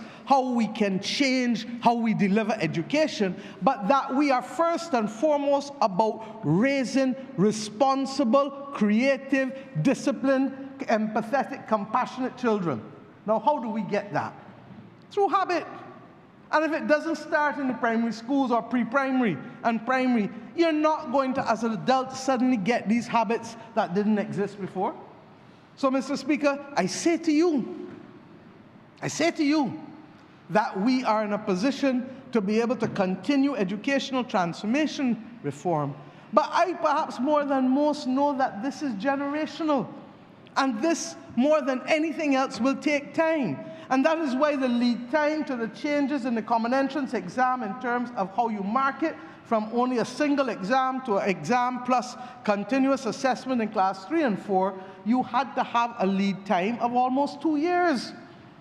And even then, we are also changing how we allocate persons so that we do not only allocate on the basis of educational excellence, but there are other considerations that should determine where children go to school in this country, from Harrison College right back through to any other school.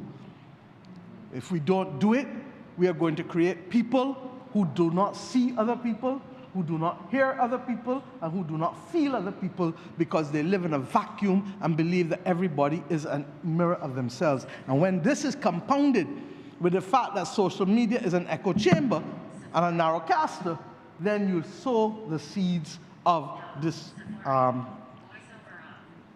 of discomfort and dissonance. No, I don't need any help. Mr. Speaker, we also have reformed our approach to how we constitute national identity. We have done it through first and foremost establishing this country as the world's newest republic. That Beijing should be the head of state of this country, and we are so happy that we are now in our second presidency, and they have both acquitted themselves with absolute dignity and grace that causes every Bajan to be proud. But it didn't stop there. How do you deal with identity? Through education, yes, but through culture, through expression, through creativity, through heritage, coming to terms with our heritage. In this budget, we recognize that Bridgetown, and not just for economic reasons, but also as to celebrate its 400th anniversary as a town. The heritage economy we spoke to in earlier budgets, and the work is going on. The Reclaiming Our Atlantic Destiny and the monument at Newton in the Minister of Finance's constituency. The digitization of records has taken place as well. Taking the third oldest transatlantic slave records, the second largest transatlantic slave records in the world. The only one larger than ours is the one who caused it to be. We have to be able to teach our people, but at the same time monetize that to create a new sector in our economy, a new subsector within the cultural industries. And Mr. Speaker, sports. Remember, for St. John is leading the strongest and most vigorous renewal of Barbados' sporting facilities to be able to give Bajan young people a true chance at global excellence. I have said that sportsmen and artists are global citizens, and that they do not, nobody don't ask them for a visa. This they come. Look at how countries across the world are now trying to buy people to come and run for them under their flags. I saw only 2 days ago a social media ad from the Guyana female football team asking Guyanese women who play football any part of the world that if they want to come and represent Guyana, they should come. I have seen Bajans on social media recently hoping that Obadele Thompson's son and the son of a gold medal winner and his mother, don't mind what happened, she had the talent, that hoping that he would want to choose as a citizen of Barbados to run for Barbados, because citizenship is extended downwards.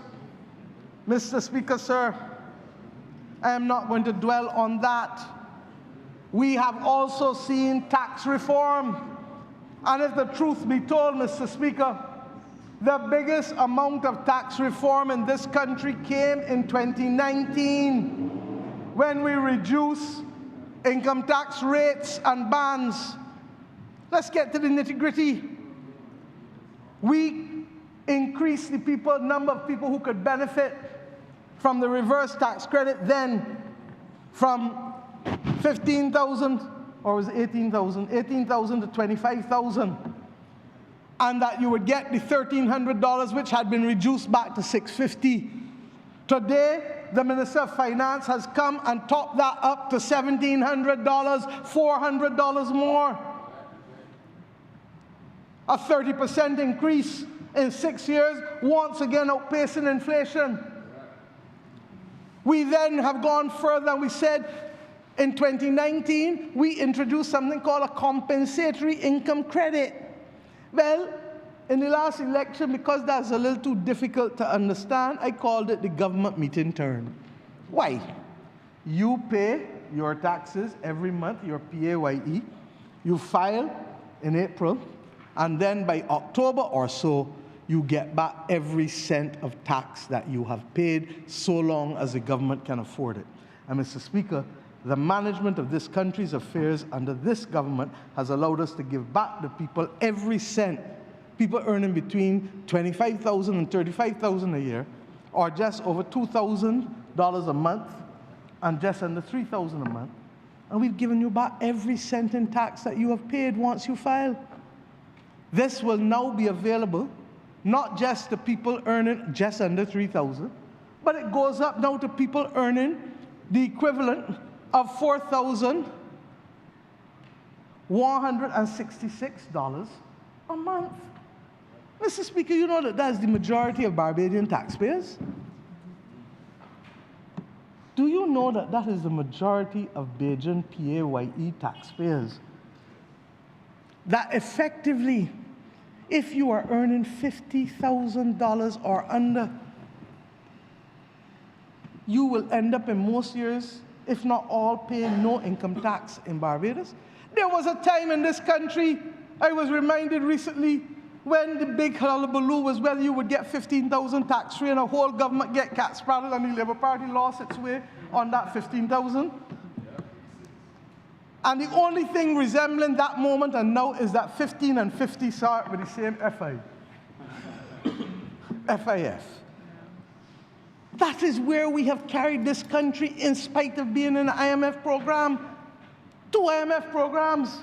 That is where we have carried this country in less than 8 years of economic stewardship.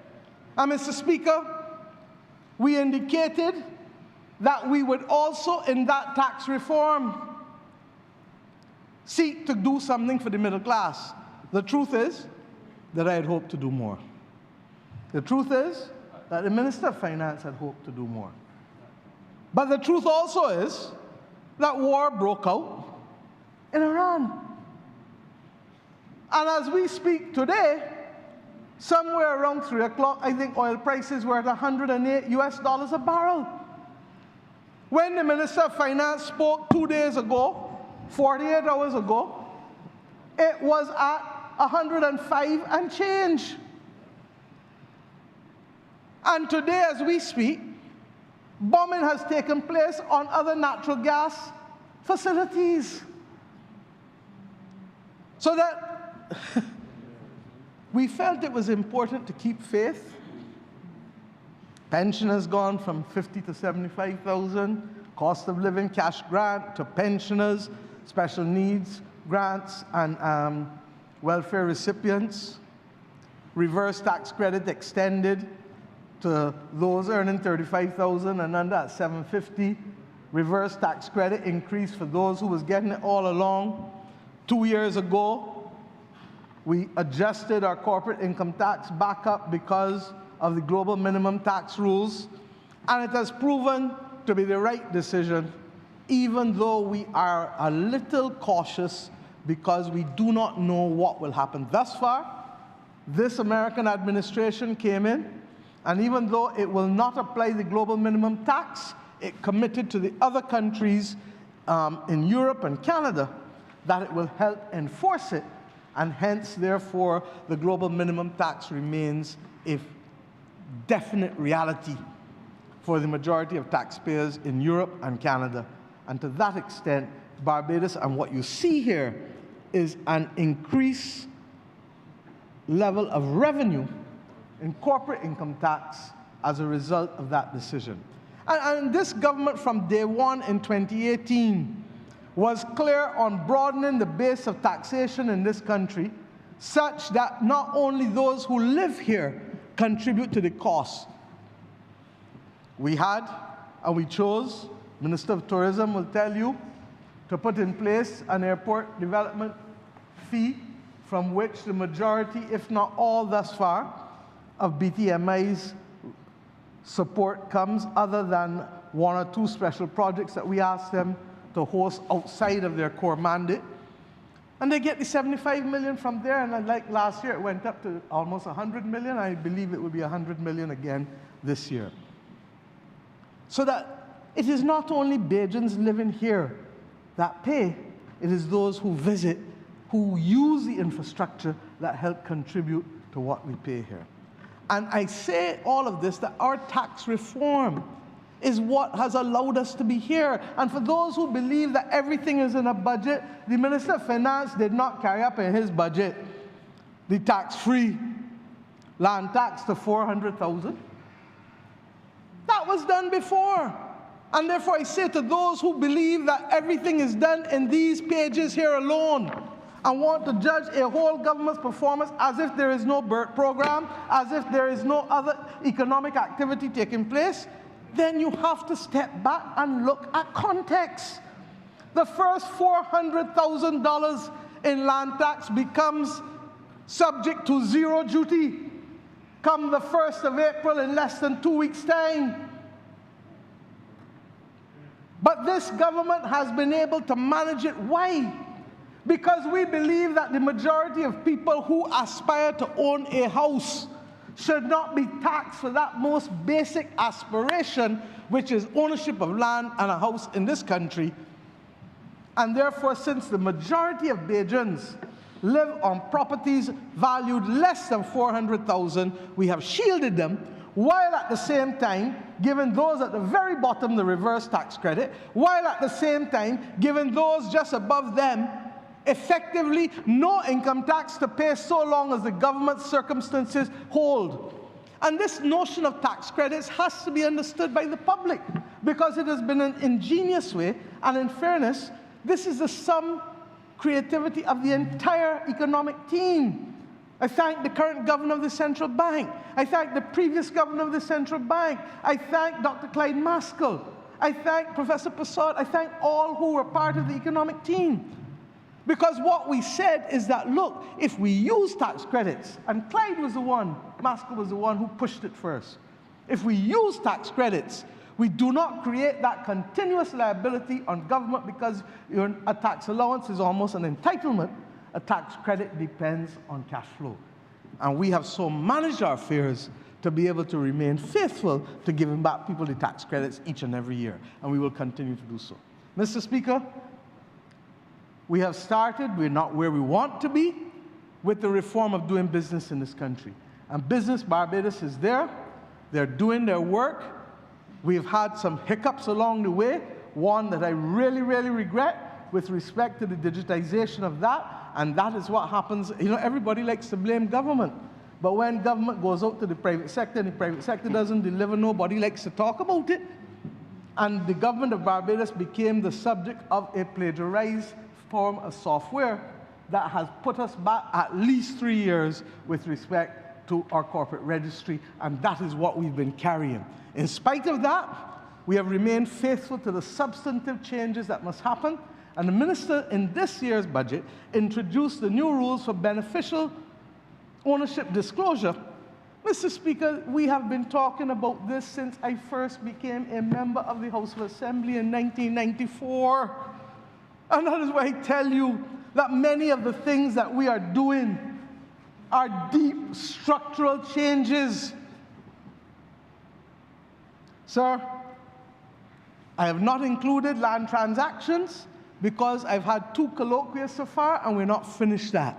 But we are well on our way, because before the end of this year, we must have the modernization of how land is transferred and transacted with in this country, from mortgages right back down. And the Honourable Minister announced at page 94 of the budget the framework for de-risking mortgages for low-income earners. The members of the Cabinet will tell you that I am fixated on this, because if you reduce the price of land, and you reduce the price of construction, and you reduce the price of mortgages, then you reduce the price of property ultimately to those. And those of us know that when people have an ownership of the piece of the rock, they have a different relationship with the democracy that they live in. Mr. Speaker, that is why we are broadening the discussion to look at alternative credit assessments, not just the traditional ones that say, no, I look at you, you are not good credit. Out with you, you go. Go and keep renting, don't care how you get through. Flexible debt-to-income ratios. Every set of circumstances is not the same. And we keep arguing internationally that we have to be able to bring appropriate measures to bear based on the size and reality of persons rather than having a one-size-fits-all rule. If that is appropriate for us to argue for the nation-states of the world, it must be appropriate for us to argue for poor people in this country that there needs to be flexible debt-to-income ratios. Mr. Speaker, we recognize that sometimes part of the problem is that a man can pay the mortgage, but he don't have the down payment. We need to have down payment assistance programs, and we can take government, unlike most, can have and be patient at when it receives back the repayment from the individual with respect to the down payment. So if the person, instead of giving me all the money back at one time within a year or 2 or 3, if they go to the credit union or the bank, and the government says, no, I will take the money back over 5-6 years. Instead of giving me $150 or $200 a month, give us $50 or $25 a month. We will take the second mortgage on the house just to make sure that you don't forget that we exist. You understand? Or we will find some other form of security to take with you. Extended loan terms. And of course, Mr. Speaker, all of this has to be anchored by home ownership, counseling, and education. Similarly, Mr. Speaker, we are undertaking major reform in our health sector, and it is too early for us to be able to go into all the details, but I know, for example, that must be the anchor socially of this term, because the member for Christchurch West said it in his debate today. If you don't have health, you have nothing. It's not about health and wealth, it's about health and life. Not about health and wealth, it's about health and life. But, Mr. Speaker, I say all of these things against the backdrop that as well as we are doing, we have challenges. And the challenges is where I want the country, not just the members of Parliament, but the private sector, the households, the labor movement, the workers, to meet us. Because no one owes us a living, and the majority of us do not have options to go anywhere else, including me.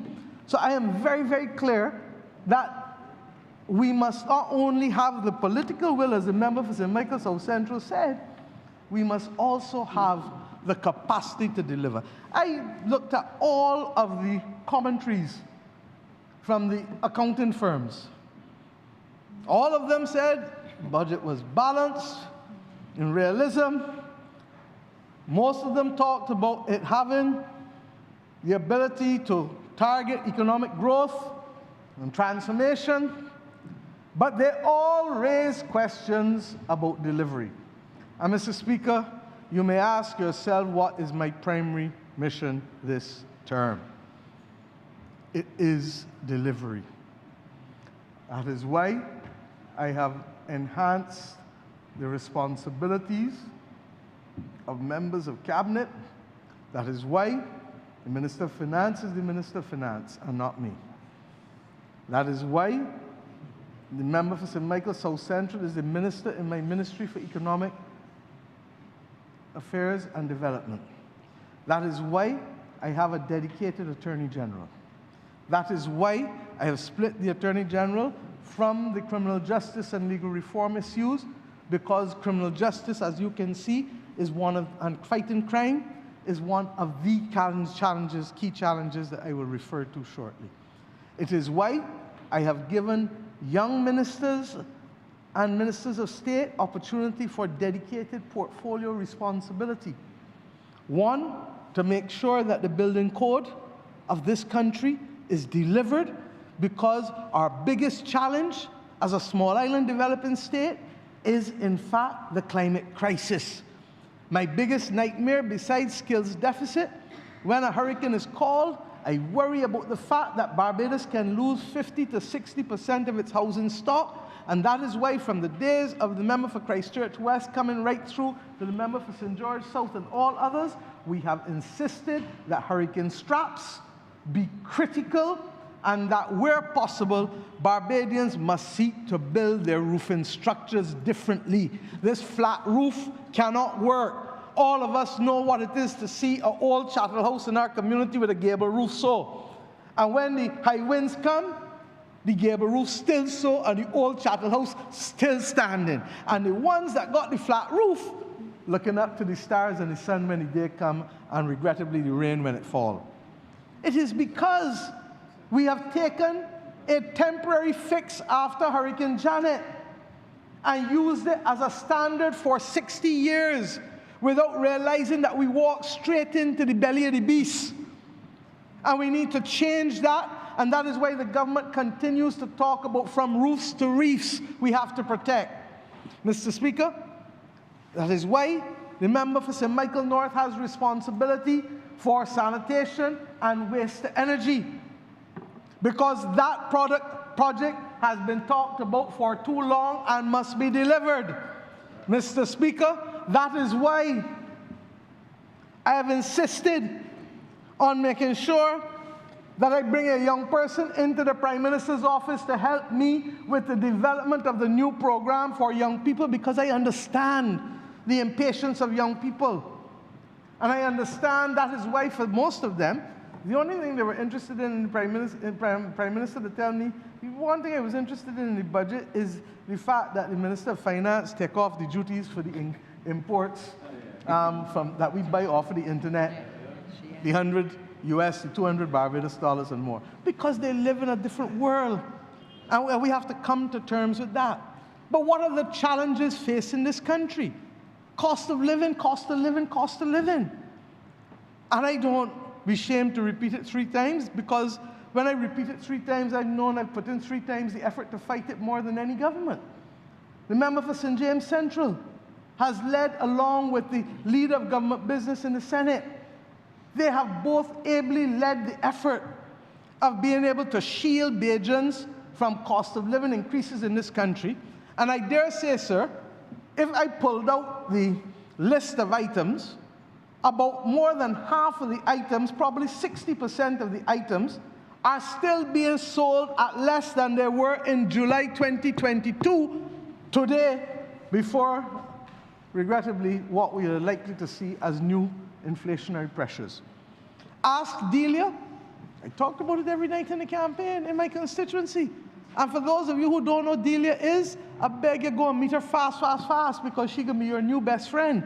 Don't let the rest of the household get jealous, but Delia will be your new best friend, because Delia lets you see that there are supermarkets charging $1 and $1.50 more for a tin of tuna, for a tin of sardines. And you want to know why I am paying that more, $3 and $4 more for a chicken. Because in many instances, where people are not on the main track, they use it as an opportunity to take advantage of the fact that out of convenience, you can come to them and you don't mind paying a little extra rather than going down to a big supermarket to buy what you have to buy. Mr. Speaker, traffic, second major challenge. We can't be talking about a competitive and productivity commission if we cannot be productive first and foremost with our body. How we move, how we get to work, how we get to where we have to go. And if we're spending more and more time on the roads, then it means that you're taken away from the diligent and effective and efficient use of your time. And that is why the overpasses will restart as soon as possible. I expect construction to start in this year of our Lord, and I expect within 18 months that Barbados will have the overpasses that it should have had 20 years ago. Mr. Speaker, I say the same thing with respect to the widening of Highway 2A, but we also know that we're going to have to address the issues from Graham Hall right back up to Newton as well, and whether that solution is widening or whether that solution is another overpass, especially there by the Coiman Junction.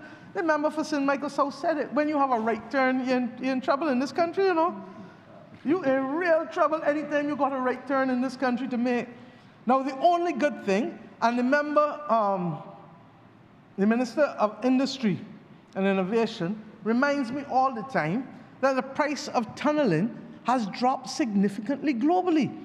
And it may well be, not in my time, but it may well be that in 10 years' time, the price has so dropped that Barbados may well be able to have some underground tunnels that will allow for some kind of rail, subway type system to be able to move from critical parts, not for the whole country, but from Holetown to Bridgetown, from Oistins to Bridgetown, from the Glebe or somewhere else, because you're going to create nodes where you can have other people park and move. And we're doing it now, trying to do it now with car parks and park and ride. We want to put another one just around Waterford, just below. I met with the Deputy Prime Minister and the member for Christchurch West and spoke to the Minister as well for Public Works, because we need to have a major car park facility there, not just for persons going into town, but to accommodate the botanical gardens that is a mass gathering for people, the new National Stadium that is being built, and where Carrie Fester House is, and where the geriatric hospital is. So you have four dense use of four areas, four activities that have a high density of usage that will need car parks. And we're going to have to do the same thing probably at Graham Hall and above Oistins, and we're going to have to do probably the same thing somewhere on the West Coast as well. But this does not rule out the water taxis, which should be an encouragement for persons to get involved in that. I hope that the Deputy Prime Minister will find ways of working with the private sector to be able to ensure that their jetty facilities along the west and south coast that can allow this to happen. Mr. Speaker, I'm speaking quickly. Chronic NCDs is a continual challenge for this country, because whether we like it or not, as I said, without health, you have no life. And that is why this government, we didn't put it in this budget, but it is already committed to in the manifesto. And believe you me, we're going for it. We're now investigating how best to mount the battle against obesity.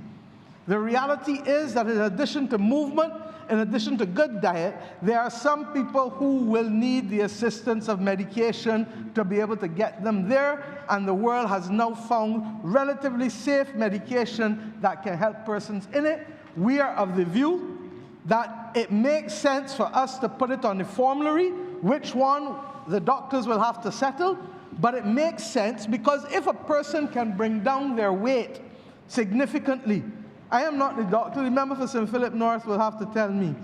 You can probably have a better chance at controlling blood pressure, a better chance at controlling diabetes, a better chance at controlling all of the chronic NCDs. And whether we like it or not, we know it. We may be the country that produces sugar, but when sugar really ain't good for you, you know, and when things are bitter, more often than not, we've found to find out that it is better for you. We continue to face the scourge of crime. And this budget meets that firsthand. When we were preparing the budget, I said to the Minister of Finance, we can't only come in here with fiscal measures. We have to address the issues that are challenges to this country. And that is why traffic and crime and cost of living and chronic NCDs continue to be. Last year, the climate crisis. You can't look at this budget alone. Last year, the Minister of Finance, in his first budgetary experience delivery, gave us new numbers for the Resilience and Regeneration Fund. Barbados will be one of the few countries in the world where sharing the burden and sharing the bounty means something, where every single employee in this country contributes 0.1% of their income without cap, and the employers match it, and the government will contribute 0.35% of GDP every year. And if next year we have a bounty, as we might, we will put a little more in there for a rainy day when it comes. Mr. Speaker, we have to have a serious conversation about our vulnerability to international oil shocks. When the 1970s came, this country was set back on its back because of oil shocks. When the 1980s came, we had a temporary blurb. When in 2008, oil prices went sky high again, we were the victim. When, Mr. Speaker, in 2022, and the member for Christchurch East Central gave us the figures there, and they're staggering. And it is going to cause me to call and summon us to a higher purpose and a national colloquium in this country on this issue. We, last year, spent $728 million importing oil. That was the same amount, by the way, we spent in 2019. But when oil prices went up in 2022, when oil went to about $120, $125 a barrel, we spent $1.12 billion importing oil in a country that got sun, that got wind. Oh, what folly is this? Now, the government from day one has said that we want to be able, by 2035, to be able to have net zero with respect to our energy, and to the extent that we use any form of fossil fuel, we want it to be natural gas, which is a clean energy bridge. Sir, we have been hobbled not by anything done by anybody in this parliament, but by the fact that our grid does not have stability without battery storage. We have gone through a regulatory process that has carried us from larboard to starboard to up to down to everywhere, and the only place it hasn't carried us is being able to go and buy the batteries that we could buy tomorrow if we were not the government, to be able to provide battery storage and to unlock over $500 million in the banking sector that is committed to renewable energy. This is the government that does not only want to see that investment in the hands of a few.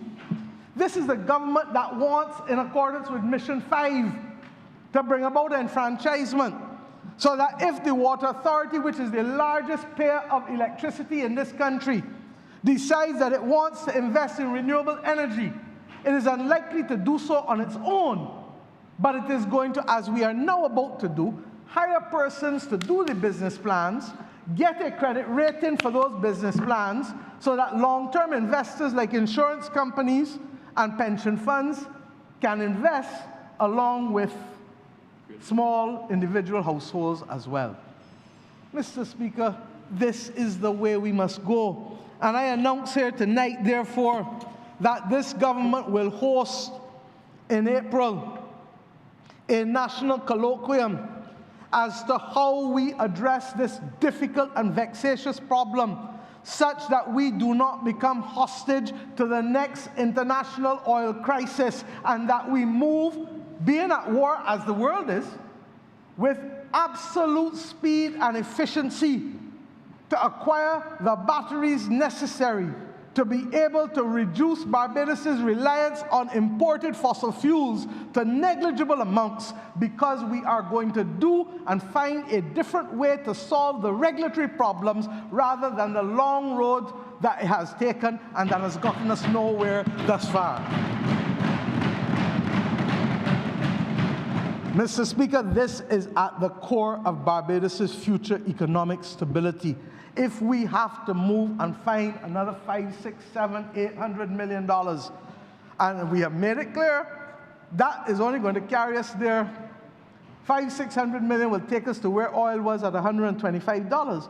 If, God forbid, oil goes to $200, I said to the Minister of Finance, there is no arithmetical solution, there's no mathematical solution to oil at $200. The only solution, sir, is change of behavior. Change of behavior on the part of government, change of behavior on the part of households, change of behavior on the part of businesses. Are we going to wait for that moment to happen in a volatile world?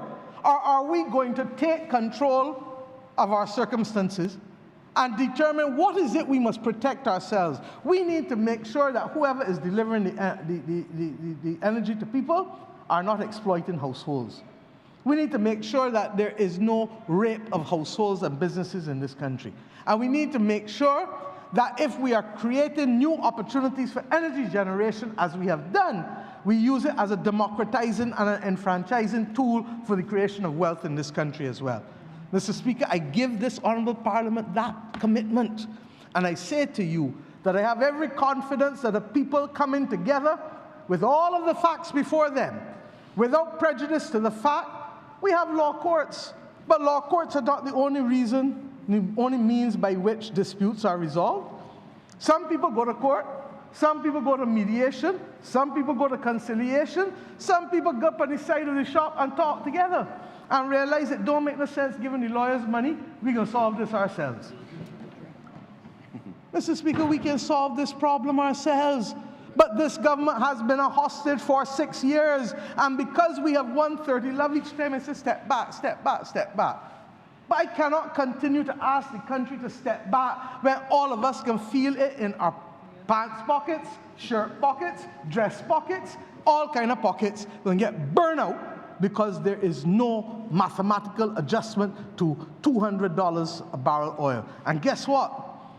We might produce a little oil, but we don't come even near to that, so we will always be victim if we don't use the patrimony of this country, which is the sun that the Lord has blessed us with, and which is the wind that the Lord has blessed us with, and which is also the geology that the Lord has blessed us with, because OTEC, ocean thermal energy, is another form of energy that we may want to explore, and other different developments that are taking place. Mr. Speaker, the final challenge is productivity and competitiveness. And that is why we've established the commission.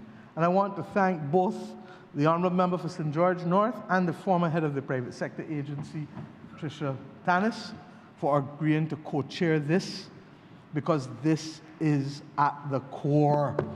Don't let nobody get you tied up. This is at the core. I have said too often, if everybody just simply did their job and did their job well, we would be far better off. And this government has already shown that where there are gains, we share them with you. Last year, we brought a $300 solidarity allowance for every Bajan over 18 years old. Even the ones that didn't like us get it and smile and didn't want to thank, but they got it.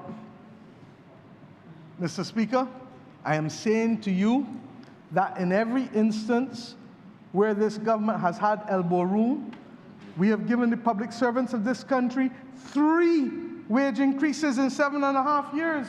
And we are on the verge now of the regrading of the public service, which we have been working on for the last year, where I expect a number of critical jobs in this country on the front line, in crime, in healthcare, in education, in other areas, to be regraded. Why? Because we need our best citizens going into these areas.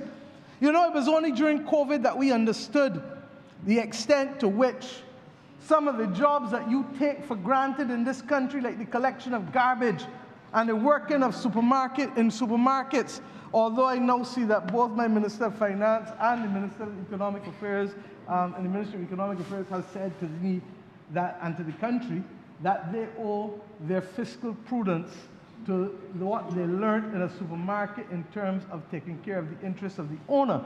I want them now to take care of the interests of the consumers and not just the owner as well, as they have already started to show that they can do. But productivity and competitiveness is at the core, sir. And I pray that in the same way we learn to say tourism is our business, let's play our part, or NIS, it's our lifeline, that we come in this generation to understand that as a small island developing state or as a large ocean state, however you want to term it, when I was at Miss Carrington as a little child, they used to tell us that Barbados has no natural resources. Don't mind, we know we have a little oil and thing, but they would say that Barbados, Jamaica has bauxite and Guyana has bauxite and all of these things. The only thing Barbados has is people.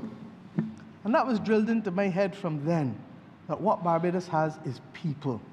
Mr. Speaker, as we go into our Diamond Jubilee, our 60th anniversary of independence, our 5th anniversary as a republic, we owe it not just to those who sacrificed so much for us to do better, but we owe it to those who we are bringing to life as future generations to do better. And that is why the Barbados Republic Child Wealth Fund is central to this government's mission. Mr. Speaker, I say to you tonight that the most important thing for us to do to confront these challenges that I've outlined to you, all of the challenges, sir, the most important thing for those 7 challenges, cost of living, traffic, crime, chronic NCDs, vulnerability to the climate crisis, whether through drought, storm surge, flooding, hurricane, or sargassum, vulnerability to international oil shocks, productivity and competitiveness. The most important thing is for us to trust one another, sir. Trust. Trust is a commodity, sir. I think it was Marie Claire who said, it is like the air we breathe. When it is present, nobody really notices. But when it is absent, everybody notices. It is trust that is going to be the glue between the private sector, the labor movement, and the government, between households, that will keep us together. But I wouldn't end on that alone, because Barbados fundamentally is a religious country. And we have all been taught at Sunday school in Corinthians about faith, hope, and love. And I say simply, with respect to faith, because it was in the book of Matthew that we were taught that if you have faith the size of a mustard seed, nothing will be impossible. Nothing. And the faith that we must have as a nation to take that next step into uncertainty, into an uncertain world, one that we do not control the tone or tenor of, is what is going to be necessary, because without faith we have nothing. Mr. Speaker, without hope we have nothing. It has been said to live without hope is to live without life. There are people who see this glass or this bottle and say it is half empty. I want Bajans to see it and say it is half full. I want Bajans to recognize that we have been taught to dumb down ourselves because the British did not want us to rise up and stand as a colony, because they would lose control. But we don't have them to contend with. We have only ourselves to rely upon. And this notion, and I'm guilty of it sometimes too, and in recent years I've had to pinch myself.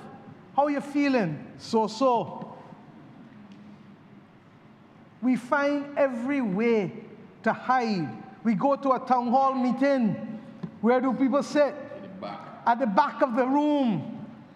This must be the generation where Bajans accept that we have control of our destiny, and without being arrogant, we must be confident. Without being arrogant, we must claim our future. And the irony is that our national anthem invites us to do so. Our national pledge invites us to do so. But they must not be words anymore. They must be at the core of who we are. And Mr. Speaker, it is said that the greatest of them is love. It was Mahatma Gandhi who told us that where there is love, there is life. I say simply to you, sir, there can be no love if I don't see you. There can be no love if I don't hear you. There can be no love if I don't feel you. And that this budget encompasses faith and hope in a turbulent world, but above all else, it encompasses love for fellow man and for the fellow Bajan. If it was not that case, we would not be absorbing almost $200 million in adjustments to be able to allow the people of Barbados to be shielded. We thought in the election we were doing it to put more disposable income in your pockets.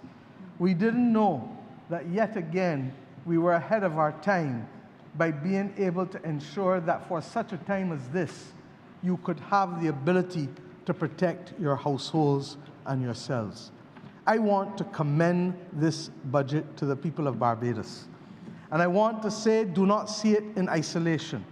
I have tried to give you context this evening by showing you against what background this budget has come and will continue to be part of. I do not have to speak about coastal defenses in this budget because last year the Minister of Finance announced the creation of the Barbados Ocean and Coastal Authority, whose bill will be shortly before Parliament. I don't have to speak to a lot of other things because we dealt with the creation of 300 extra posts for the Queen Elizabeth Hospital last year. This is not an isolated event, this is a continuum. But I ask you more than anything else, not just to look at this budget, but to look at the times in which we live and to commit that the only way this country can move forward is if the majority of us, I don't get all, I don't fool myself, but if 2/3, 2 out of every 3 Bajans want to move in the same direction, it is enough to lift the heavy weight and to carry us through these perilous times. If anything I want to leave you with tonight is that do not lose your faith, do not give up on hope, and above all else, keep love in your heart, because that is what will get us through these difficult times. I say so not as an idle promise, but as a Prime Minister who has had to lead this country and this government through the greatest challenges since independence. And I am confident that just as we overcame the national debt crisis, just as we overcame the international COVID crisis, just as we overcame the cost of living shocks of 2022, just as we overcame the climate crisis with 2 hurricanes, ashfall and freak storm, that we shall, with the blessings and faith in the Almighty and in each other, we shall be successful in trodding this perilous trail that has been our lot to trod. I want to thank every member of this House, and I want to thank every member of this government. I want to thank the Honourable Member for Christchurch East Central for acquitting himself in the manner in which he has. And above all else, I thank the people of this country where I started for having the confidence and faith that this leadership can carry this country where it needs to go in the mission of transformation as we enter our Diamond Jubilee and our 5th year as a republic. I'm obliged to you, sir.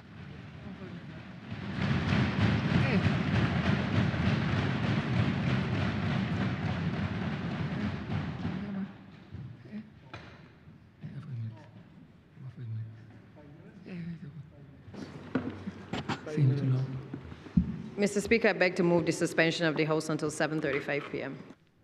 The question is that this honourable chamber be suspended until 7:35 p.m. All those honourable members in favour, please say aye. Those against, please say no. You think the ayes have it. This honourable chamber stands suspended for 5 minutes.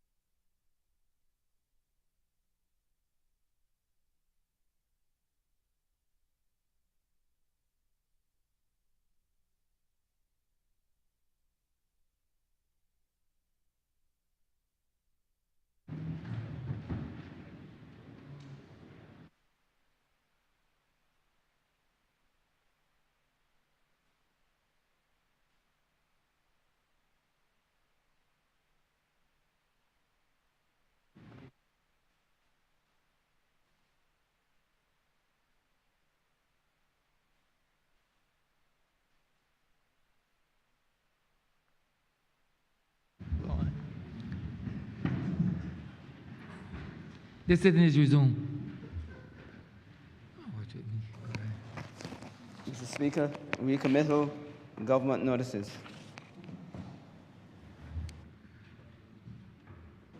All member for Christchurch East Central.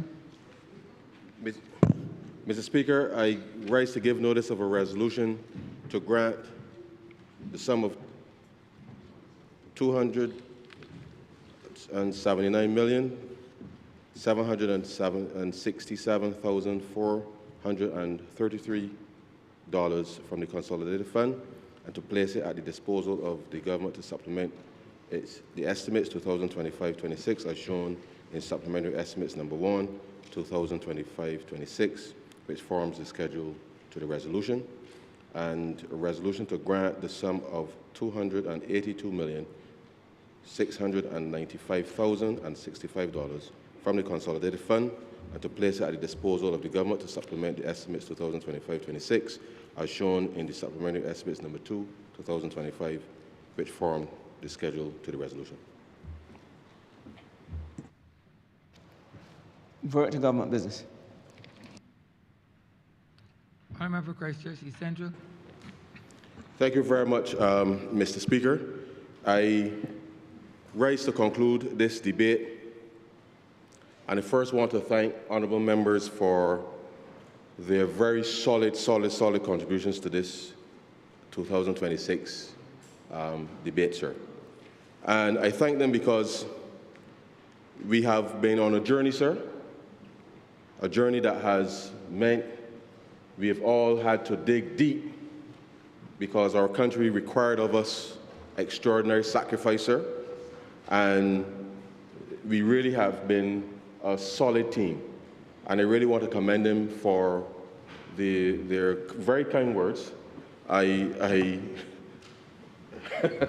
I thank the honourable member, particularly for St. George South, who reminded me that I have so much to give. And therefore, as his compliment, as the Barry White of budgets, I take that, I take that to heart, sir. I really do. But I also want to thank Beijing, sir. And let me say that I know that I was not here yesterday morning because I had the meeting with the MDBs, but I did listen to the contributions from the colleagues overnight, and I thank them.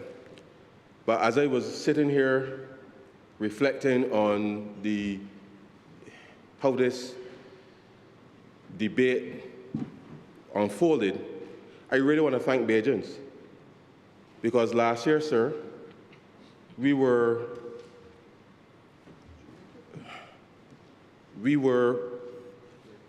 how was the right word, sir? We were treated to, I think, the worst form of political abuse. I'm very, very serious, sir. Torture, even. And I believe that the Barbadian public did not want to endure anything close to that, sir. And therefore, I thank them for, again, reposing their confidence in all of us and saved themselves, sir, from what potentially could have been an even worse performance had the previous leader of the opposition, by some strange circumstance, found himself here. So I want to thank the good people of St. John for doing that, for doing the rest of the country a huge favor, sir. And I don't say that lightly because we come here to do serious business, and I think we understand the importance of the circumstance that we find ourselves, and therefore I really want to thank again the people of Barbados for their forbearance in that respect. There are three things I just want to highlight, sir, coming out of the budget specifically. In my presentation, when I spoke to the extension of the excise and VAT waiver for the electric vehicles, I omitted this particular part, sir, which relates to the extension, or sorry, the increase with respect to the lower limit for Polter. So I will just make that clear here now with respect to for the public. That with effect from April 1st, 2026, sir, The vehicle loan limit for Porter will increase. Porter is a public officers loan and travelers allowances. Porter will increase from 100,000 to 125,000 for electric and hybrid vehicles, sir, and from 50,000 to 75,000, sir, for gasoline and diesel vehicles. And as I also indicated, sir, because we were conscious that the circumstance that we are faced with now, and as we were providing the cost of living cash credit to those persons who may have not been as compliant as they should have been, and one of the things that we need to make sure that we encourage going forward is to understand and allow people to know exactly what it is they have in the NAS in an effort to raise greater sensitization, sir. And therefore, with effect from November 1st, which we will be celebrating our 60th anniversary of independence, the National Insurance and Social Security Service, sir, will be required to send to all persons in the workforce, sir, from age 50 and above, an annual statement during their birth month, sir, outlining the status of their contributions so that people will no longer be found wanting or be surprised. They will have enough time, sir, to make themselves right with the NAS, because we really do need to ensure that going forward, the number of persons who do not qualify, that we limit that as much as possible, and that people will have the opportunity to get themselves right with respect to the NAS. And whilst that may seem an innocuous administrative thing, it is important to remind people as early as possible what it is that they have in the NAS, what they will potentially get by way of benefit, so that they can make wrong things right, sir, so to speak, in that respect. And the third thing coming out here, sir, is that the Barbados Manufacturers Association, they have requested some specific exemptions related to food items, some of the things that they produce from the FOB. Customs and the Fiscal Risk Unit have met with them. They're going through the numbers. Tomorrow we'll look at the recommendations to see what the revenue implications will be, because what they wanted, what the concern that there is that with the change in the way that is the valuation, that some of the products that they are producing, they want to make sure that there's still some level of protection there within the context of the market. And therefore, even as we are trying to adjust for cost of living issues, we are very mindful of that. So I've asked the team to look at the pricing mechanism, and I think, as the Honourable Member for St. James Central has indicated, in relation to going back to the private sector and looking at the compact, I think that this is a particular area, once we agree what needs to happen in relation to these specific items, then we can come to some consensus in that respect, so that we can still protect jobs in the manufacturing sector, whilst at the same time focus on being able to deliver the intended relief as appropriate. So Customs will publish as I said on Monday, will publish the settled tariffs next week, and therefore giving everybody the relevant clarity that they will need. Sir, I will not this is not a long wrap-up, but I do want to respond to some of the things that I have read over the last 2 days, and I'll do so very quickly.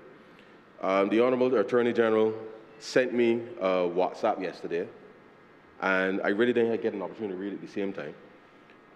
But when I woke up this morning, I read the newspapers, and I saw some of the responses. I nearly fell off my bed, because I could not understand and appreciate how it is that we have economists in this country, one, who have suddenly, sir, found their voices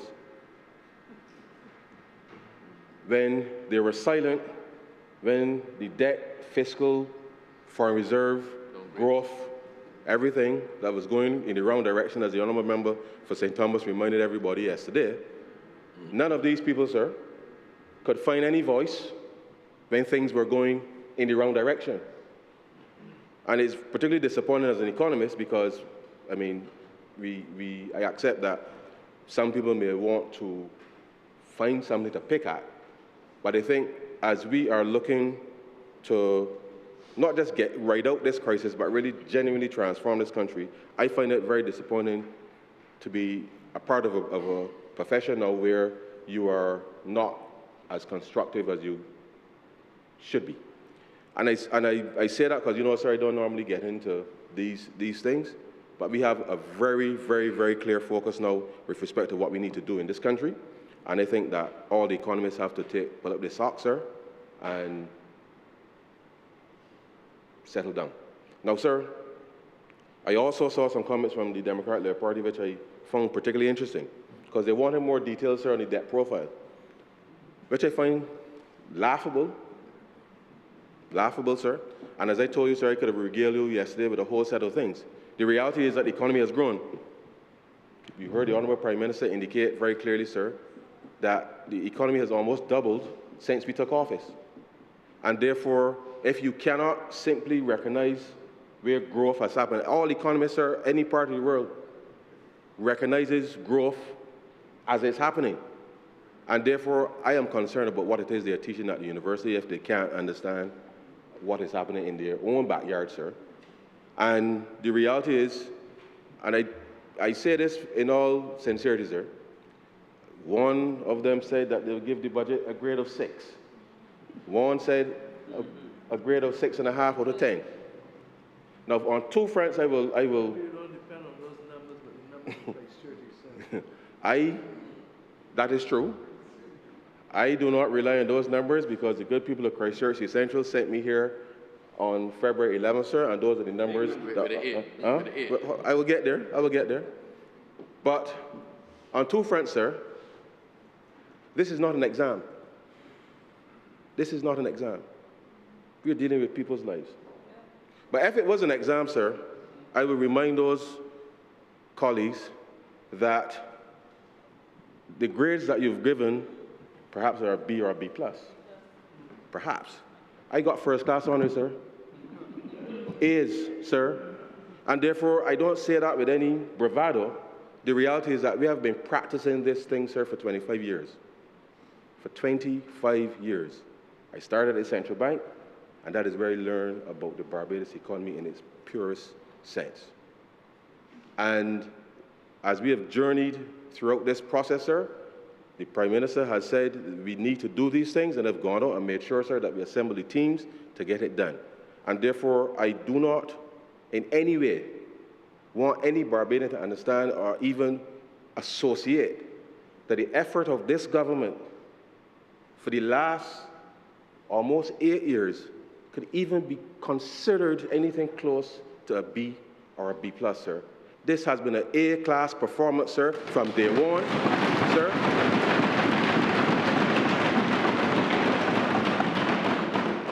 From day one. But as I say, sir, this is not an exam. We're dealing with people's lives. And I will say this, sir, that they talk about there's no transformation, and you have to, yes, they did recognize that we had to respond to the short-term issues, and they did give some credit in response to that.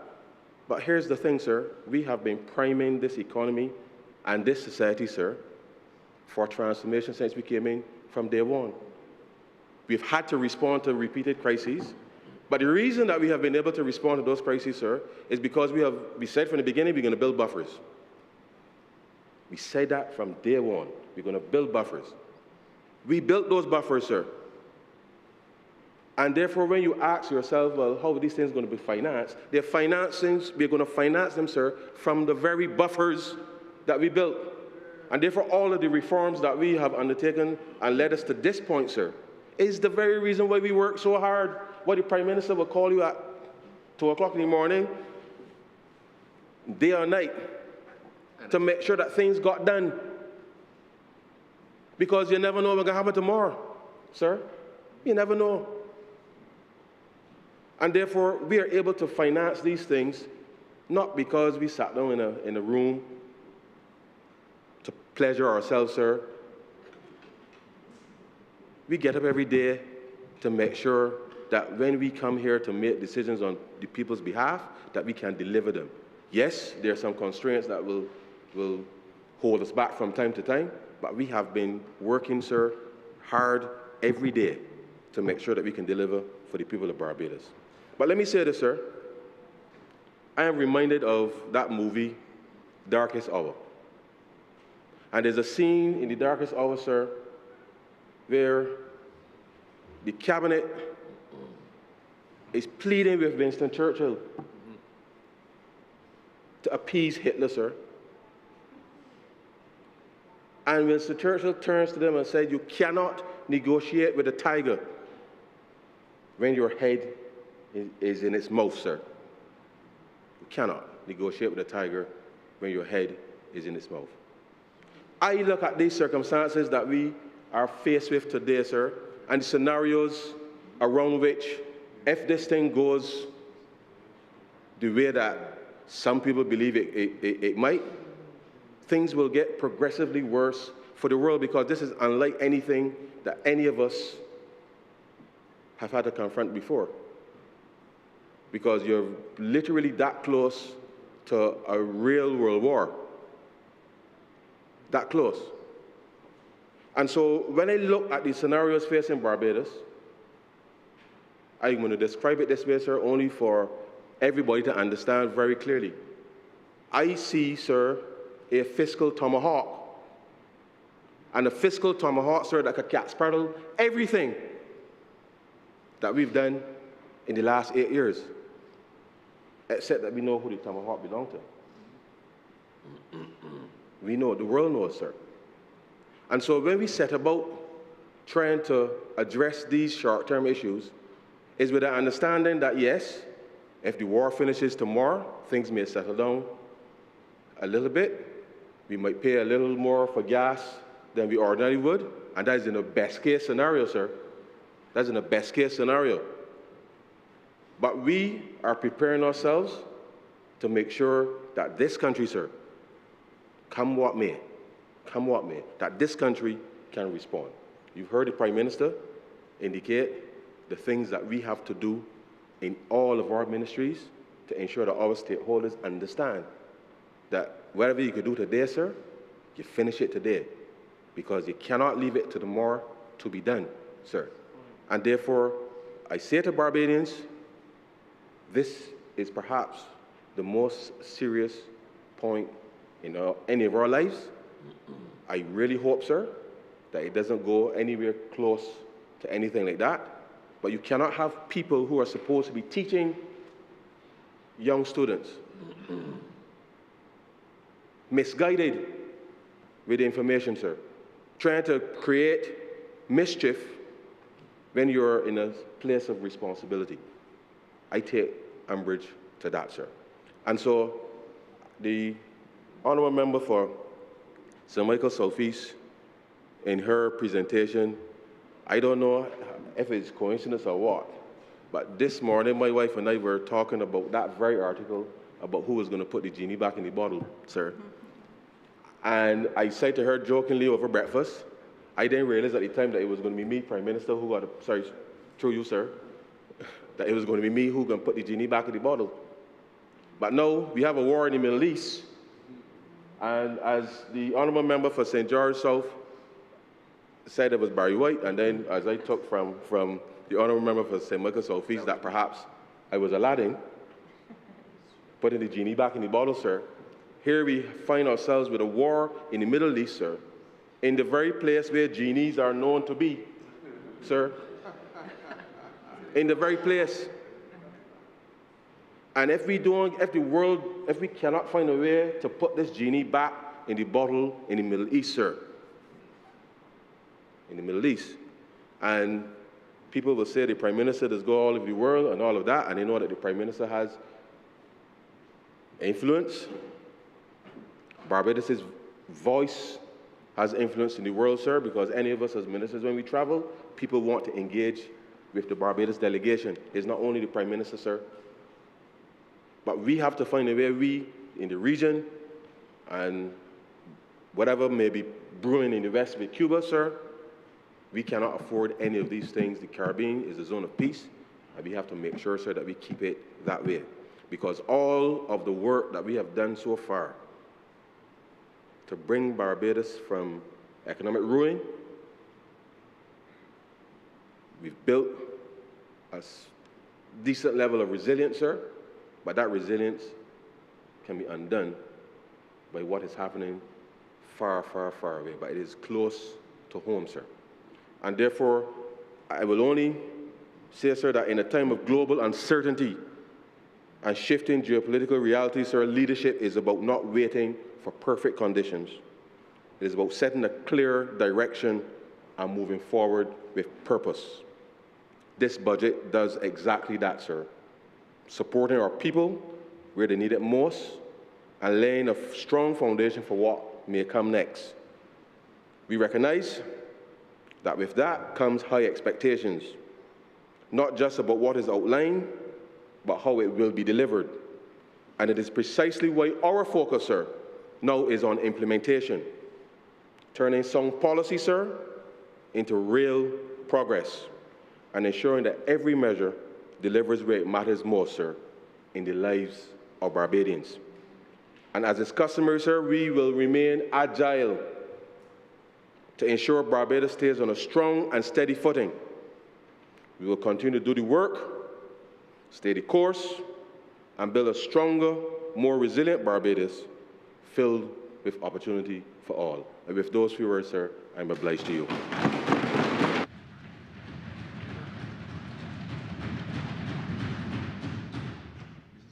Move that this bill be read a second time.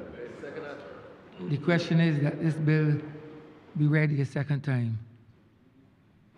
All those honourable members in favor, please say aye. Aye. Those against, please say no. Me think the ayes have it. Mr. Speaker, I beg to move that this bill be read a third time. The question is that this bill be read a third time.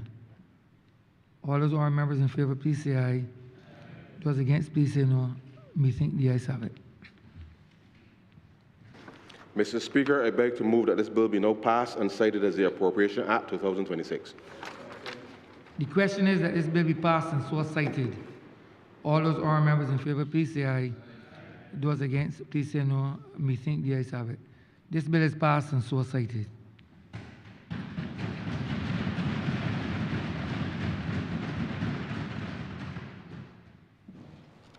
Order number 4, sir. In the name of the Honourable Leader of the House, to move that the House resolve itself into Standing Finance Committee to consider the grant of sums of money for the service of this island. The question is that this Honourable House dissolve itself in the Standing Finance Committee. All those honourable members in favor, please say aye. Those against, please say no. Me think the ayes have it.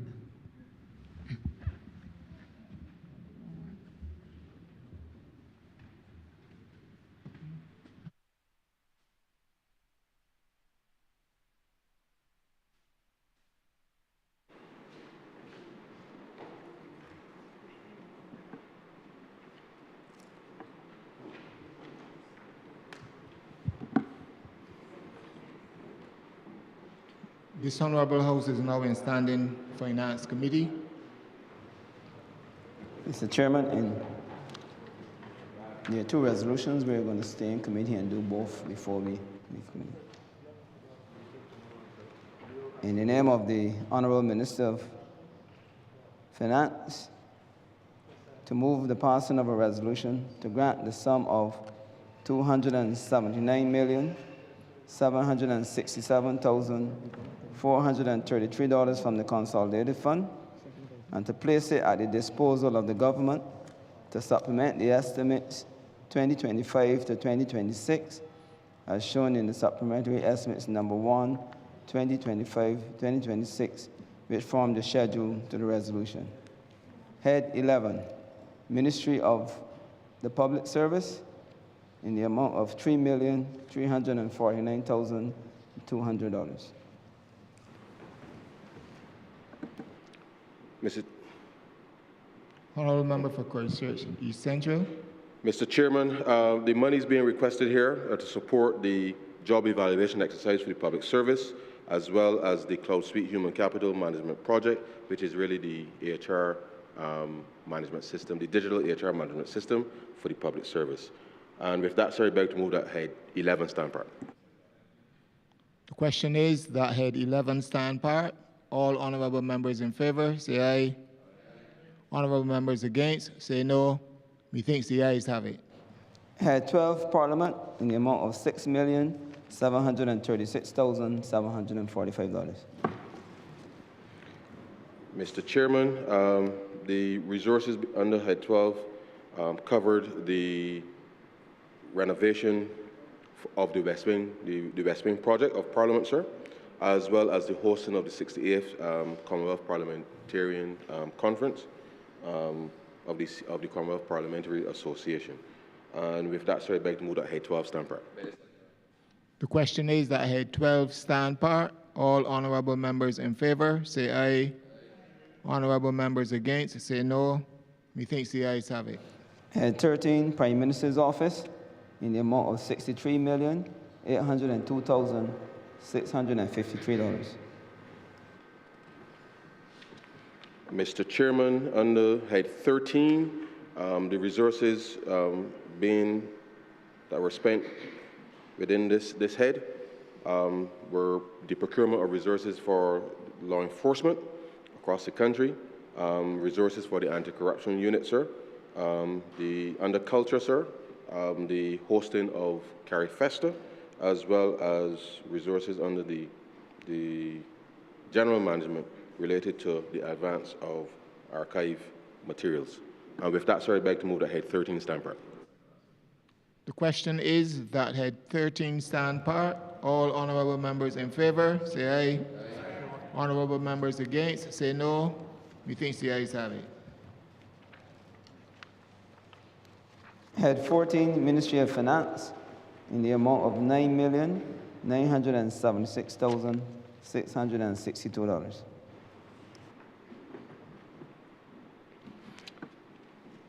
Mr. Speaker, the resources under the Ministry of Finance, as you may recall, the Ministry of Finance is modernizing, as well as resources to cover the policy coverage for CRIF, which we expanded with the coverage this year. Under the contingency head, sir, these were some resources to reimburse the Bridgetown Port for some expenses that they undertook with respect to the damage from Hurricane Beryl.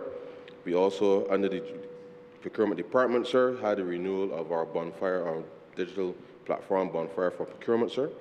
And with that, sir, I beg to move that Head 14 stand part. The question is that Head 14 stand part. All honourable members in favour, say aye. Honourable members against, say no. Methinks the ayes have it. Head 15, the Cabinet Office, in the amount of $2,543,383.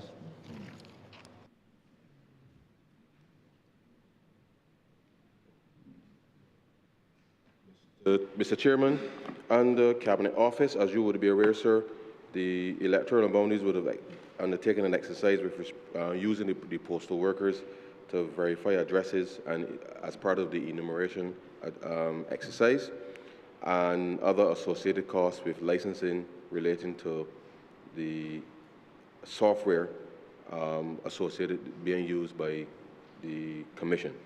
Under Cabinet Office, as well as the Office of the Head of the Public Service, other resources were utilized in terms of records management in order to build out that unit. With that, sir, I beg to move to Head 15 stand part. The question is that Head 15 stand part. All honourable members in favour, say aye. Honourable members against, say no. Methinks the ayes have it. Head 27, Ministry of Tourism and International Transport, in the amount of $22,694,903.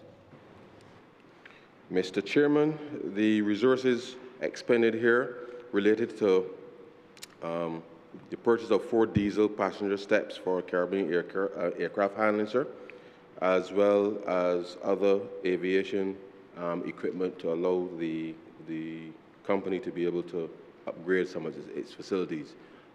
Persons arriving in Barbados may recognize a difference on arrival, and therefore these resources here were part of that response in relation to that. So they also would have perhaps seen faster baggage delivery, and that is part of the equipment that was purchased as part of this.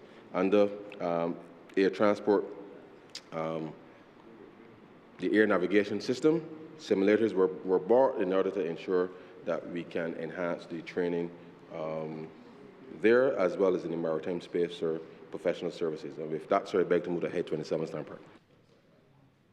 The question is that head 27 stand part. All honorable members in favor, say aye. Honorable members against, say no.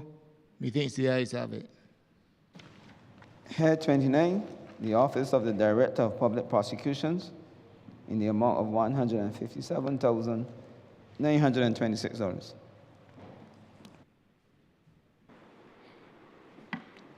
Under head 29, sir, the procurement of a new vehicle that was written off by the officer, pending the reimbursement from the insurance, and with that, sir, I beg to move to head 29, stand part. The question is that head 29 stand part. All honorable members in favor, say aye. Honorable members against, say no. Methinks the ayes have it. Head 30, Office of the Attorney General, in the amount of $19,640,157. Mr. Chairman, under head 30, resources for the Forensic Services Center, sir, which, as you know, sir, is a vital part of the legal system, sir. Under general management, sir, advances to pay outstanding invoices for a conference annual general meeting held of, not sure what that acronym is, sir. The parliamentary council's officer in relation to advances for professional services to help with the drafting of legislation in that office, sir. Under administration of justice, there was significant work associated with the Supreme Court complex, and therefore the construction of the 2 new courts that were put in place are the resources that were used there. Under police, sir, software to help the police be able to do their work, as well as in the general police services, the purchase of computer equipment. In last year's budget, we would have announced the budget before, the detectives on duty allowance for them, sir, are provided within this. And with that, sir, I beg to move then that head 30 stand part. The question is that head 30 stand part. All honorable members in favor, say aye. Honorable members against, say no. Methinks the ayes have it. Head 31, Ministry of Innovation, Industry, Science and Technology, in the amount of $30,317,373. Mr. Chairman, the major expenses here relate to the establishment of a data center with the subprogram 043. With respect to subprogram 031, GovTech, we would have had the deployment of some deep tech solutions across government in relation to professional services, and as it relates to the BIDC, we would have had acquisition of lands from the Chickmont building, which I think has been transformed into a cold storage facility, as well as acquisition of lands at what is really Kendall, it says Walton, that's the official address, but it's really Kendall Hill, sir, in relation to a mechanics bay for the persons in the Christchurch area, as well as some working capital. And with that, sir, I beg to move that head 31 stand part. The question is that head 31 stand part. All honorable members in favor, say aye. Honorable members against, say no. Methinks the ayes have it. Head 32, Ministry of Foreign Affairs and Foreign Trade, in the amount of $3,468,983. Under the Ministry of Foreign Affairs, sir, there was a significant, well, not significant, almost every area where we have, every country that we have a mission, sir, we would have had the revision of local staff emoluments, and therefore the sums being requested that were advanced really to make sure that we brought to account the payments made, the extra payments made to those persons, those local persons in the locations of our missions. And with that, sir, I beg to move that head 32 stand part. The question is that head 32 stand part. All honorable members in favor, say aye. Honorable members against, say no. Methinks the ayes have it. Head 33, Ministry of Home Affairs and Information, in the amount of $16,220,944. Mr. Chairman, and the significant resources here related to the grants to public institutions to the Caribbean Broadcasting Corporation in relation to facilitate severance payments, payment in lieu and compensation during the separation during the year. We also had some resources to the Department of Emergency Management in order to procure emergency supplies, as well as to the prison servicer in relation to compensation for prison officers, that, as well as the replacement of switchgear for the prison service. And with that, sir, I beg to move that head 33 stand part. The question is that head 33 stand part. All honorable members in favor, say aye. Honorable members against, say no. Methinks the ayes have it. Head 35, Ministry of People Empowerment and Elder Affairs, in the amount of $8,932,843.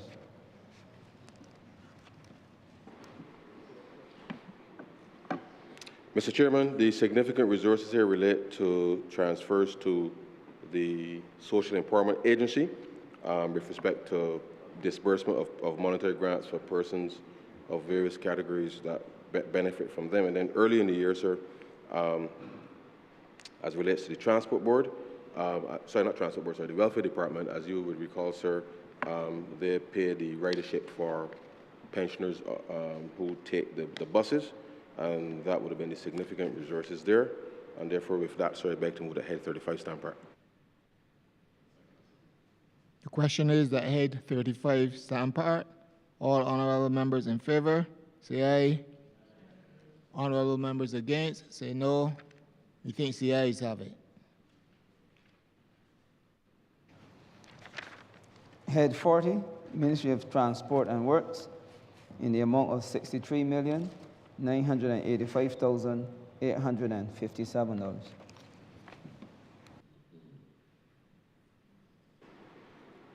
Mr. Chairman, significant resources expended here relates to road rehabilitation during the course of the year across various sub-programs. We have highway construction and maintenance services, residential road construction, as well as within the general purchase of general purpose equipment, which related to the purchase of the 6 pothole patchers and the 1 flail head cutter, sir, for pothole repairs.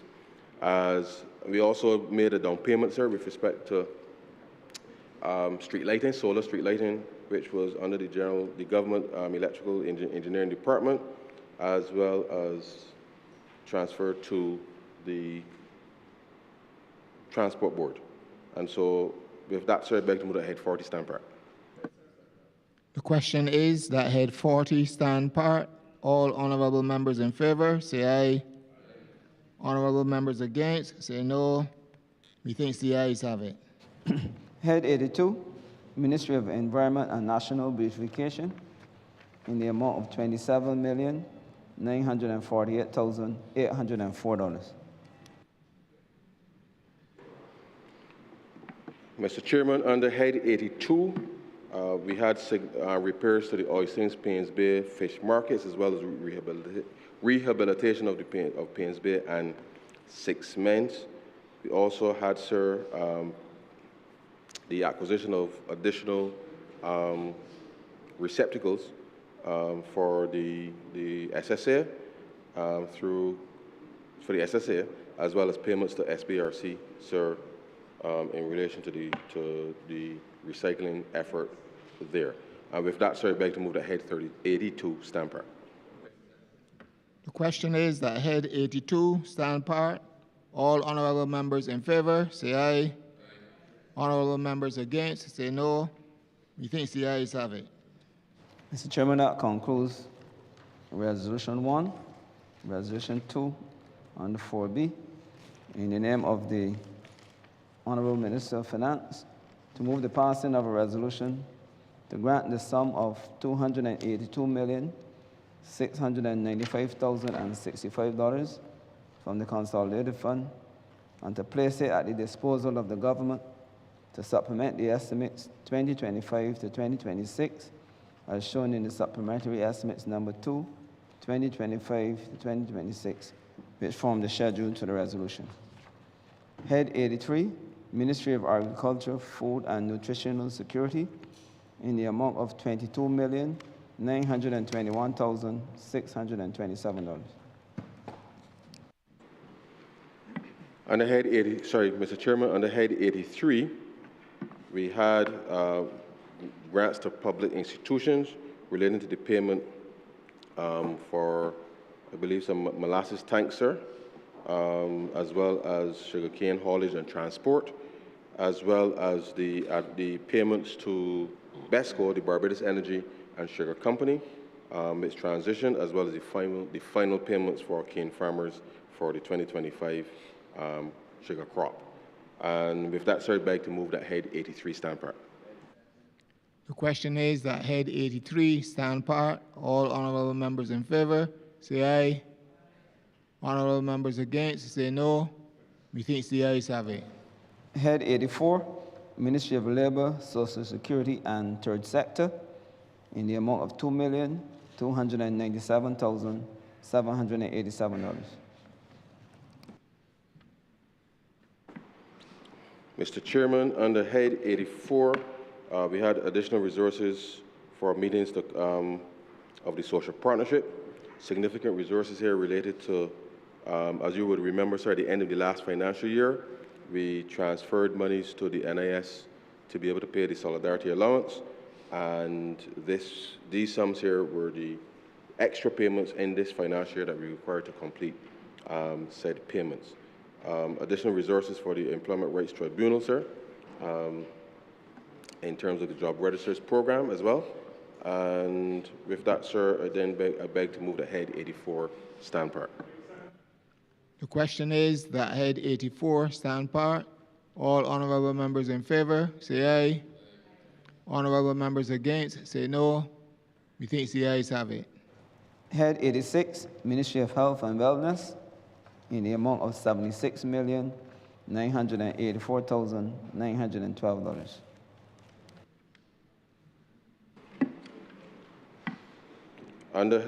Sorry, Mr. Chairman, under head 86, significant resources in relation to the QEH.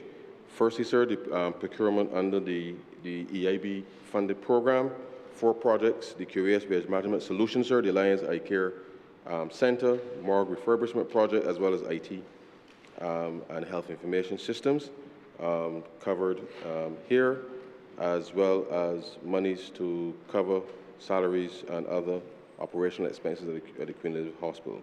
We also had additional resources, sir, for the medical aid scheme being expended and other works and renovations being done at the St. Thomas Outpatient Clinic, as well, sir, as resources that we had set aside wanted to target and focus public education around chronic non-communicable diseases, comprise the allocations being requested here, sir. And so with that, sir, I beg to move the head 86 stand part. The question is that head 86 stand part. All honourable members in favour, say aye. Honourable members against, say no. Methinks the ayes have it. Head 91, Ministry of Youth, Sports and Community Empowerment, in the amount of $12,202,751.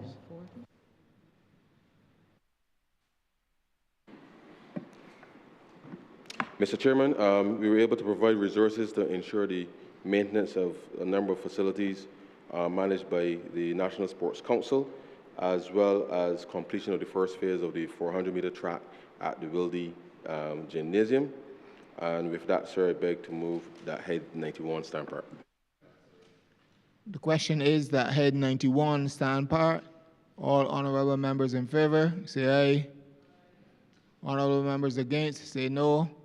Methinks the ayes have it. Head 93, Ministry of Lands and Housing, Lands and Maintenance, in the amount of $6,200,000.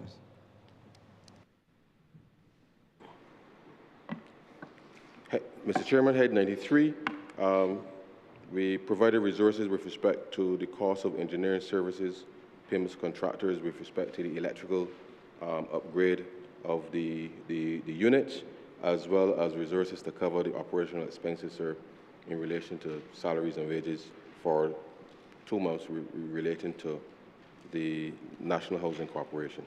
And with that, sir, I beg to move that head 93 stand part. The question is that head 93 stand part. All honorable members in favor, say aye. Honorable members against, say no. Methinks the ayes have it. Head 94, Ministry of Economic Affairs and Investment, in the amount of $157,673,463. Mr. Chairman, you recall part of the reason why we have had such a good execution of capital works. We've had, under this particular head, sir, these resources were transferred to the Barbados Tourism, Inc. in relation to the construction costs at the enslaved burial ground at Newton, sir, the Botanical Gardens project, the Performing Arts Center also at Newton, sir, the Geriatric Hospital, as well as insurance for the Sam Lords property, as well as resources for the National Stadium. And with that, sir, I beg to move that head 94 stand part. The question is that head 94 stand part. All honorable members in favor, say aye. Honorable members against, say no. Methinks the ayes have it. Head 95, Ministry of Educational Transformation, in the amount of $277,522. Mr. Chairman, the Ministry of Training and Tertiary Education established the Public Service Digital Academy. You would have heard in the budget we indicated that there were a number of areas that were lacking digital skills, and these resources to jumpstart that particular has already been established, but that was to kickstart the particular effort. Yeah. Well, they've done it. Yeah. So with that, sir, I beg to move the head 95 stand part. The question is that head 95 stand part. All honorable members in favor, say aye. Honorable members against, say no. Methinks the ayes have it.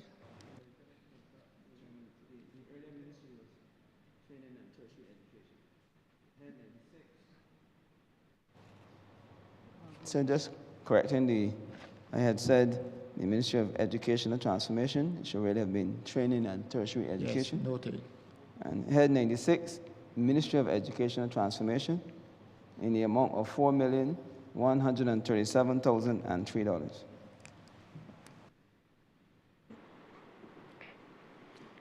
Mr. Chairman, under Ministry of Education and Transformation, resources to cover professional services in relation to the relocation of the Greater Sealy Secondary School. We also had, sir, the Summer Learning Institute program, which was focused on expanding literacy, as well as communications around that, sir, as well as resources, sir, to ensure that the Oceania Innovation Hub got off the ground as it should, sir, given the focus on that becoming a climate school. And lastly, sir, and I'm not sure if that's by coincidence or not, sir, but that these resources allocated here is for the elevator, sir, at Common Mirror. So with that, sir, I beg to move that head 96 stand part. The question is that head 96 stand part. All honorable members in favor, say aye. Honorable members against, say no. Methinks the ayes have it. Mr. Chairman, I beg to move that you do not report the passing of 2 money resolutions in committee, to his honor the Speaker, in committee. The question is that I do not report the passing of two money resolutions in committee to his honor the Speaker. All honorable members in favor, say aye. Honorable members against, say no. Methinks the ayes have it.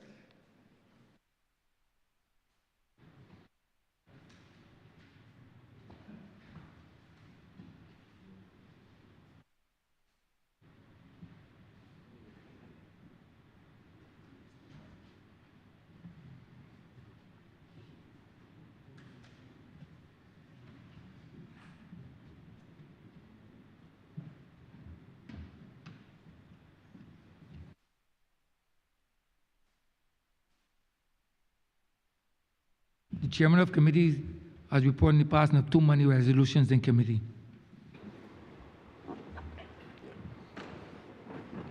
Honourable Member Christchurch East Central. First time, right? Yeah. Mr. Speaker, I beg to move that these two resolutions be passed read the first time. The question is that the two resolutions be read the first time. All those honourable members in favor, please say aye. Those against, please say no. We think the ayes have it. Mr. Speaker, I beg to move that resolutions 1 and 2 be read a second time. The question is that resolution 1 and 2 be read a second time. All those honourable members in favor, please say aye. Those against, please say no. We think the ayes have it. Mr. Speaker, I beg to move that resolutions 1 and 2 be agreed to. The question is that resolution 1 and 2 be agreed to. All those honourable members in favor, please say aye. Those against, please say no. We think the ayes have it. Resolutions 1 and 2 stands passed. Honourable Leader, Government Business. Thank you, Mr. Speaker. I believe I have the pleasure now of adjourning this session. It has been a grueling 3 weeks, very brutal, as the Prime Minister has said. Prior to that, we had a very intense campaign. However, we have, I believe, had a very productive session over the last couple of weeks. And I believe all of us are ready to hit our ministries respectively to be able to start the work of the people of this country who sent us here. With that though, Mr. Speaker, I would like to thank the clerks at the head table. I would like to express our gratitude to all of the staff of Parliament. I would also like to express gratitude on behalf of all of my colleagues to all of the officers in the respective ministries who made these few weeks possible in helping us to do the necessary preparations. Also our catering staff, our security, and of course you, Mr. Speaker. I would want to extend thanks to you as well for your patience with members, particularly when they've not been on time. And I hope that that will not be how we proceed for the other sessions of Parliament.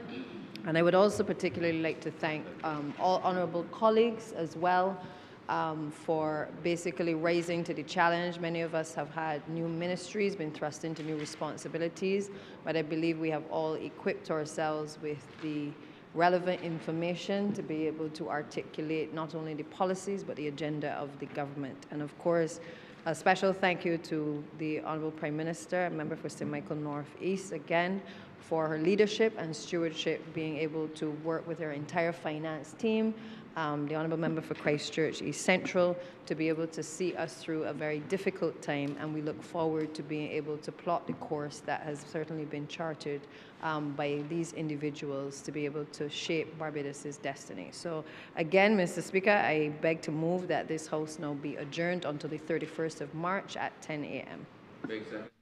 The question is that this Honourable Chamber be adjourned until the 31st of March 2026 at 10 a.m. in the forenoon. All those honourable members in favor, please say aye. Those against, please say no. We think the ayes have it. This Honourable Chamber stands adjourned until the 31st of March 2026 at 10 a.m. in the forenoon.